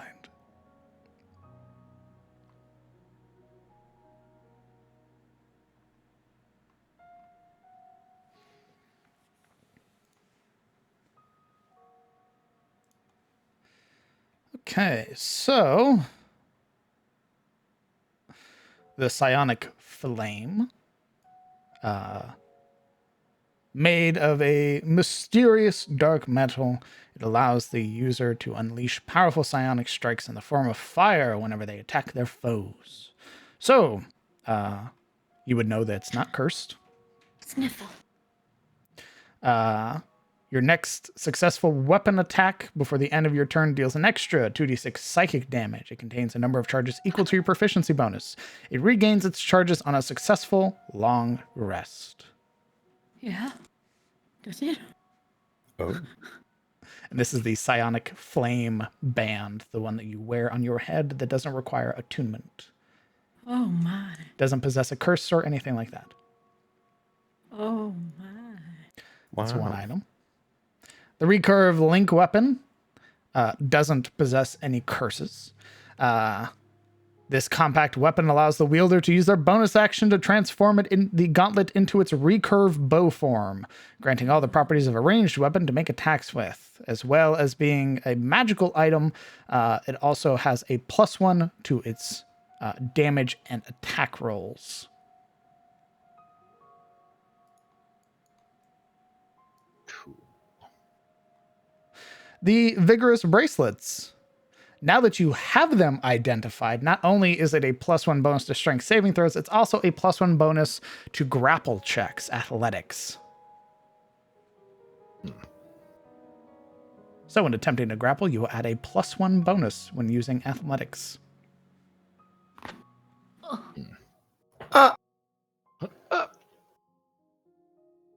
Nice. I think, knowing the full extent of these vigorous bracelets, he would hold them out to either Silro or Alaric. So probably better off in one of your hands. Alaric, seeing the offer in Kellen's eyes, kind of diverts it towards Silril. An expectant look. I cannot.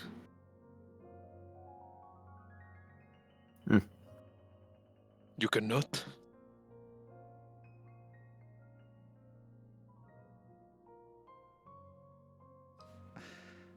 As it stands currently, Siluril is full up. I want that first one anyway. Oh, the band. Hell yeah. Fuck these bracers. Bruh. Yeah, I guess Alaric will take the razors. Cool. All right, so Kellen will have to spend an hour unattuning from them. We'll have an hour soon enough.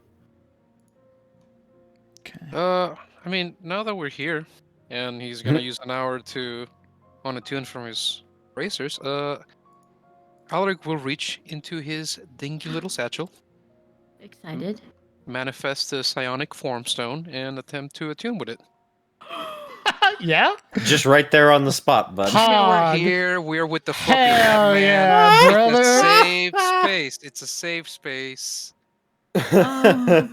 Nice. Bruh. That's what I'm talking about. We're here in this Terosians. echo chamber of safety. Terosians. Hey, brother man, roll me a wisdom save. Oh, I Oh. passed. See, I figured you say that. Holy fuck. Oh no. Dun, I'm dun. guessing it's not a cool dude at Da the da end da of da. this. Da da da. Okay. Roll me a d4. 1d4? Yes, please. Okay. Guessing they're not a cool dude, huh? They didn't have a happy life, maybe? No. A loving mother? Nope. An endearing father figure? No? Afraid not. Well, I guess while Kellen's unattuning, I'll just give myself some PTSD real quick. Pulls So, first things first, I'm going to delete the psionic formstone from your character sheet. Yeah, that's Holy fine. shit. It's about to delete me As anyway. you use it and become, or as it becomes inert while attempting to attune to this, Mr. Duskbrand sort of looks over. What do you do? And then as he's talking, your entire body racked with pain as you seize up and you are stunned for the, let's see, let me get my little cheat sheet out real quick. Is he gonna be down for an hour? That's so funny. How are you going to move him? Form stones and soul stones are way more potent than mind stones. So you roll a d4 and then there is a modifier added to it. I see. Is he gonna be out longer than I was? Hey, yes, let's not he's hang out our for hat 2 on anything hours. yet. Okay, yeah. His entire body locks up. He becomes incapacitated and is unable to move, barely able to breathe, not able to see or hear the world around him. I was at least able to see and hear. What stat are you attempting to improve? Oh, God. Constitution. Constitution. Very well. Cool. If I had one of those and tried to use it and improve my charisma, is that a... what can you Yeah. what can you improve altogether? Any attribute score. Oh my god. Yep. He's putting it into his constitution. Let's All right. fucking Go ahead and mark Alaric. your constitution up to a 19, and the visions that haunt you for the next 2 hours are the tale of a hobgoblin chieftain. Oh, fuck. Okay, maybe not. Go have fun with that, Alaric. A Man. leader of a vicious and cruel war band of goblinoids that leaded numerous raids on the human and elven settlements. You would know that this individual, although a leader in their own right, did serve the Drazarin Empire, the oldest and greatest goblin empire to have ever existed in Tyros, that conquered most of Tyros during the Age of Woe. You would watch as he led these raids against human settlements, and you would watch as he outright kills and destroys your fellow countrymen, burning them within their own homes, slaughtering them as they attempt to retreat, and ultimately feasting on those that they had captured. And you'd live through every gritty detail. The sinew, the muscles being chewed through your gnarled teeth, the blood that you drink of your enemies, all until eventually, in the middle of the night, within your goblin camp, screams could be heard, frantic and desperate. And as you draw your mighty great axe and make your way out into the camp, you would see a strange metallic pod unlike anything you've ever seen before. You would watch figures dressed head to toe in glowing armament, which makes no sense. And you would watch as those that they point these strange weapons towards, your goblin, your kin, either fall over, crumpled, or get disintegrated to dust. And you would watch as two of the members are currently in the process of capturing a different bugbear turn to look at you. And as you begin to rush towards them, you would watch as one simply raises its weapon. Your vision blurs, and you fall to the floor with a heavy thud. You're not sure the time, how long it's been, but you awaken inside of a sterile room, bright steel all around you. And these figures once more are surrounding you. You're bound, strapped to a table, wrists and arms and legs, and attempting to free yourself, thrashing, you are unable to do so, unable to break the restraints that hold you in place as you are dissected alive. Jesus. Hobgoblins stay losing, man. That would be vivisected. Yeah, I would say vivisection is the word for that one. Yeah. Also, terrible. And until your final moments, even in your final moments, as they keep you alive during the entire process of removing organs from inside you, you would eventually fade. Your memories, your strengths, your heartiness, your attempt to hold out against this pain, bolstering your own physical form. And in 2 hours, you'll wake up. What the Everyone else just kind of, as soon as he does it and falls over, one's like, oh. Is he dead? I have no Still idea. Yuria kind of like looms awkwardly over the body, unsure how to really check. Yuria's like, anyone gonna eat that? She kind of like puts her hand on his chest to feel for a heart. It's there, rapidly beating, slamming against the inside of his rib cage. When he went limp, did he remain standing or did he fall over? You fell over holding that same position that you had been in, so the hand gripping tightly around the formstone. So he's probably bracing against the floor on his side, the arm extended forward. The stone in his hand, inert now, given that its contents are coursing through him and his mind. Yeah, he's incredibly limp, unnaturally. In fact, the very second, the moment even, that he tried to attune with the stone, his whole body froze, frozen frame in place, before flopping on its side, just hitting the floor and bounding left to right before it settled. And throughout the 2 hours, sweat begins to roll down his body in sheets. All across his body, there's this veneer of dampness. It smells sour as he mines his What? way through this horrible vision. After checking for a heartbeat, she grimaces, wiping away the sweat on her skirt. He's alive at the moment. Well, a shield awoke from this, so presumably he will as well at some point. I hope. Mr. Duskbrand gives you a very incredulous look. Look, I didn't tell him to do it. I didn't expect him to just do that. What do you want me to do about it? I don't know.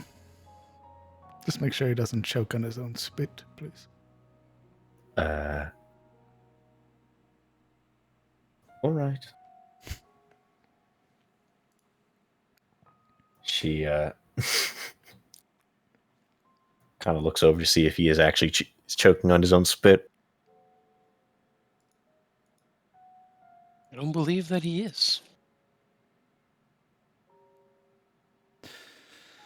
Your other items are rather all self-explanatory. The breastplate is, as you would know it, the breastplate of fortification. When you are subjected to a critical hit, you will roll a d20. On a 16 through 20, your crit becomes a normal hit against you. No other special or strange effects? Aside from offering you a additional bonus to the armor class, no. What about that whole thing where it completely destroyed my HP the moment I took it off? That might have just been the facility fucking with you. Oh. Those weird symbols I saw when I had the canisters in it? Any other properties it may have aren't revealed with a identify. I see. As those are mechanical properties that are better explained by somebody like Sardox. I see. Oh, thank you, Duskbrand. Oh, don't forget about the bomb inside there, huh? Yeah, if you take it off again, it'll just kill you outright. Oh. What was the other items? Vigorous bracelets, the sonic flame, the recurve link weapon, breastplate, the pearl, and what else? I don't know if it's technically an identify, but Morana had given Yuria the cultist bead. Yeah, the pearl. What else? Oh. There were 6 items. What is? Oh, the Mind Stone. Oh, yes, the other stone that no one's attuned to yet. Please don't. Well, What'd she do? Eats it. your bead is a pearl, infused, rather grossly, I might add, but infused with abyssal properties. It can be used in lieu of a normal pearl when attempting to cast spells. So your wizarding friend might find it much easier to identify objects. But it has abyssal properties. That's not going to have any side effect. Well, I imagine if you find anything occult or eldritch, it might have a much easier time identifying those items, finding anything else that may relate to them. Oh. So, when this item is given to a shield day, this black pearl, when used to identify, if it is attempting to identify anything that has the eldritch or occult tag to it, you will learn not only the entirety of its property, but you will also learn some history about it.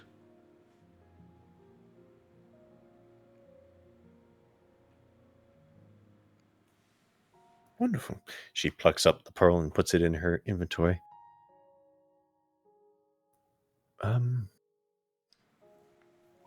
And what of that? She points to the other stone. Well, I'm afraid I don't get any magic from this.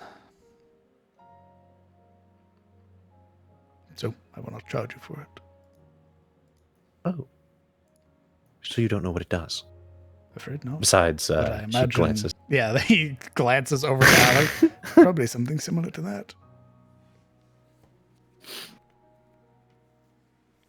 The Mind Stone is, again, mechanical, but it was explained in the facility. While you are attempting to attune to this, you will face through the ordeals of another creature who has come before you. And once you have attuned successfully to the psionic Mind Stone, you may pick a skill or language of which you are not proficient and gain proficiency in it. Oh, a language. Language or skill. Any language? Depends on if the Illithids have captured it or not.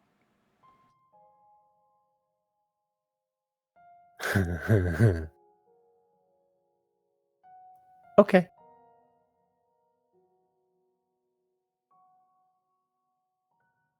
Sorry, it should be so any skill that also includes tool proficiencies Oh. and vehicle proficiencies.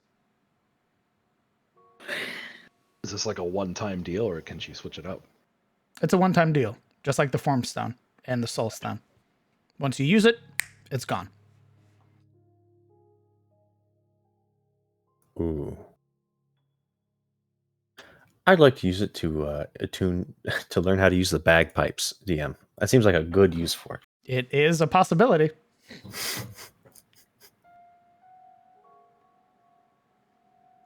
Your problem. Why did you learn that? I wanted to feel like a dwarf. First off, that's racist. We don't use bagpipes. At least not all of us. Thank you. Oh, I'm the racist. So, all in all, for the 5 items he was able to identify, what did I say? It was 3 gold? Yeah. All right. Indeed. Fork over 15 gold, please. Okay. I guess I'll delete 9 out of mine from my end.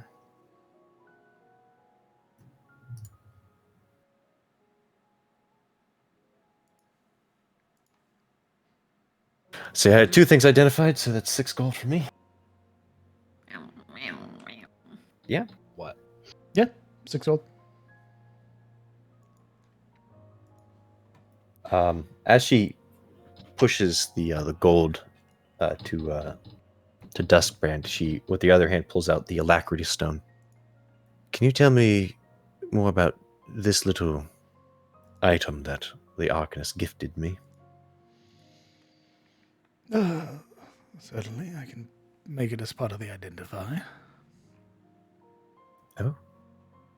I thought perhaps you might be familiar with it. Just because I am a wizard does not mean I'm familiar with every magic item. We pick our own sort of sigils for sponsorship. I see. Yes, identify it, if you would. I'll pay another 3 gold. Very well. Give me just a moment.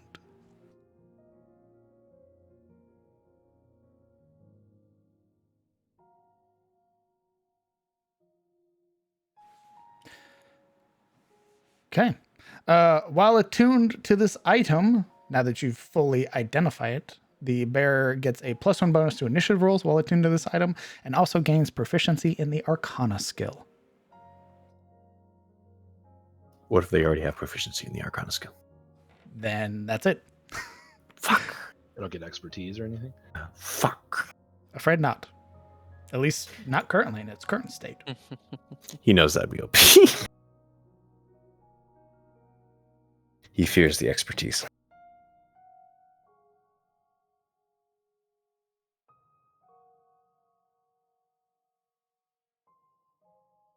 There's no other properties to it besides these? Well, I imagine that there are, but nothing that can be identified. Insight check. But an insight check versus the hatted man.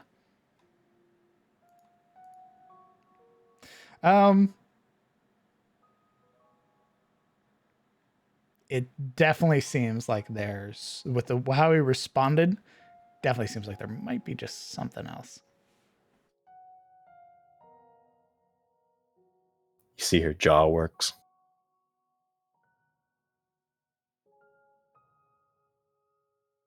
What aren't you telling me?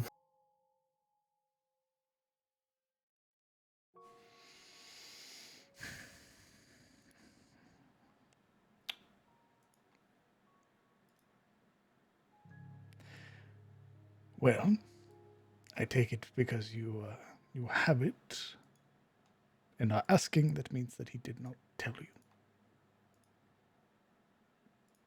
Is he using it to keep tabs on me? Yes, I thought so. a means of tracking, so to speak. It's not perfect, but you'll be able to localize your location once you've been in an area long enough. Can others use it to do the same? It's a marker of his own make, so unless they are intimately familiar with Arcanist Brightmoor, then no. What if they, I don't know, had him in a jail cell for a little bit of time and was able to interrogate him, as well as have access to his book? Not the same, I'm afraid. They would need to know the Arcanist's real name. Oh. Despite that little bit of revelation, Iria seems to relax somewhat. So only he can use it to track me. There is no other person out there who could. If they are intimate enough to know the Arcanist's full name, then they would. Though I am very doubtful they do. Knowing his name would mean that magic would have no effect on them.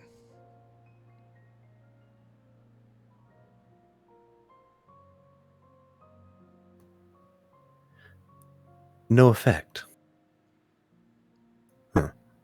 Harder to take hold, so to speak. I see.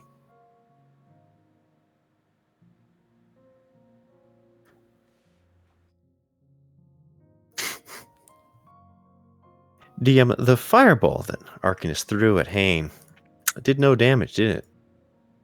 It did not. I see.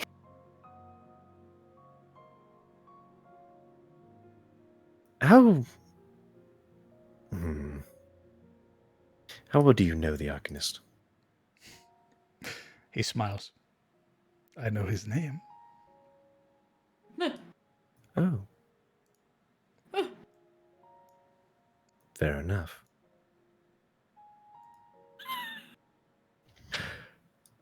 Well, how resilient do you judge him to be to, I don't know, torture? That, I'm afraid, I do not know. What a fucked up question. I know him to be strong of heart. He's not broken against others who've taken him before.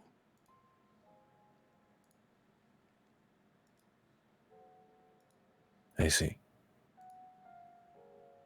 Putting the fact that he's been taken before aside, It is a risk for our order.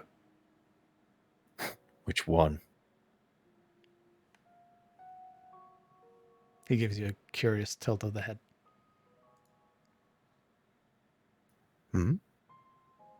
You're Arcanist, not you.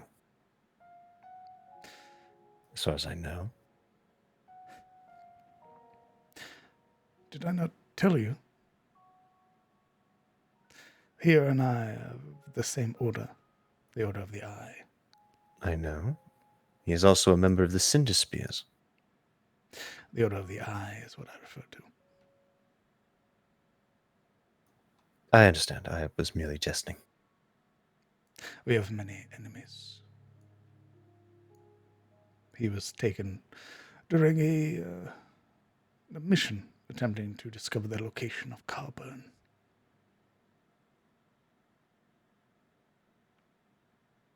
Then if the red magic cult can't break him, then I don't imagine any others could.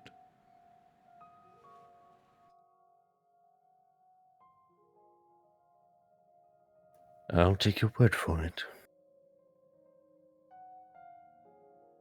She puts the alacrity stone within her backpack. Is there anything else? Now that your items are identified.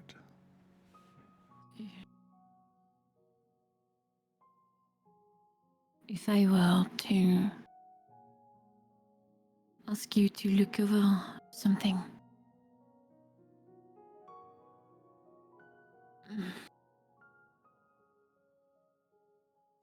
You can see his I wanted attention. you to look at my flail. You can see as you had asked him, his attention was already drifting to the flail on your waist.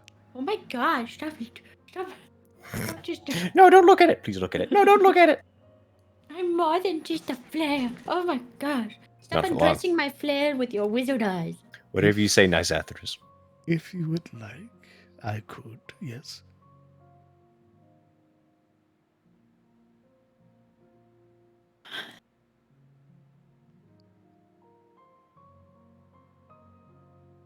Galenas told me that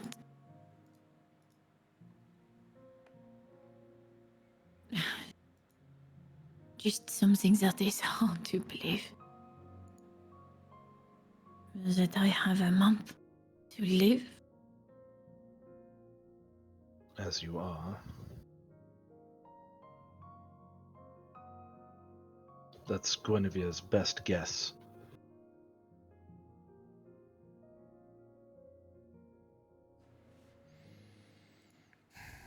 I want to know more about it. Very well. Let me see it.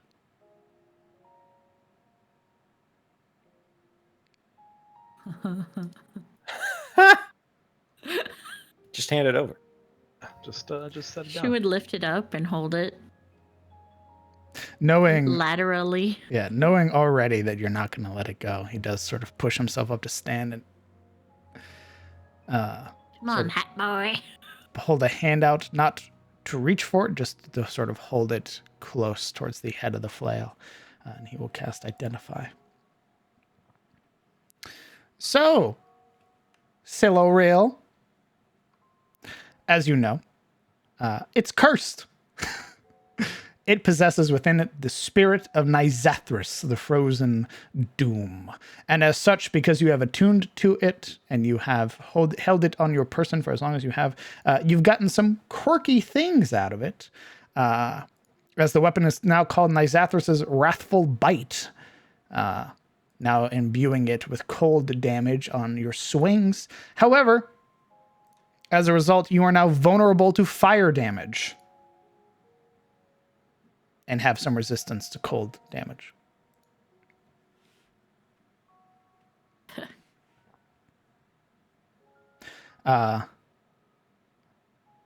As well, you would hear from Mr. Duskbrand.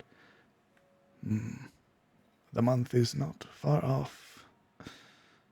Judging by the effects on this. Well, you'll begin to covet wealth. Eventually, you'll begin hoarding it, not sharing it with any of your companions. Should you happen upon it first, it'll be yours and yours alone. Eventually, this entity, this Nisathras, will begin taking hold parts of your body. It'll start with your arms. They will come under its sway. And then your legs. And eventually the rest of you. Soon you will no longer be yourself. You'll be an avatar for Nisathras. And I'm afraid, whatever remains of you, your soul, your mind, will be erased. I'm sorry. This is a terrible fate for anyone.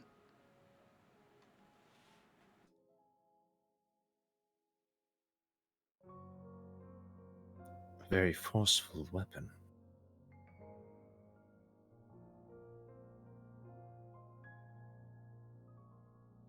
It's had time to sink its claws into her. If you found this at Ain Keep, like you said, a month is all it needed.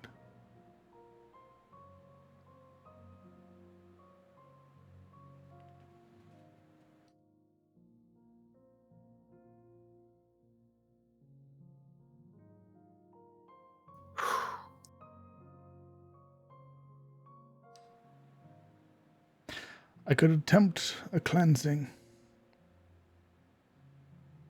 but if Lady Guinevere failed, I doubt I will have any hold or sway. I might very well just agitate the spirit, and it might push its agenda forward faster.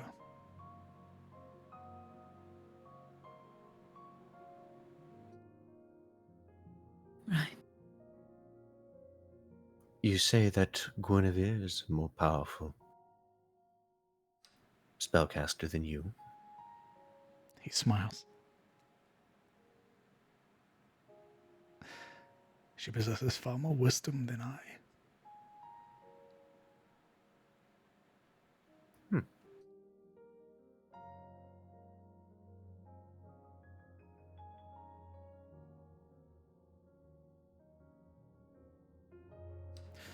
I will let you stay until your companion here wakes up. Yuria glances down at Alaric. Oh, right. Till then, I'd like to get back to Finn's tutoring. You're welcome to take notes if you wish.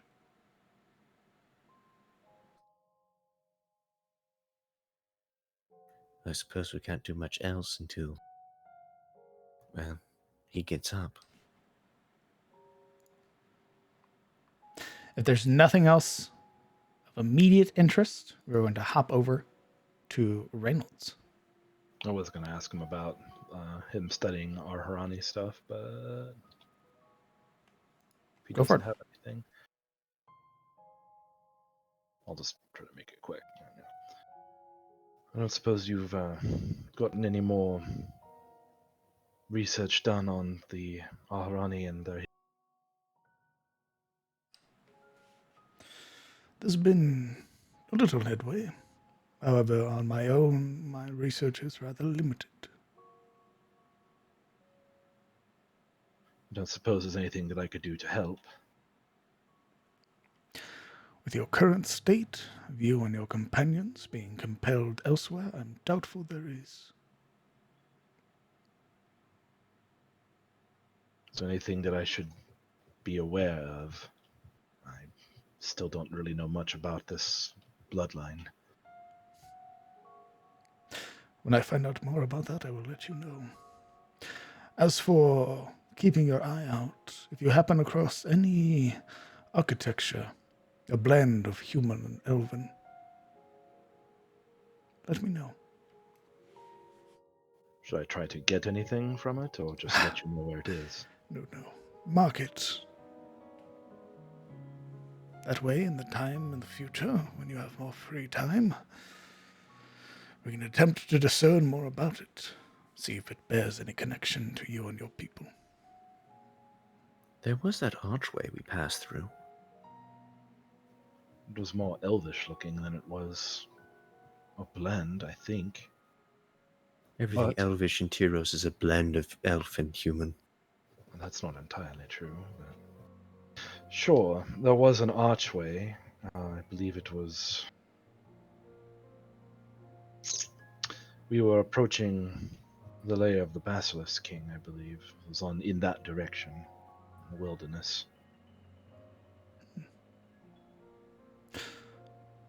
Duly noted. If you're able to get me a more concrete location next time, either marking it on a map or anything of the sort, and returning, then perhaps we can get some more information out of it. Wonder if I should look into buying a map then.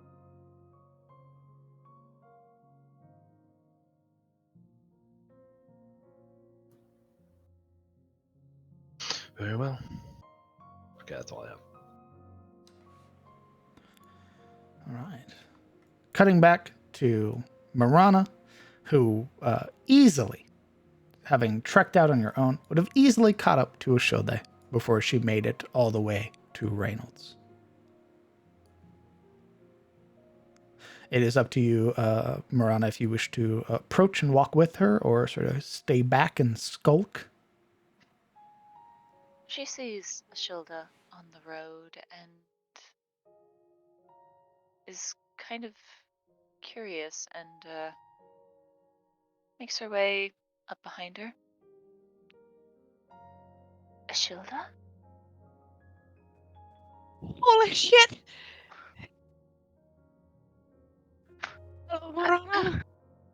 I didn't mean to scare you. I just saw you out here. Right. Oh, yes. Gerald said you'd gone shopping.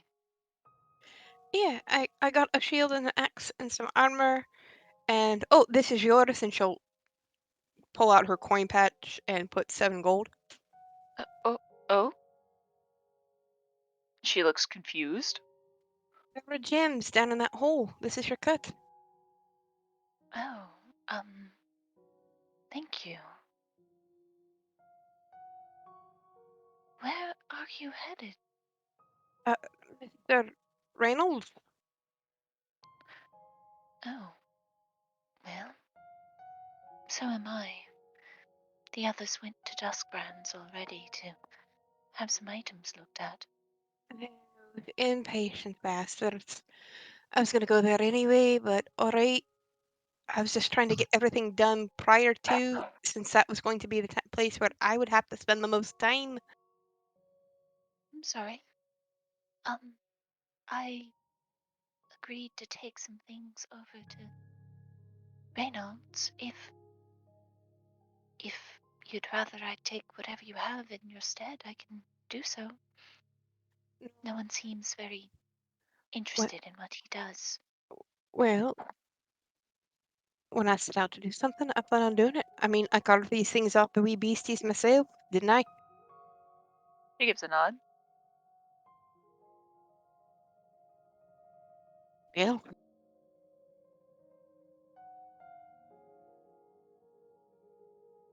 I told him I'd be stopping by today, so might as well keep my word about it. And I typically don't like sending people to do things in my stead.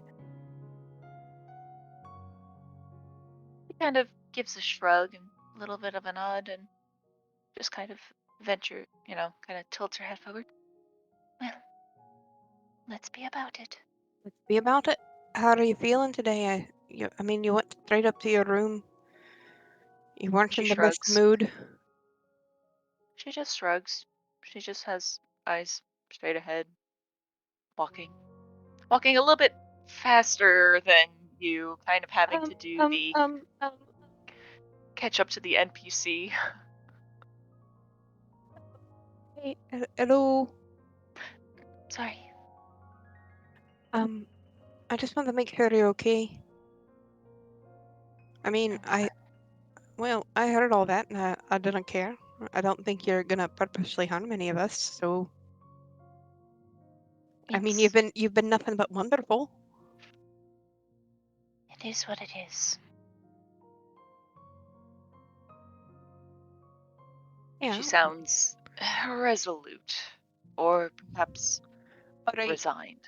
I typically only give one of these out a year, and she'll be like, "Would you like a hug?"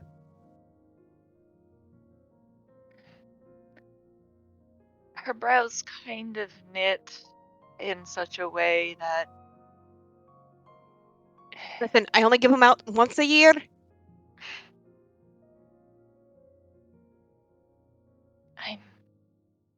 I'm sorry. I guess I'm not very festive in terms of seasonal hugs.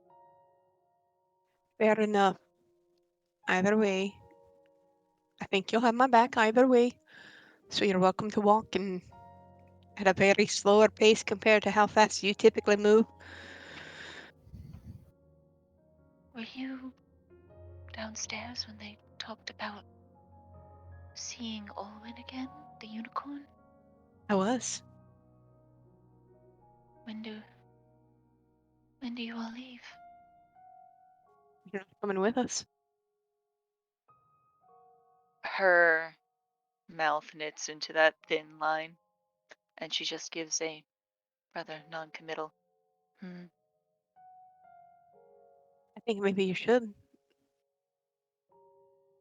I listened to how you and that Helen talk to each other. You seem rather close. Even if you have feelings against the others, whether it be their laissez-faire attitude or their general judgmental.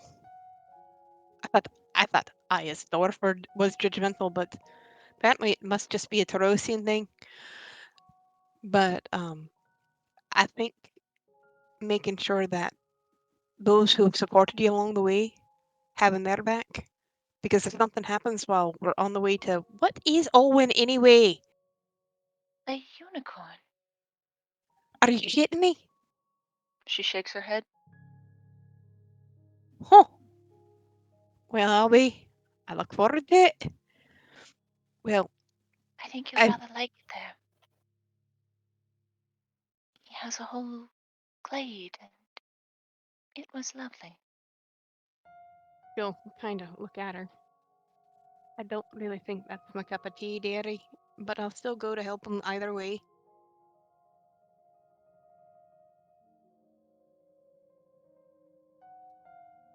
It may not be there, but I think based on the conversation we had last night, us splitting up puts a bigger target on our backs than us not being together.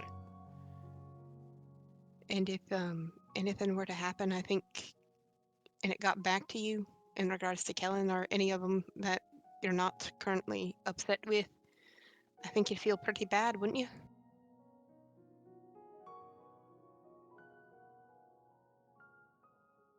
You, Ellen, the rest of them.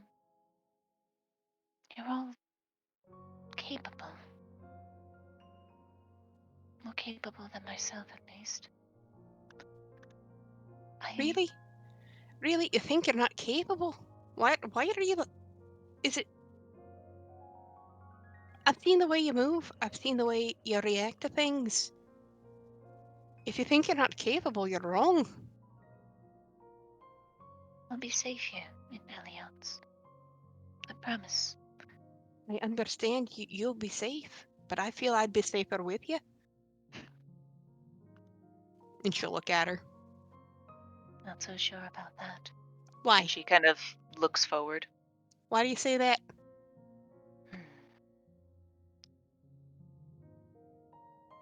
She just keeps moving. Oh.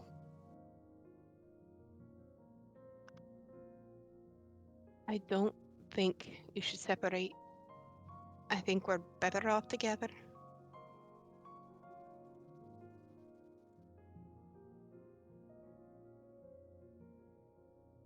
I'll think about it.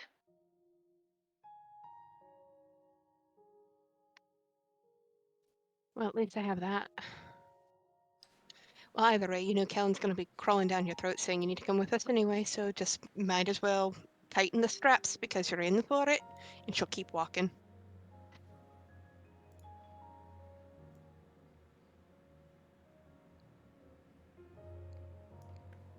Okay. You both will eventually, walking through the light rain, eventually make your way to Reynolds' house. Aren't those lovely goats?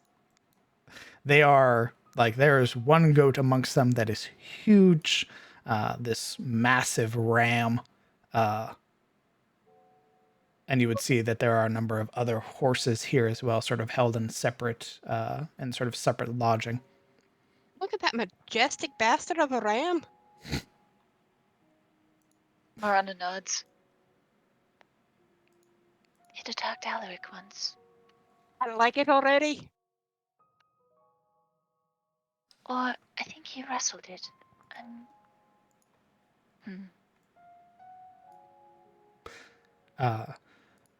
Unlike the previous times that you had been here, you can see that, at least with Shane and a few of the other sort of farmhands that have been assisting Reynold, his home, at least the outside, looks much cleaner and presentable than before. The grass is trimmed, the weeds are culled, the animals are taken care of. And as you approach, Is Baron groomed? Baron is groomed. Oh my god. Nice. And as you approach and knock on the door, there's several moments that pass of silence before eventually approaching. You would hear a couple of the locks behind the door, and then the door open somewhat until he sees Marana and Ashilde, and then the door opens up fully. Right. Good morning. Good morning, Mr. Morning. Reynold. Just Reynold. All right, Reynold. What can I help you with? Oh, your flesh. Right. Come in. In close. I've brought some additional items that the others wanted looked at before they go off. He raises a brow at that, but doesn't say anything else. Just opens the door and lets you both in. The inside, however, much the same. Disheveled. Scraps of paper and open books. Perhaps more recent books that have been opened. You can see that he's definitely been researching something in your absence. And as he closes the door behind you, there's that sort of thick haze of this room of tobacco.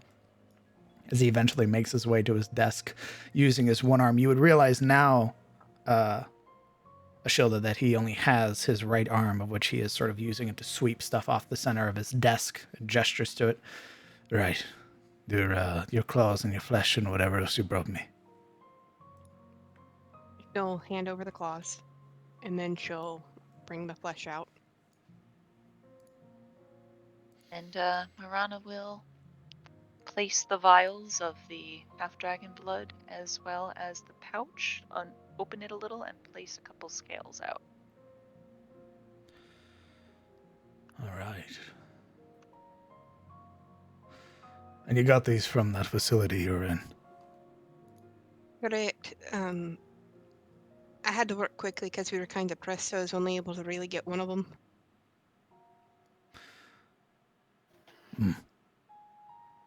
But I managed to get this, to the best of my ability at least. That's fine. What you're giving me is so plenty I can work with. And these, he sort of lifts them up for a moment, inspecting the vials. Some of them has started the process of beginning to coagulate. half-dragon. You fought another aberration. It was created in the facility, yes. They do occur naturally as an aberration can. I don't think that was the case. This one crawled out of a giant fucking pool. I'm simply saying. You can find them out there in the world. Dragons who've burrowed too deep underground. Never to be seen again until they come bearing children like this. Well, isn't that just lovely? Good for harvesting. All right. What sort of things can you use that for? Well, because of the aberration blood, without much of the flesh, I won't be able to make much. But with these, he gestures to the vial and the scales. I can make you some tonics, potions to help you in yours while you're traveling. Do you know what type of dragon it was that you slew? Had acid breath. Oh, that sort of narrows it down. Well, no matter. With some of the blood, I'll be able to make you a tonic, grant you some resistance to acid.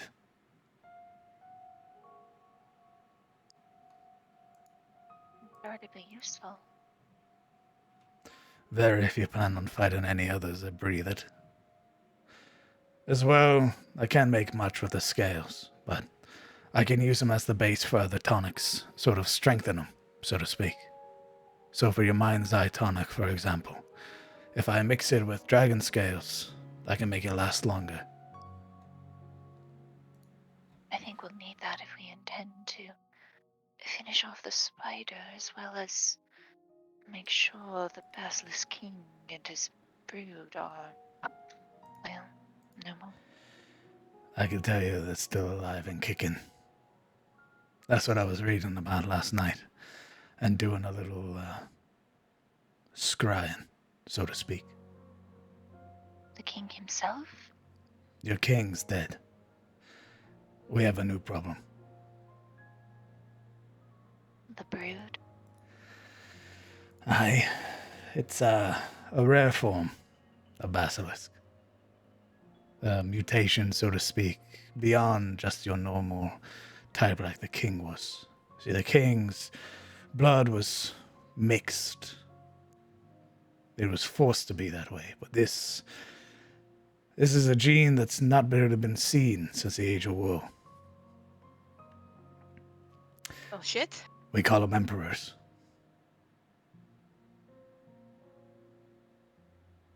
Oh, what properties do these basilisks possess? Oh, well, they're the worst of both. A venom eye and a stone eye.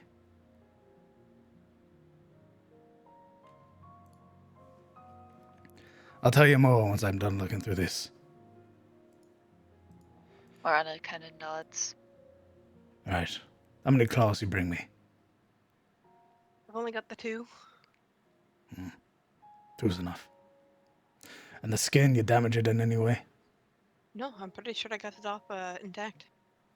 You would watch as he sort of undoes the bindings around it and unfurls the flesh, sort of lifting it up. Licks. Yeah. A woman after my own heart. Not a nick on it. Who taught you how to carve? Well, when I was doing a bit of research, trying to figure out, she'd point to the runes on her arms. To keep my brain from, kind of melting, I would sometimes read other things. You just happen to read how to carve skin. I read about ghouls. Hmm. It just seemed the appropriate way to do it. Well, you did right. With this, I can use it as well for attempting to find you a way to sort of combat more tainted that you'll be fighting, I'm sure. The claws, easy enough. You brought me more. I can break them down, make a dust into it. You throw it at somebody, they breathe it in. Not against the other tainted, but against another living folk like you and I. You'll watch their bodies seize up. Isn't that interesting? Marana perks up as she notices something that Reynolds said, but says nothing else.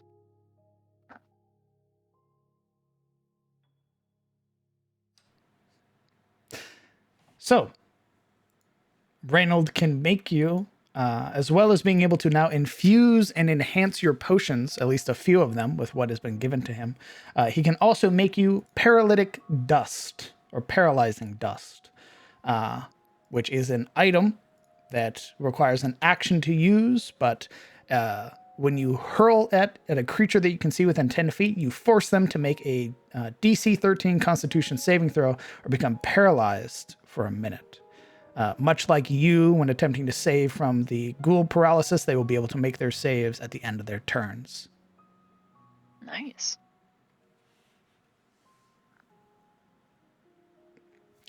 If you're sticking around for a while, I can show you how I make it. That way, in case you cross any more ghouls and you have the appropriate stuff, you should be able to make it on your own out in the field. He says, looking at Marana. I'd love to.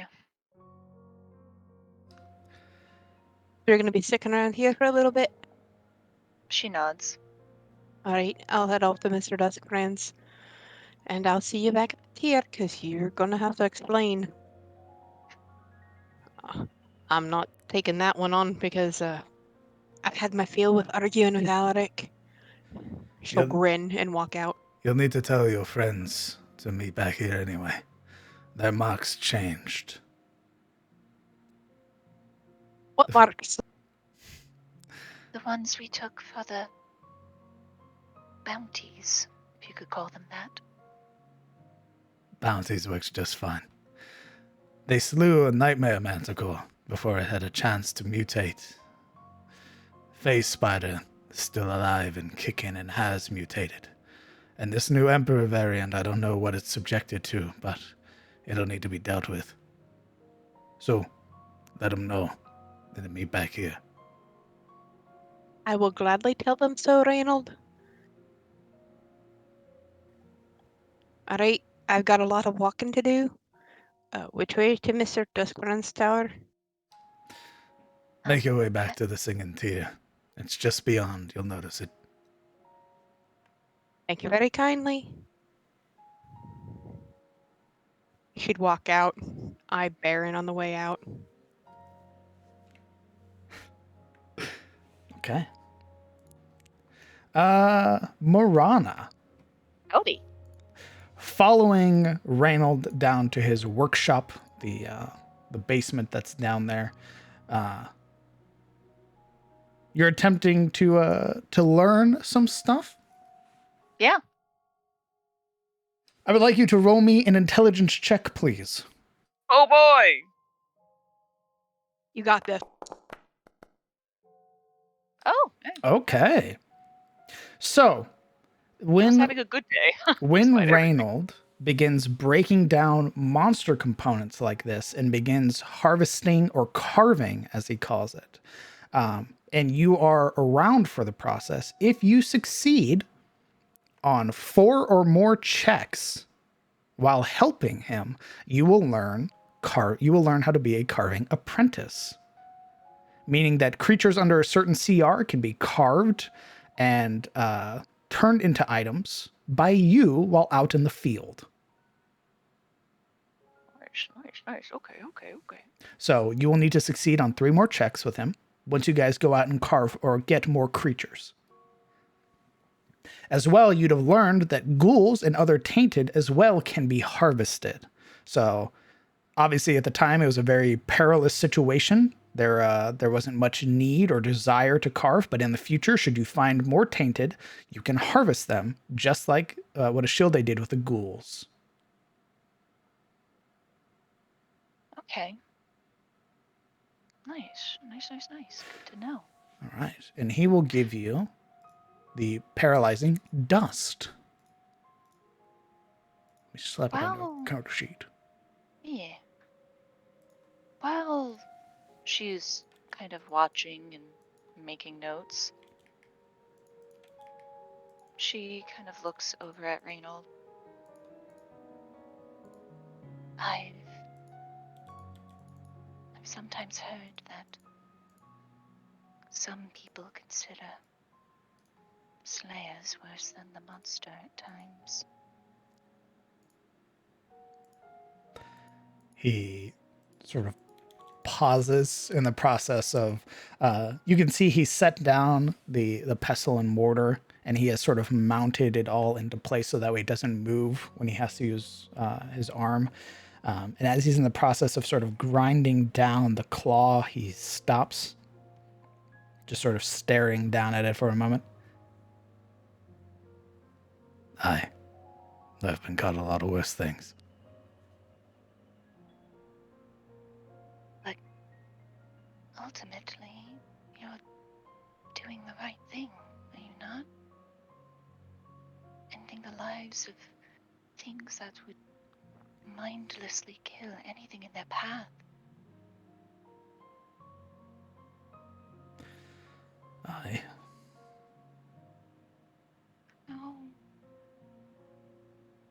How do you do it? Continue on.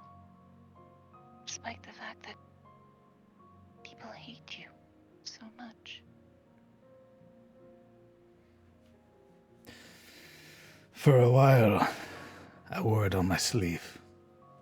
I made it really apparent that I hated people. And that generally kept them away.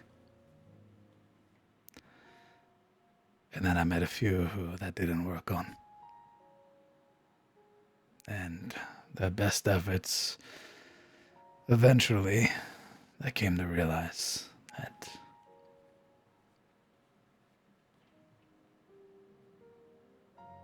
if I truly want to help people, save them from the things that'll kill them because they can't defend themselves, that means I gotta stomach it. Even if that means helping the ones who hate me.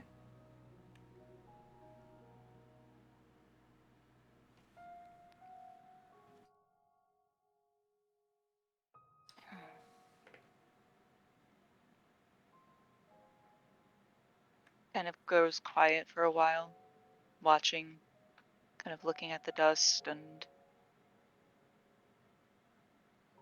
peering over one of the uncrushed claws at the moment.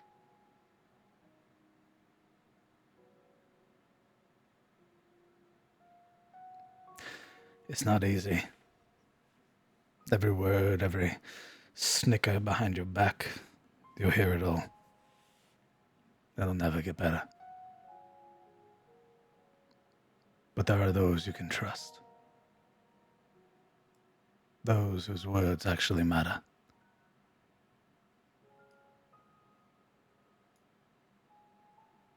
Like Gerald and Guinevere. Aye.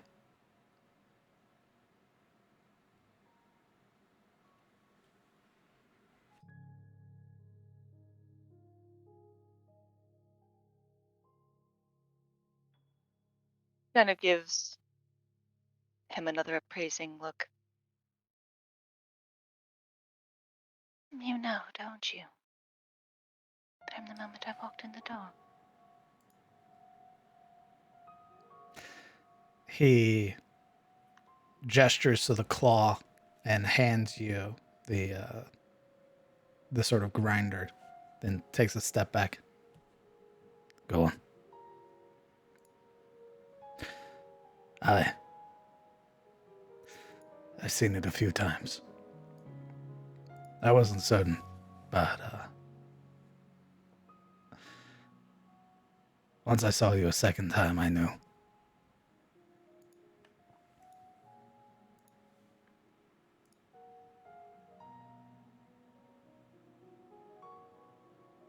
He continues to grind with some difficulty. It's the first time, but she seems to be picking it up rather quickly.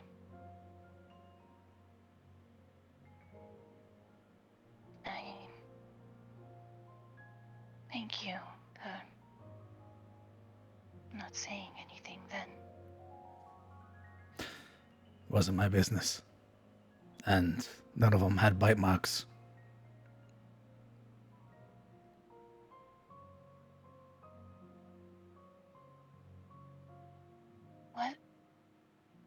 What do you know?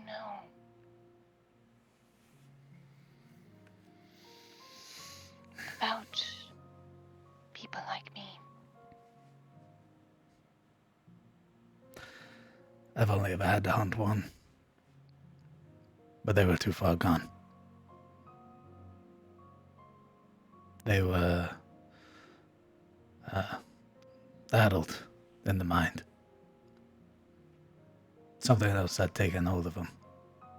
Brought out the affliction. The others I've met, it's been misunderstandings. They tend not to feed on people. They abhor it. They'll feed on animals or small critters to sate whatever hunger may come about. And it's not just blood. There are some who can feed on emotion. Others that have a worse affliction. craving the fluid found inside of a spine. But they do their best. They sate it through other means.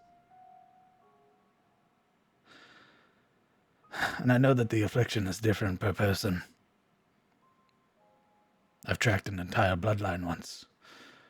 Not a single person had found any sort of vampirism inside of them. Instead, we found that it was their grandsire, long since passed, who was the heir to a vampire lord.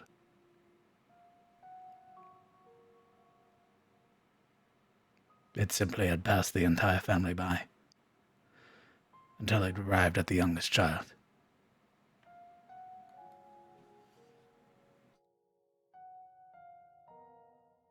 She continues grinding thoughtfully. And those... She struggles for a second, crushing a bit. And those that can trace it to vampirism? Generally, it's no fault of their own. Vampire takes up home a residence inside of a small hamlet or village. Before they even know it, he's infected, or he or she's infected about a dozen people, turning them into thralls. Those that escape go on to live their lives, fearing the light. Once you kill a sire, it takes considerable effort to free the rest. There are some vampires that are so cruel that they tie thralls to their own lives. You kill it, you kill the thralls.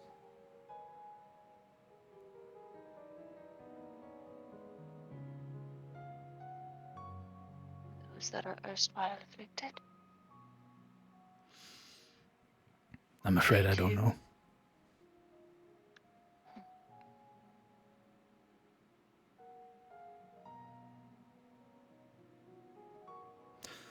I can ask.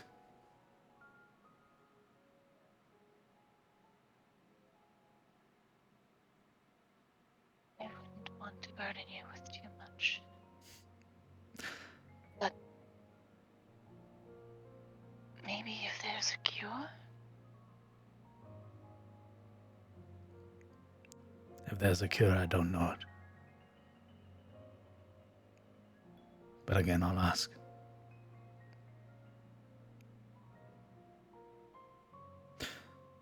Have you been hearing voices?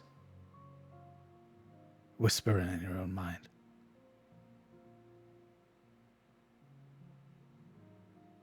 She pauses for a moment. No. No, none of that. Have you felt like your actions weren't your own?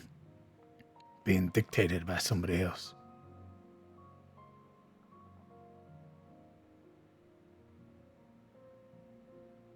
I don't think so, no. You would know. Those are the general hallmarks of your sire trying to take control and call you back.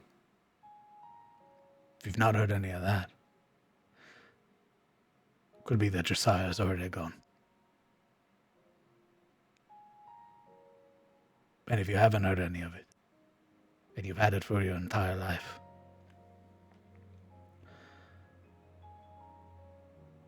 then there's no reason to worry. Born into it, I'm afraid. Aye. I'll attempt to find a cure.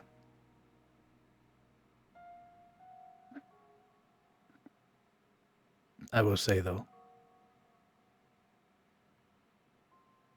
if you've not heard the call, perhaps some night might be in need for one. You'd make a hell of a slayer. That kind of gets a smirk and a little bit of a chuckle out of her. Careful not to get any of the dust, well, mainly in his face.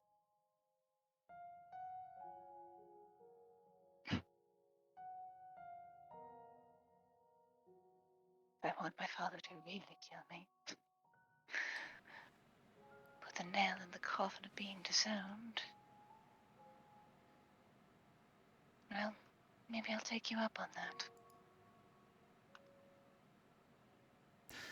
I can put in a good word with the Slayer Master here in Tyros.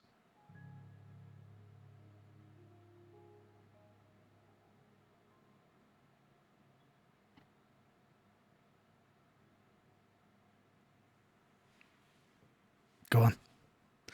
Keep grinding. She seems thoughtful for a moment, but as he instructs her further on, she continues. In Mulgrove, we are called to this, well, not this, but similar professions. What brought you to become a slayer?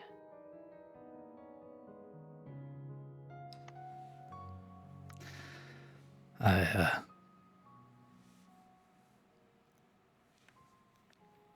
seen some things that I wish I could have stopped had I just been more knowledgeable.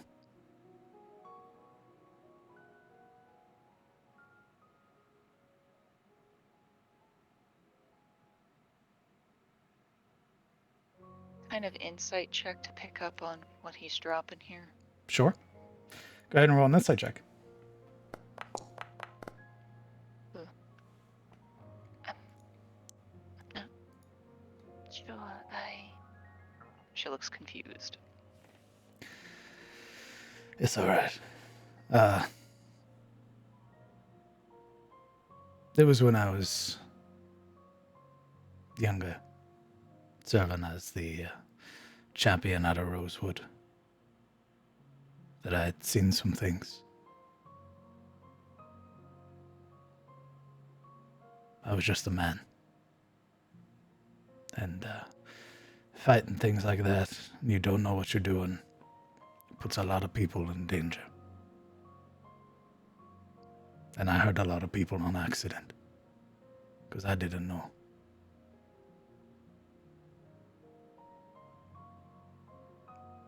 I wanted to fix that.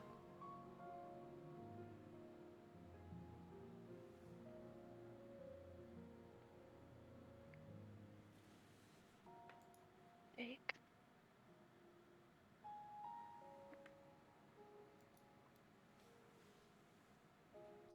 Is that why you and Geralt are friends? Geralt and I met when I was still serving, and we met during auditioning of sorts, when some others came in. And he picked me out of the crowd while I was watching, after he had won his bout, and said I had the most sour look on my face he'd ever seen. And said if I wasn't here to fight him, then the least I could do was share a drink with him. She's trying not to smirk at that as she works. And despite how annoying it was, couldn't tell him no.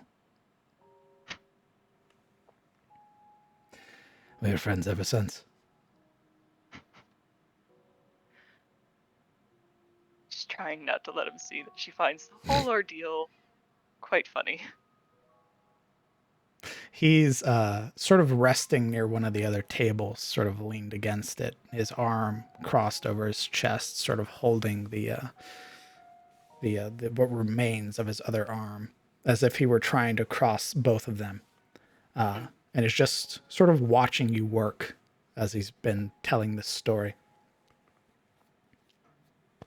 And, she continues to crack at it every so often, kind of looking it over, kind of going, no, that's too coarse. There's a bundle of mistletoe on the table over there.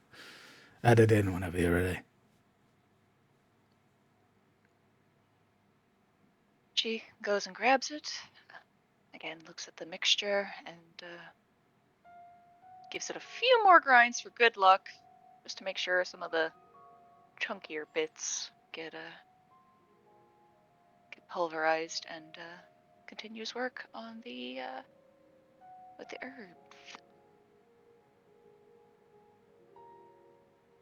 Is there anything else you would like to talk to Reynold about while you are making the paralytic dust? No, I think that was pretty good. Okay. Go ahead and mark on your sheet, or wherever you would like, that you have 1 out of 4 successes on becoming a sort of carving apprentice. Understood. And I've added the paralyzing dust to your character sheet. Fucking cool. The camera pans back to, I believe, everybody saying they were going to meet at the Singing Tier. I'm going to Dust Brands first. What are you going to Dust Brands for? He said he wanted to talk about my tattoos. Bet. Everybody else? Nothing for me. I believe the plan was, once we were done with Dustbrand, we'd meet up at the Singing Tier. So we would, presumably, unless someone just runs into the woods, would be heading back.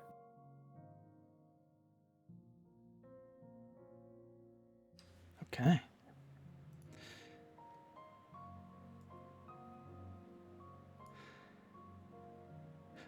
Marana, are you, after he has given you the dust and has started to work on some of the other stuff, are you just staying there until the rest of the party shows up?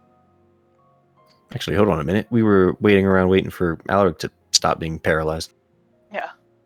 You have a Alaric Wait a statue. minute. So that might.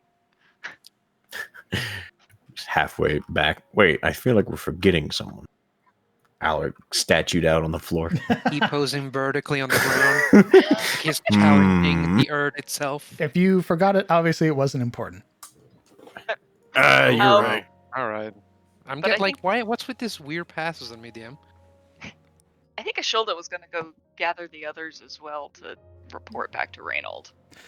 Well, if you guys are waiting around for Alaric to be unpetrified, then yeah, there'd be plenty of time for Ashilde to have made her way over while you guys left, hand over the ghoul stuff, and then eventually make her way over. So she'd be catching you guys right around the same time that Alaric is becoming unfrozen.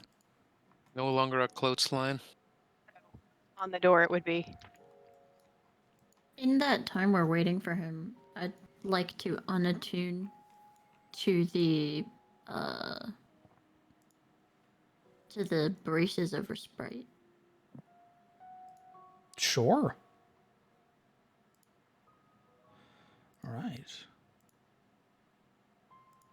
Oh, the braces of respite. Give me a second. Did I mark them as needing attunement? I thought you said that I needed them to have attunement.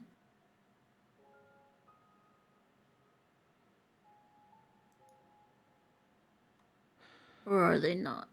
Double checking. Give me a second.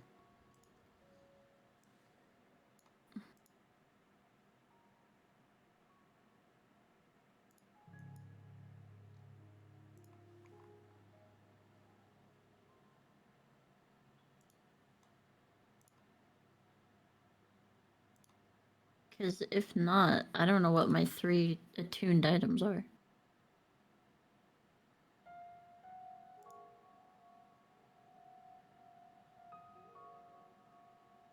Yes, you are. Sorry, I'm correct. They do not. Your braces of respite do not need attunement. Cool, so I only have 2 attunement? Correct. I have 1 slot open? Sick. I thought the flail took 2 attunement slots. Because it's greedy.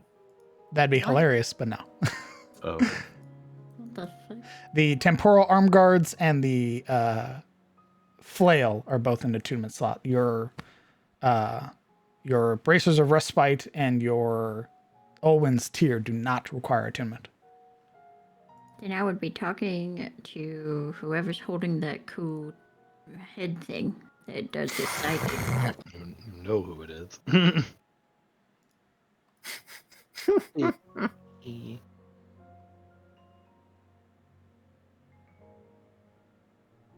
party loot. I didn't think it was individual loot. Just Unless messing it with you. is.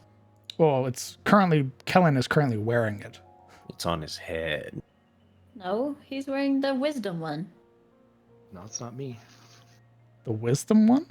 Or the one that makes him smart. It's not me. No.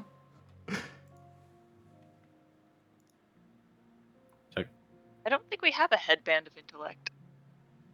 Are you referring to the Alacrity Stone that does like proficiency with Arcana? Okay. Then what is everybody wearing? Because Alaric is wearing Verdict, the Bloodguard shield, and now the Vigorous bracelets. And the ground. And sure. Uria's wearing a Cloak of Phaedra. I'm going down Cloak. the list. I'm going down the list. You dumb bitch. Hold on. Ashilde has the Wizard Ring. Kellen has the Psionic Flame and the Recurve Link weapon. Marana has the Tenacious Boots and the Black Leather Armor. You have Bracers of Respite, Olwyn's Tear, Nyzathos' Wrath, and the Temporal Arm Guards. I'm talking about attunements only. Because I don't know what I would do with anything else that isn't attuned. Well, the headband that you're asking about that Kellen's wearing doesn't require attunement, so. Got it. Never mind. If he's wearing it, then I wouldn't. I mean, he can take it Continue. off and like hand it over. It's that easy. No, it's fine. Does Alaric drool while he's zonked on the floor? Well, given that he is not in full control of his faculties, yes. Hey, hold on. I was gonna say that, but y'all said ew. It was gonna get worse. I just don't Oh, want you Yes, to he's drooling. describe it. You have a Don't do it. fascination with describing incredibly like gross stuff. Cover your ears. Don't do it. It's called being flagrant. Vagrant, maybe. Vagrant? Alright. Please tell me this isn't going where I think it's going.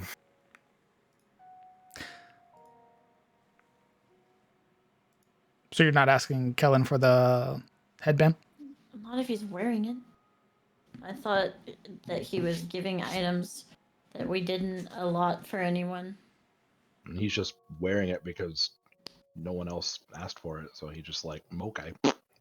I put it on my hair. Doesn't have like an attachment to it or something like that.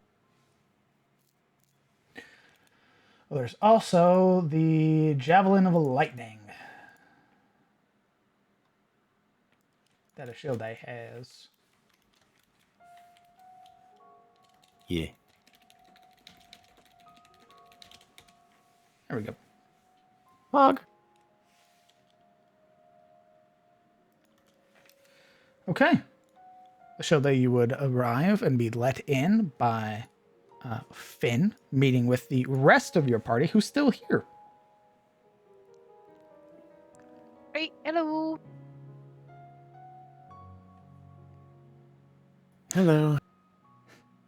You would see amongst those that are standing, there's one who's not. That is Alaric. What the hell happened to him? What happened to you? I went to Reynolds and dropped off my stuff and then came over here like I intended. Oh, by the way, she would hand 7 gold to each of them. What is this? The gems that I picked up down there, I sold them, and this is your cut. Oh. Alright. Anyway, to answer your question with what's happening with Alric, it's the same thing I assume that happened to you when you decided to touch that weird stone. So I was able to She- hear and see everything. Is he conscious? She shrugs, pointing at the stone that's still in his hand. Well, shit. Well, he's in for one vivid ride. I was about ready to say, did you knock him out there? And she looks to Finn. Oh no, no. He didn't call me a pot this time. Called you a what? A pot. That's what he called me the first time we met. She looks down to Alaric. Alright, he can lay there for a little bit. Mr. Duskbrand has been in the process of sort of finishing up Finn's tutoring lesson, which most of you have been present for. Going over the basics of arcane sigils and the like. Mr. Duskbrand will turn his attention back to Ashilde.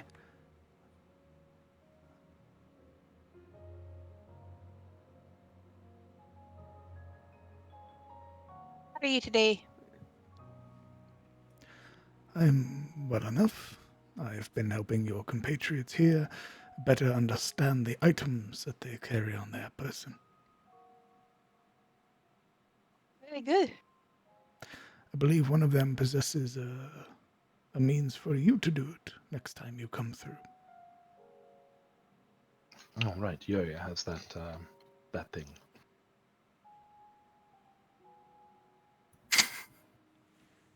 Iria pulls out the Abyss Effuse Pearl.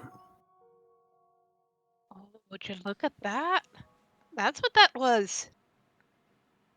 Yes, a pearl. As I explained to your companions, when you use it for your identification spell, you'll find that certain items you'll learn a little more than just their properties. Oh, look at you making an item. Someone's too lazy to do it for me. All right, let's see if I can get that onto my character sheet. I grab Uria's face. What the fuck did you just say? No, don't worry about it. I'm learning to be independent. Thanks, DM. You know what? You lose your breastplate. Because I was too lazy to make it for you. How about that? No, it's right here. How'd you make it pretty like that? God. Oh, you know. Right, you wanted to, or rather, I wanted to speak to you about your tattoos. What questions do you have? I'll try and explain it and how I went about it the best I could. Well, And he begins to go in depth with the questions that he is asking. More so, it's more so shows and examples of what he wants. There is moments where you can see him taking down notes, asking how you first how you came about this knowledge, why you decided to start tattooing your own skin, the properties that this affords you. Do you still need to do verbal and somatic?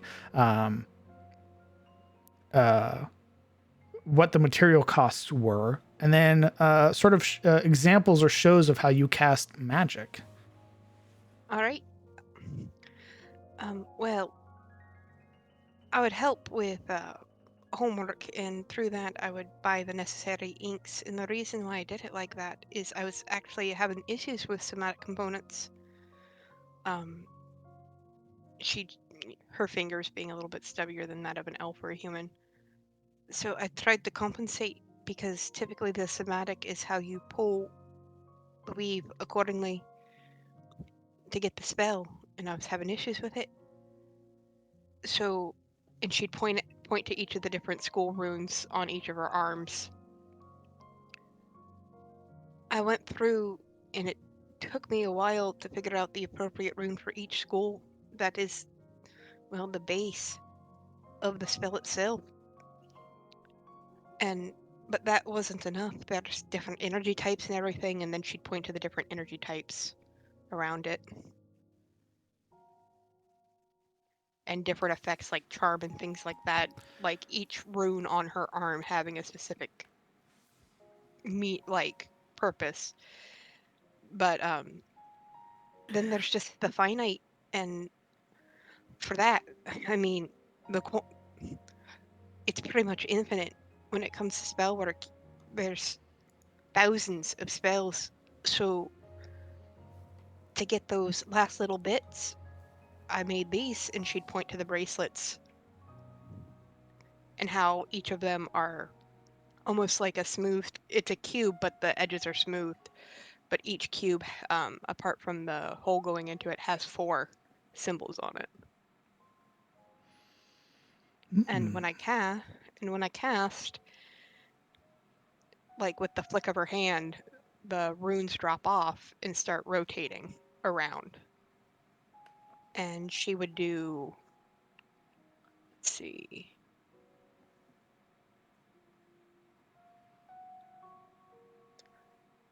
just as an example, she would do mage armor. So the abjuration rune would come up. One that would, another rune which indicates the range would come up.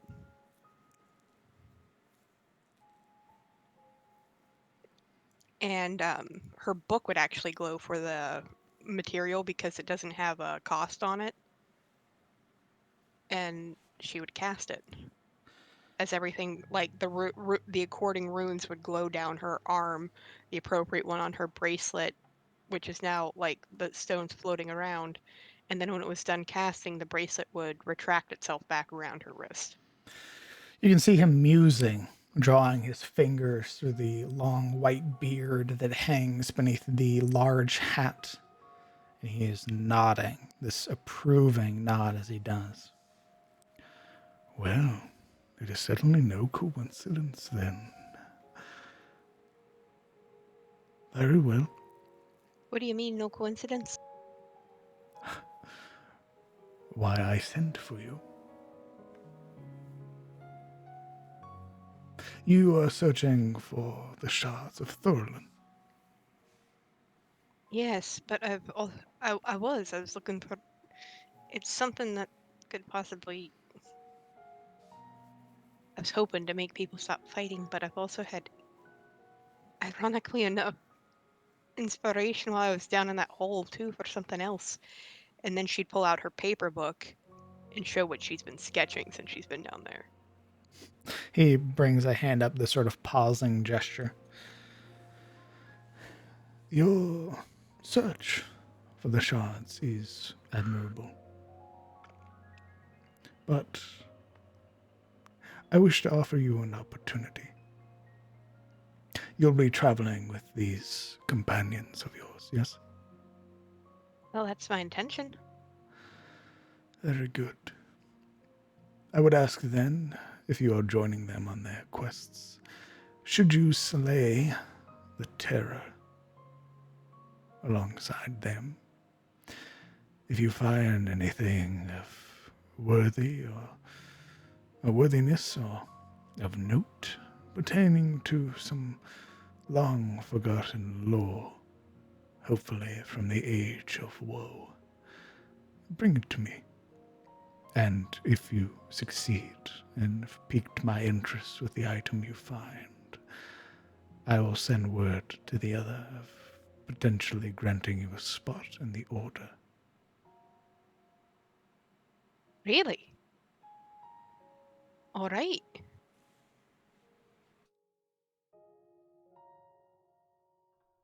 He smiles. Very good. Would the order be interested in something like this? I know there's going to be a lot of time I'm going to have to put into getting all the formulas right, but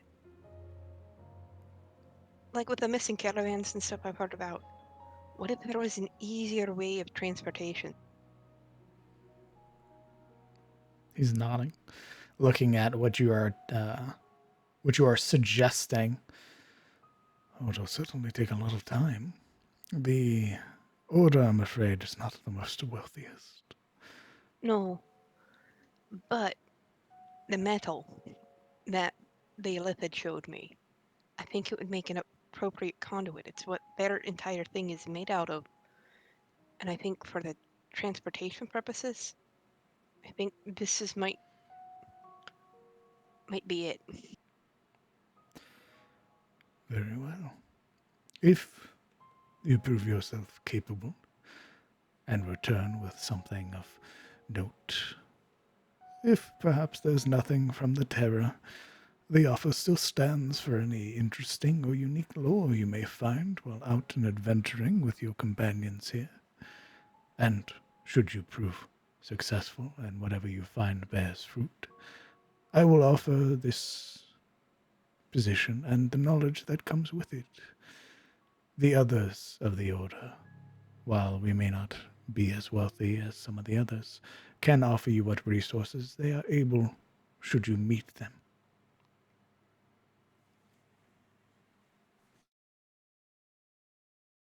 So, I think I would like Mr. that.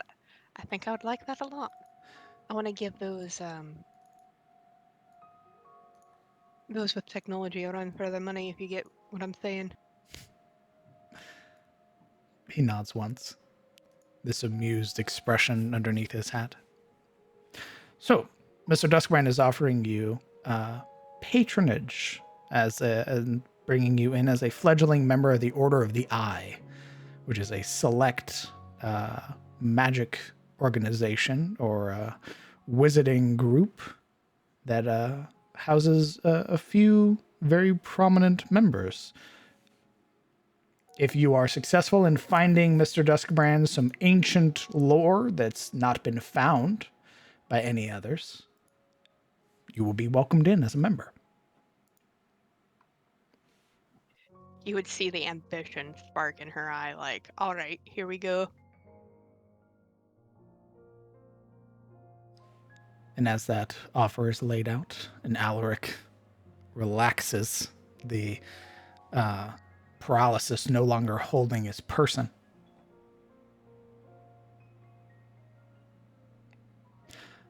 What are you Unlike looking at? Do it. unlike a have one- Shilde, unlike a Shilde, Alaric, you would have not been aware of the outside world. Yours was fully inside the mind and the life of this hobgoblin warlord. I actually did not recall her being aware of the outside world. She was. She had succeeded Oh, on her save. I believe you. I just don't remember. Shilda would. So you're trying to teach Finn how to cast? Is that why the interest in the tattoos? He nods. I hope I might be able to inscribe them on young Finn's pot. It would probably be better on his arms. His arms are made of a not so malleable material, I'm afraid. You'd You see would- her get up. You would see that the arms themselves, at least in appearance, have this strange sort of mortar-like look to them. Very cragged and sort of covered with numerous other smaller rocks and stones. Well, she'd look at Finn and she'd get a thoughtful look. Well, seeing that it's multiple rings, she'd point to like the underside of his lid, and then maybe, if his arms aren't malleable, as you say, is Finn going to grow? If I may ask, I'm unsure. I imagine with enough time he will move on to a larger body, so to speak, once he has grown. Understandable. Well, maybe bands of magical conductive material around his arms then, since the arms themselves can't be inscribed. With the runes inscribed into them. He sort of nods, looking at Finn, sort of pumping their arms at their sides, looks very excited at the prospect of finally being able to cast magic. Mr. Duskbrand gives a nod. I'll begin sketching out some preliminary designs, and I will run them by you once I've found something more concrete. Fair enough. I will ask that you take that one, Pointing to Alaric. and the rest of your companions, and leave this old man to his musings for a short while. That I can do for you. Everyone, Reynold would like for us to convene back at his place. I didn't want to walk that far. Well, apparently something about a basilisk emperor? No, I definitely don't want to walk that far. Well, he still requested. Morana's there already waiting on us. Uriah pinches the bridge of her nose. Fine. My oh my, you and yours can't stay out of trouble, can you? Wait, this is gonna happen all the time? She looks at Duskbrand. Every time I've met them, there's been trouble. Bloody hell. Alright, let's go. Best of luck. Is there anything else the party would like to do while in Mr. Duskbrand's home? Any final questions? Anything like that? Oh,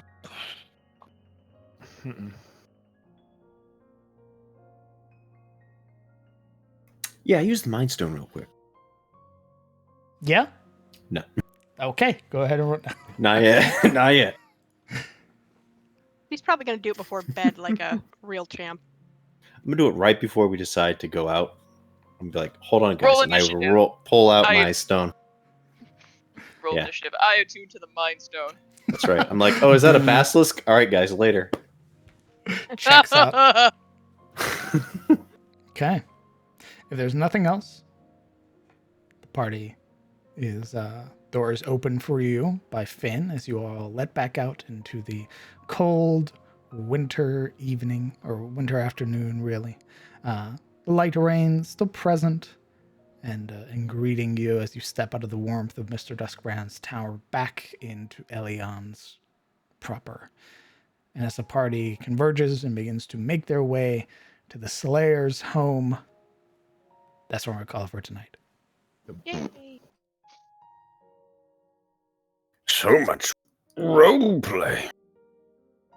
We're gonna get Finn casting magic. I am pumped. If you are successful, Finn will become a retainer or a companion who can come along with the party on adventures. Yeah. We can shove Shane in there, and he can be our cart driver after that. Sacrificing one for the other. been driving shotgun. Wasn't Shane supposed to come with to Reynold to pick up the horses?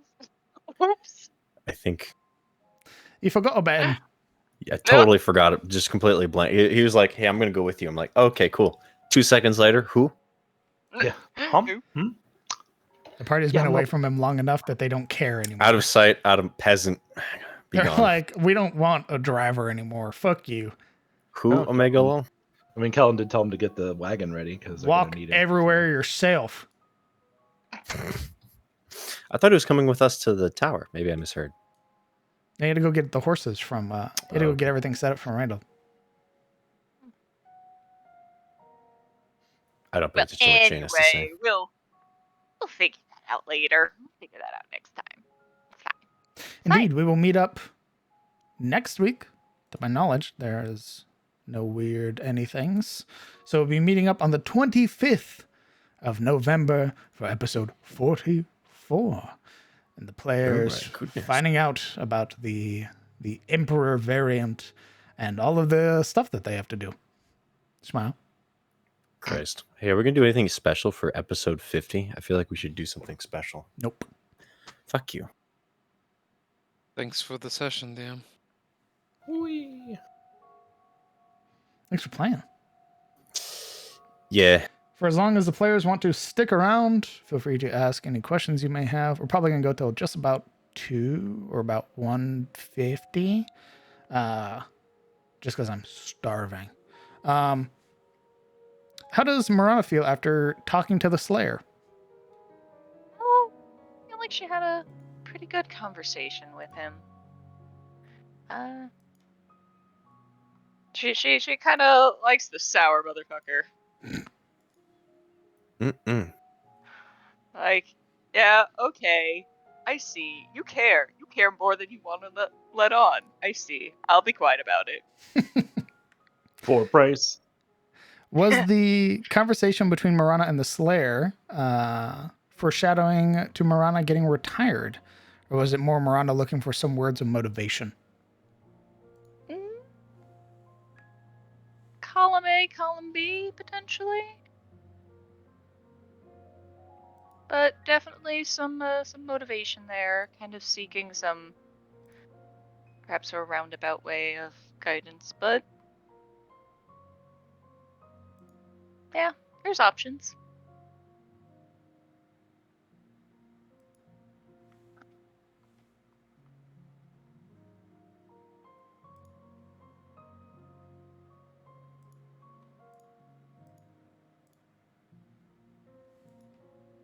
What is Alaric's greatest fear?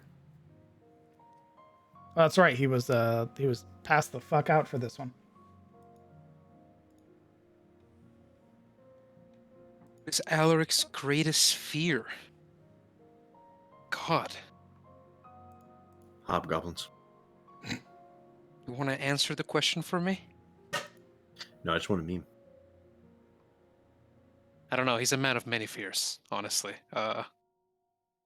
Maybe you could say that his biggest fear is the revelation that he's so fearful.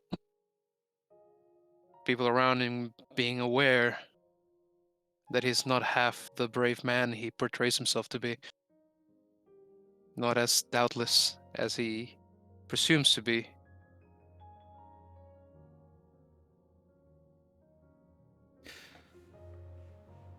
Like inadequacy? Inadequacy. No. Much more raw than that. Oh God. He's afraid. Yeah, he's afraid of dying, of getting killed, of being hurt, of failing. Because usually when you're noble, you have to sort of demonstrate a feeling of being untouchable in terms of morality and even physically. And it's portraying this more than human persona that is constantly at odds with his humanity. So he has to show that he's better in a sense, and in reality he's not. He's just doing his best. Like a lot of imposter syndrome there. Yes. Second son syndrome.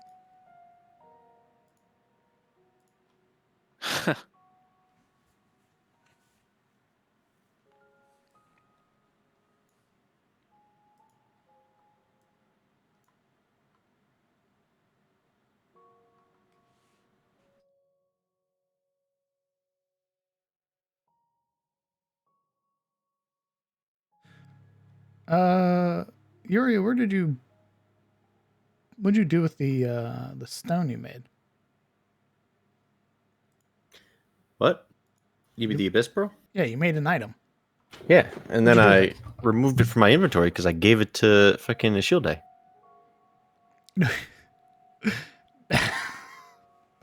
You didn't. What do you mean I didn't? I'm like, that's me moving items over.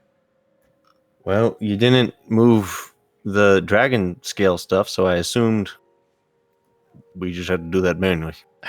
I was coming through and deleting stuff from people's character sheets.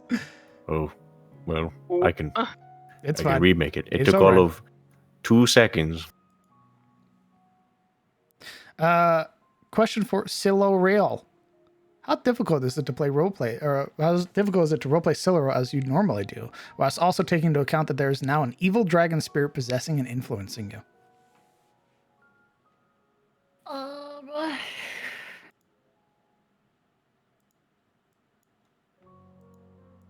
You say what? No, I said I mean, it's a little frustrating because I don't know what exactly I'm supposed to necessarily not be okay with or be okay with when it comes to the flail. So I'm just kind of going through it.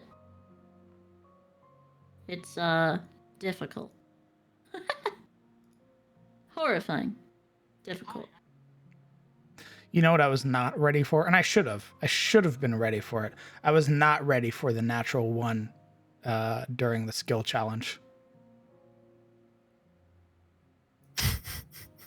That basically guarantees it, though, right? You weren't prepared for it, so of course it's going to happen.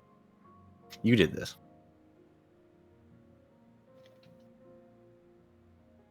He's like, I thought you'd all take care of it. Oh shit.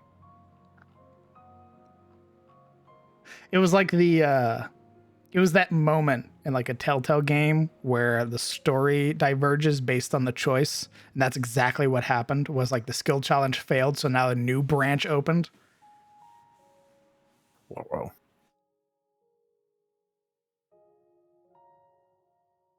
That's why we're going back to Owen. Owen. We're back. This is Owen, we the fucked up.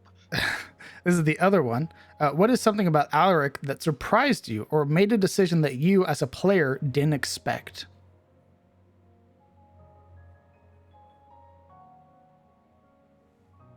Oh god. um. Oh well. Something that really surprised me as a person was the perspective that Alaric gained on Hain after he was defeated. I never thought until that very session that his opinion of him would be shaped around him being a hero and announcing him as such in his little funeral. It was a very immersive moment because me as a player and as a person looking at Hain raw, I just saw a villain, right? But it gave me an opportunity to step inside Alaric, inside the novel from Tyros, who has a responsibility to the peerage and the monarchy as a whole, and how he got to speak on behalf of Hain, not entirely for Hain, but for all nobility. It was one of those few moments I've had the chance to sort of become the noble that I am portraying, rather than just a barbarian that hits stuff and breaks it. So it was nice.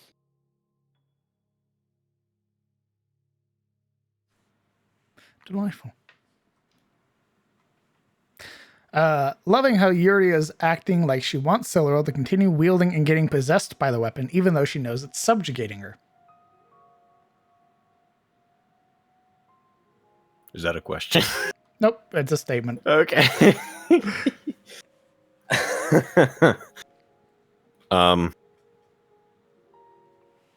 Yeah, I mean,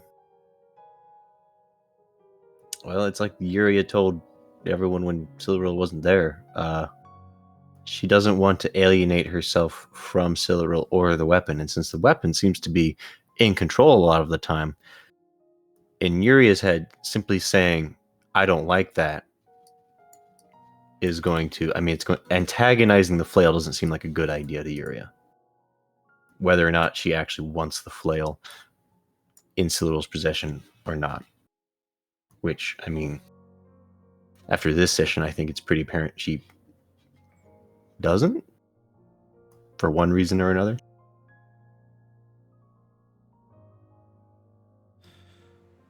Ashildi,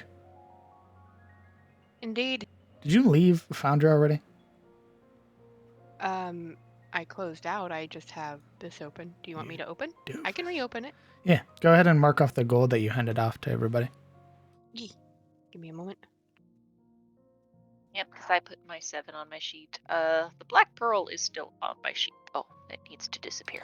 I will delete it. Thank you. Thank you for the let. Yeah. Typically, when I play, I have two windows of frickin' Chrome open. So when it ends, I typically close the one and just go down to the one on the stream. Dangerous.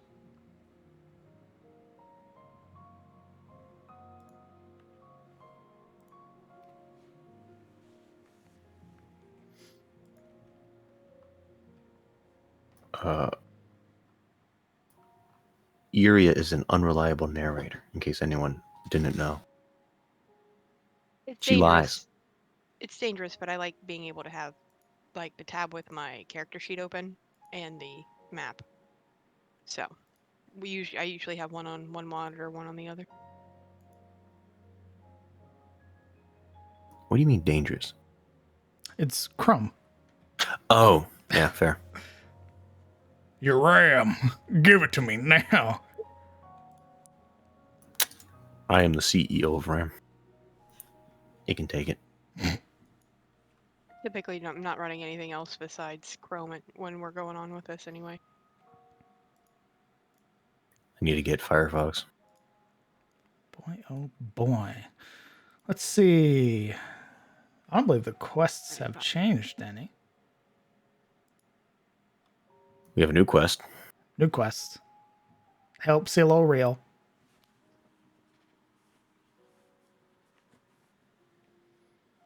I want to stab it. I want to stab it so bad. Why didn't you? Cause,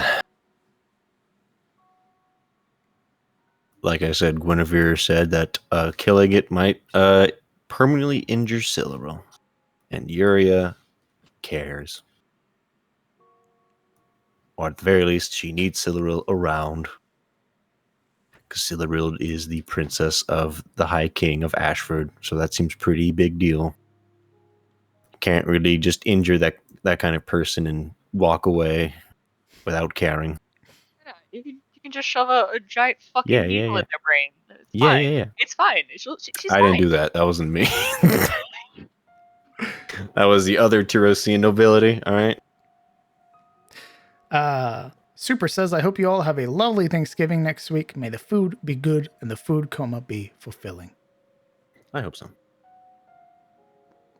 I wonder for the record that I even mentioned that sticking a needle in Silveril's head was going to cause a political incident. Oh boy, here I go causing an international that- incident. I was ignored is not my fault. Listen, she wanted to pilot the mecha. Get in the True. robot, Shinji. Shinji, crank that soldier God. boy. Fundin, thank you for coming out. I have to talk to you, Fundin. You should DM me.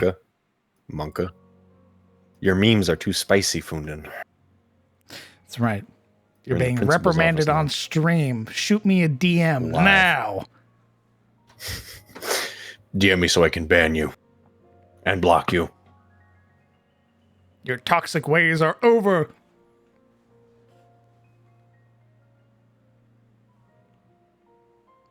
They just ran. They said absolutely not. Evaporated. Whoosh. That man evaporated. He's gone. Deuces and then peaced Please out. leave me alone. Sprints away. He's getting bullied in 4K. Punk, I think that is a great place to call it. Call it what? The end of the session in its entirety.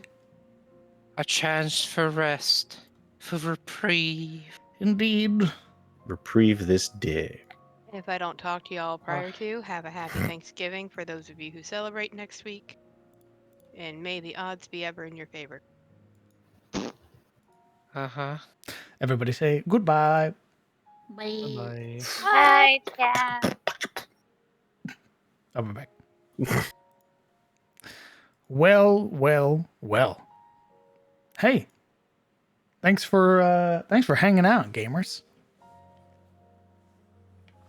I appreciate you guys coming out, supporting the players, supporting the stream, for sticking around through the entirety of it.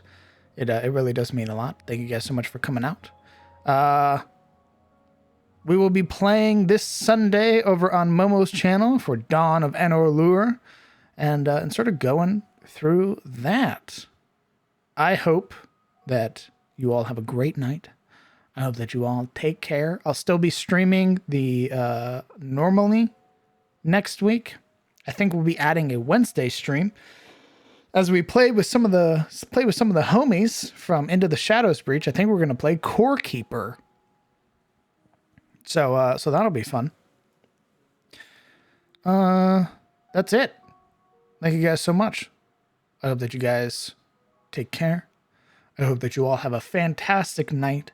Follow the Twitter, subscribe to the YouTube, join the Discord, and hug your loved ones.